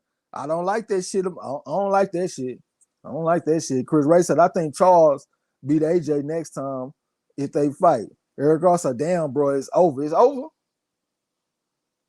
We gonna see, man. We got a lot of fight to go. I don't think they stopped the motherfucker. No, he's still in it. Got a lot of boxing to go. We in round 5. All right, Ortiz come out with that jab. Came out with a double jab at the time. Charles Martin giving up some ground to get some ground. Here comes a double jab. Left hand to the body from Ortiz on his ass, like to the corner of the real cage. All right, lead right to the body from Charles Martin. Jab left hand from Charles Martin from the southpaw stand. Then he stepped back in the range and Ortiz let the motherfucker come to him. Stepped in with a jab. Ortiz came back with a jab of his own, trying to cut the ring off on Martin, but he need to beat Martin to the spot because he leaving that right side door open, escape hatch. Excuse me, here comes a jab from Charles Martin. Ortiz came back with a jab of his own. He kind of squared up, though. Charles Martin shot the jab, but they got his hands up good. Ortiz stepped in with the jab. Counter left uppercut from Charles Martin to get the motherfucking respect. Ortiz over there spitting that Metamucil out of his mouth and shit the way Marlo be saying. Trying to find him with the jab. He was just stepping to Charles Martin right now. Jab left hand upside the head for Ortiz. Charles Martin took it well, though. Shot a little fan at Ortiz. Jab left hand to the body for Charles Martin. Back and step with the jab. Hookins came back with a chopping left hand upside the head at Charles Martin. He got his attention with that shit. Here come a double jab from Ortiz trying to get Charles Martin up off of him. Charles Martin stepped around and touched with the jab. Then he shot a little feint. He stepped back in the range on Ortiz. Let the motherfucker come to him once again. Shot another feint at Ortiz, but Ortiz stayed at home this time. Here come a double jab from Charles Martin straight up the middle. Came back with some on Ortiz and he stepped on his foot and got him off balance. And he came on top of the jab with the left hand on his head from the southpaw stand at Charles Martin. Still jab from Ortiz though. Said he got some fight left in him. Right? Charles Martin shot a little feint up. We got the defense kind of relaxed. He posted up in front of him. Said shit, this just like at the gym. I feel like I'm fighting in the hood right now. Shot a little feint at Ortiz. Ortiz got the defense relaxed. Lead right hook around the guard from Charles Martin. And he posted up in front of Ortiz. Ortiz trying to get a little bit of rhythm. Right? He over to stepping to Charles Martin, look for opening on Charles Martin, but he got his defense real relaxed right now. He respecting Charles Martin because Charles Martin put that jab and sat him on his ass with it. He's trying to cut the ring off on Charles Martin. Charles Martin staying cool and composed. Hard left hand from Ortiz. Right hook to the body from Ortiz. Charles Martin staying cool and composed though. Said he goddamn looking like an assassin out there. I done forgot to quote that goddamn fast. Here comes that motherfucker Ortiz trying to find Charles Martin. Charles Martin shot a little feint, touch him with the jab. Jab to the body from Ortiz, and he stepped back in the ring. Charles Martin just posted up in front of him looking for opening on Ortiz. Shot a little feint at Ortiz and got a reaction out of Ortiz. Ortiz looked for opening. Here comes a jab left hand to the body from Charles Martin right there in front of Ortiz. Ortiz came back with the jab. Came back with the jab. Might have been 3 jabs that he threw in a row. Stepped in with the overhand left side punch right to the body from Ortiz. Right? Charles Martin staying cool. Here comes a stiff jab from Ortiz straight up the middle. Martin shot the jab up there. Looked like Ortiz might have slipped the jab. Here comes a jab to the chest, left hand to the body from Martin. Ortiz reaching with the jab. Shit, he posted up in front of Martin right now. We got 33 seconds left to go around. Stiff jab from Ortiz. Ortiz and snapped the head back with a jab. He posted up in front of Charles Martin. Charles Martin spitting on the ground and shit nasty as a motherfucker. Got his defense kind of relaxed right now. Jab left hand from Ortiz. They both hit each other with the jab at the same time. Heads on the center line. Right? Ortiz right there in front of him. Head with the shit from Charles Martin. Stiff jab from Ortiz. Jab left hand from Charles Martin and knocked the motherfucker out balance again. Stepped in with the jab again, but he got parried by Ortiz this time. Charles Martin got the defense relaxed, but he's sticking that jab up there right there in front of Ortiz. Ortiz is on the move. Jab left hand from Charles Martin. He kind of reaching with it. Might have landed on the tip of the chin. I couldn't really tell from this camera. Jab left hand over the top from Ortiz, and it's the end of that round. What you think about that round, bro? See, I think the round was pretty good, but I think Ortiz was pretty much in control. I think he scored the more shots, landed the more better shots. Martin got a few shots here and there, but I think Ortiz is in control, especially off the jab, counter punching. He had Martin on his back foot a whole hell of a lot throughout the round. I favored Ortiz that round. I thought that was a Martin round. The counter left uppercut and stuff. He going to the body, sharp shooting with the left hand a little bit. Hey, he missed that uppercut though, by the way. You saw it on the replay? I saw that shit live in effect, direct. Well, it looked like he landed it to me, like he landed on the tip, like the tip of the glove. It didn't look like it was like a Mike Tyson versus Buster Douglas uppercut. You know what I'm saying? When Buster Douglas knocked his head off down there, but it looked like it might have landed. Appreciate the mess of frauds and shit from y'all, man. All right, we getting ready to go into the sixth round. All right, Charles Martin stepped around with that jab and shit. Got defense relaxed. Here come a jab from Ortiz straight up the middle. Head moving shit from Charles Martin. Shot of the feint to Ortiz, but Ortiz stayed at home. Jab to the body from Charles Martin. It might have got parried by Ortiz, though. Ortiz stepped in with the double jab, and Martin stepped back at the ring to go on the soul blue. Oh, God, left hand for Ortiz. I'm up for the hard right hook. Charles Martin don't know where he at. Hard left hand again. He beat the brakes on Charles Martin. The ref called it off. Who's the boss, I think? And that motherfucker didn't know where the fuck he was at. Look, he handcuffed. That motherfucker got hit and didn't know where the fuck he was at. He stood there like a statue. What the fuck? Man, that shit there was wild, man. I don't think I ever seen no shit like that. But the fight is still going. I thought the ref called it off. Here come Ortiz looking for the kill. Touch him with the jab. Shot of the feint, Martin is off balance. Hard left hand from Ortiz. Looping left hand, right hook from Ortiz. Overhand left from Ortiz. Martin trying to fight back though. Ortiz going to the body. Hard left hand from Ortiz. Came back the right hook on his ass.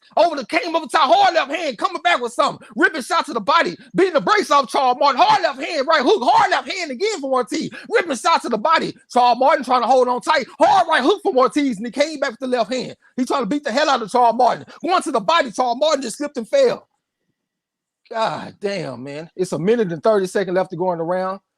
Charles Martin looked like he done. It looked like that. The ref called it out. Who's the boss? Ain't this a bitch? This motherfucker, man. I think this dude, I think he just got another round on my head. Nick Harmer. Hey, what you think about that shit, bro?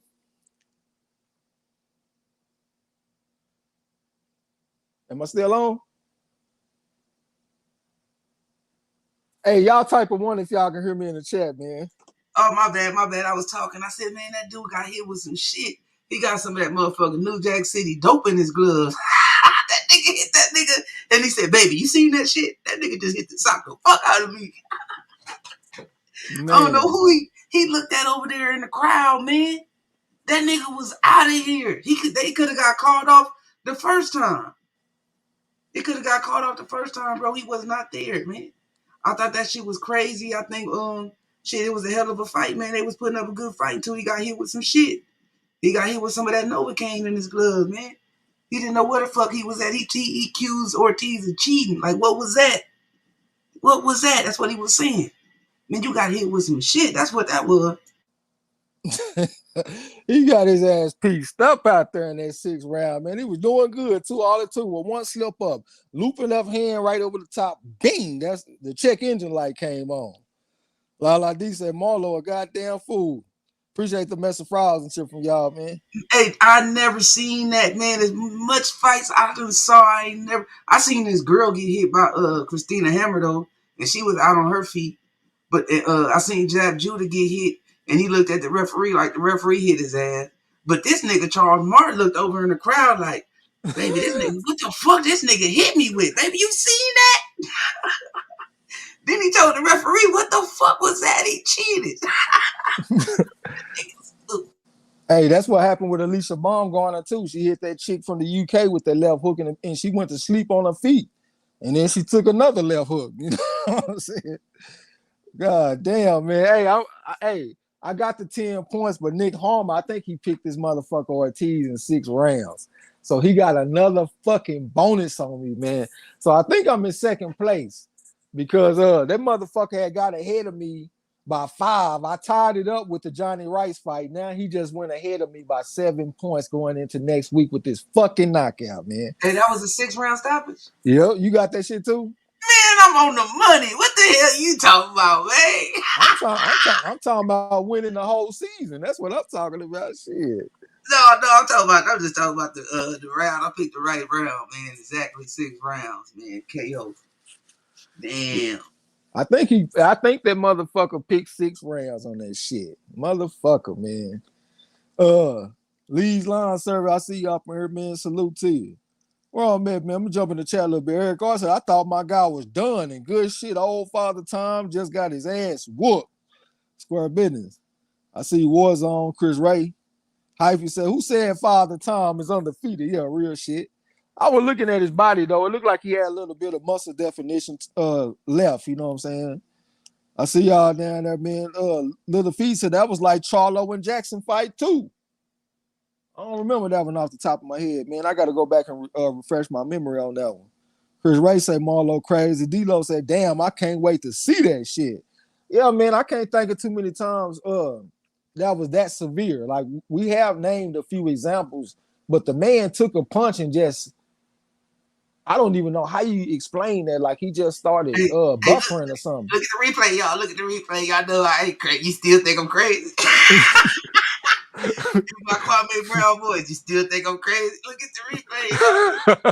Over there, that nigga on the ground, like, man, I thought I worked third like a god. This bitch ass nigga ain't supposed to do this shit to me, man.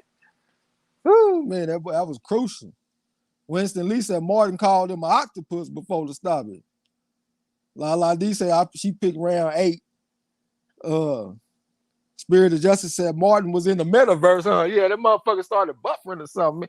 God damn, that was an ass whooping he put on that boy when he was up against them ropes. That shit almost remind you of Ray Mercer when he fought against Tommy Morrison. It wasn't that bad, but I'm just saying the way he was taking all them unanswered punches. No, this is bad here. This nigga got handcuffed by the ropes. This nigga got put under arrest.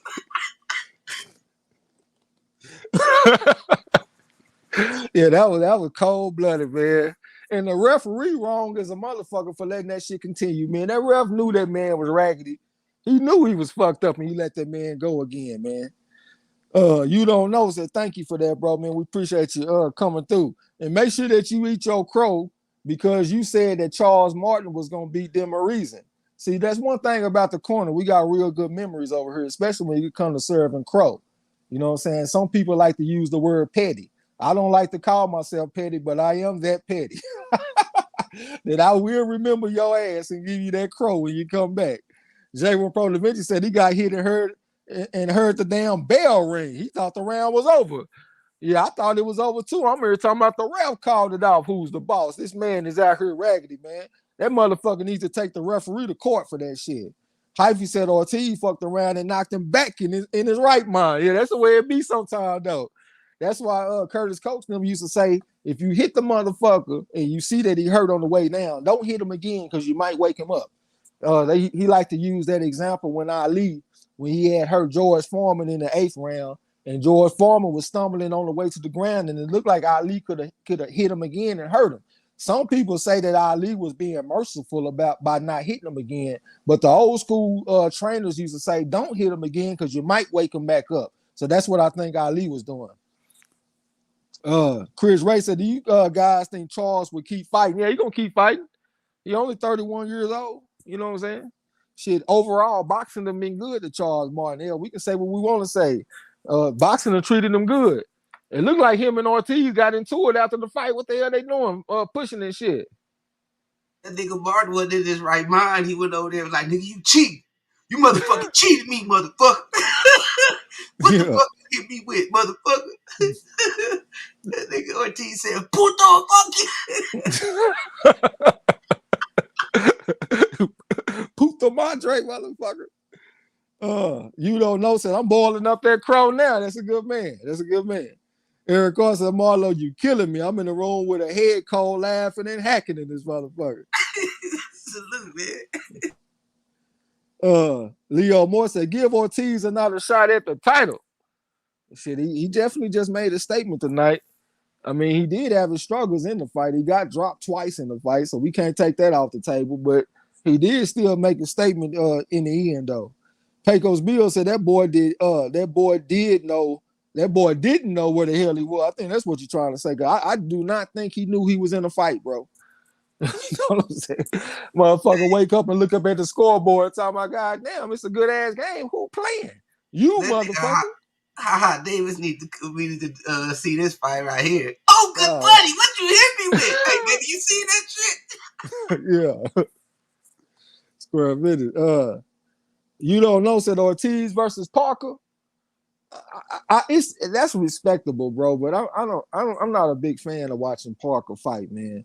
I know he got some pretty decent skills and stuff, man. But I'm just like, I don't think he an action type fighter. Like I don't enjoy it. Like even the last fight, a lot of people were saying that he could have stopped Chisora, but he didn't step on the gas to get him out of there. You know what I'm saying? So yeah, that's a respectable fight. But I would rather see Ortiz fight somebody else. To be real with you. Where the fuck I'm at? Spirit of Justice said he got beat up and handcuffed to the goddamn rope. That's what Marlo was saying. Kev Harris said it was a good fight. I thought it was too. Eric Carr said like when Wilder woke Fury back up in the first fight. That's what I was saying, bro. He hit the motherfucker, jab right hand, knocked him out, came back with the hook and woke the motherfucker back up. I'm gonna dub this the Martin versus Ortiz, you're under arrest fight. Yeah. Yeah. Chris Ray said correction. Okay, talking to Hyphy. Spirit of Justice said Ortiz shoe shine that body like a motherfucker. Yeah, he did. Joseph Brown said Martin came to fight, lost focus, and it cost him. Ortiz did what he had to do. Good scraps. Absolutely. Lala D said, I'm a fool for something. Gil Cole said, Martin said, time out. God damn me, hold on. Let me get my shit together, god damn me. Yeah, man, that was definitely unique. I ain't never seen nothing like that before.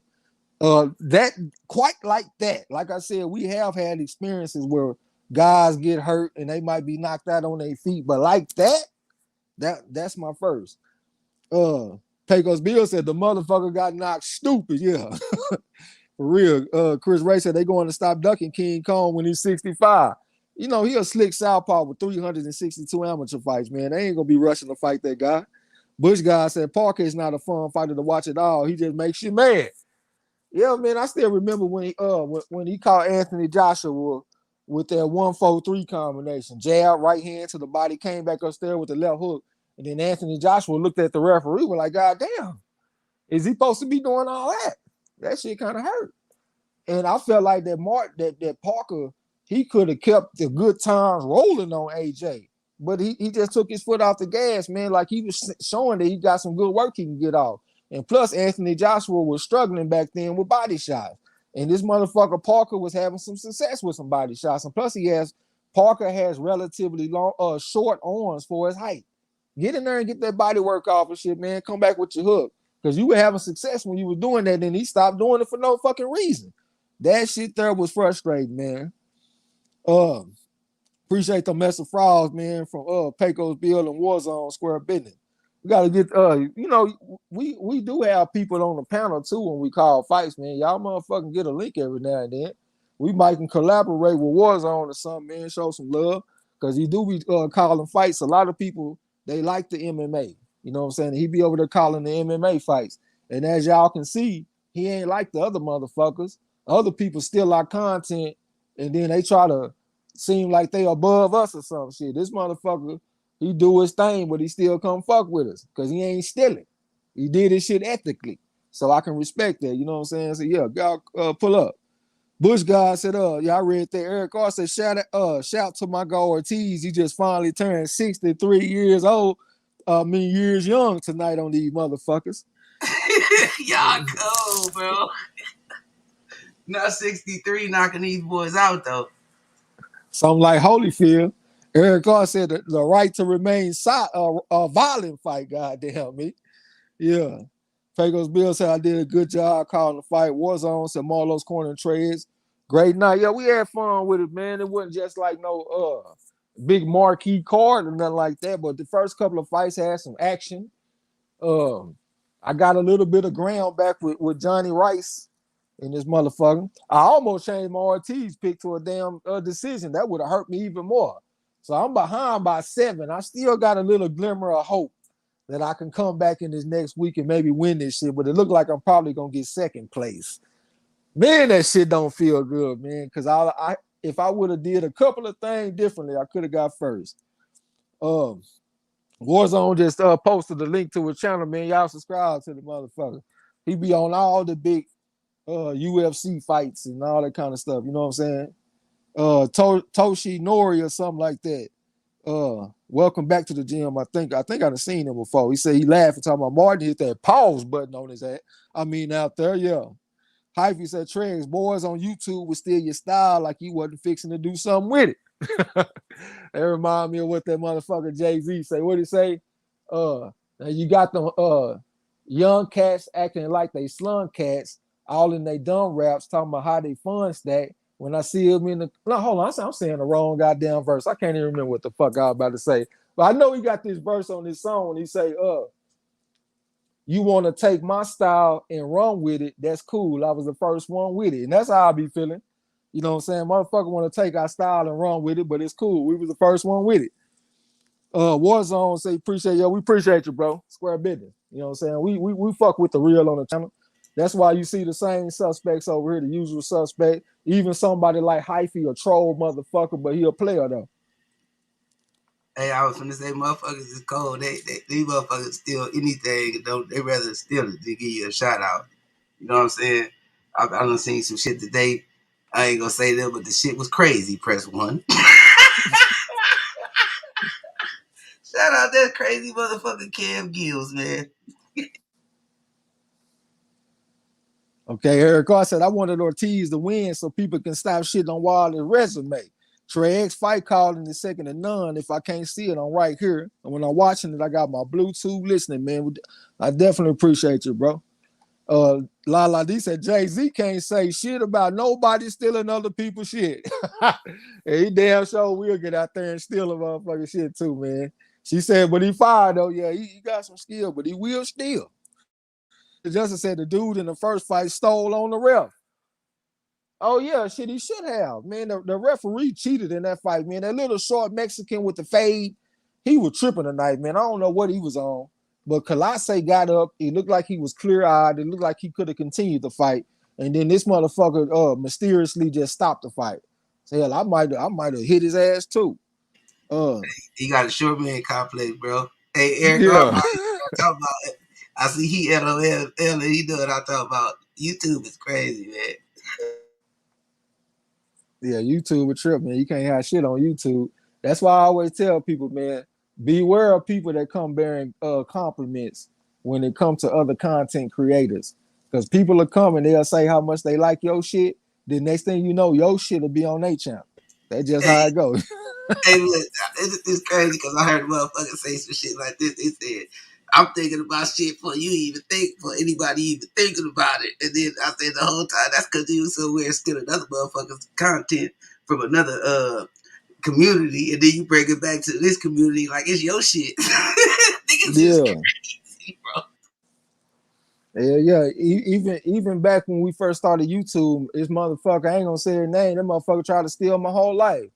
All the places that I boxed at, he boxed my coaches. He had them as coaches. Different venues that I fought at, he fought at the same venues.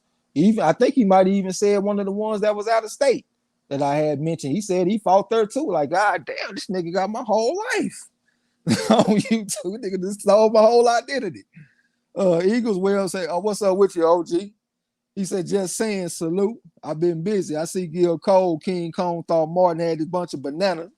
Hyphy said MARLO'S corner. Charles Martin heard somebody ringside say they selling the MacBook Pro for 2021 for 600 brand new. He was distracted trying to hop on that deal. I ain't be at the goddamn food.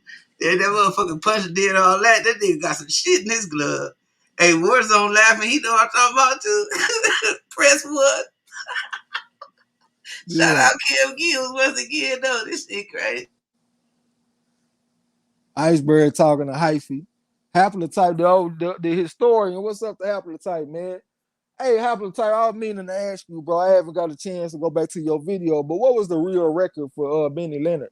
I know BoxRec got him at 89-6. I remember you saying like 166, 19 and 4 or some shit like that, but I can't remember exactly what it was, man. Refresh my memory on that shit. Let me scroll down. Hyphy say that YouTube still a nigga even tried to sneeze the same way Trey X do. Yeah.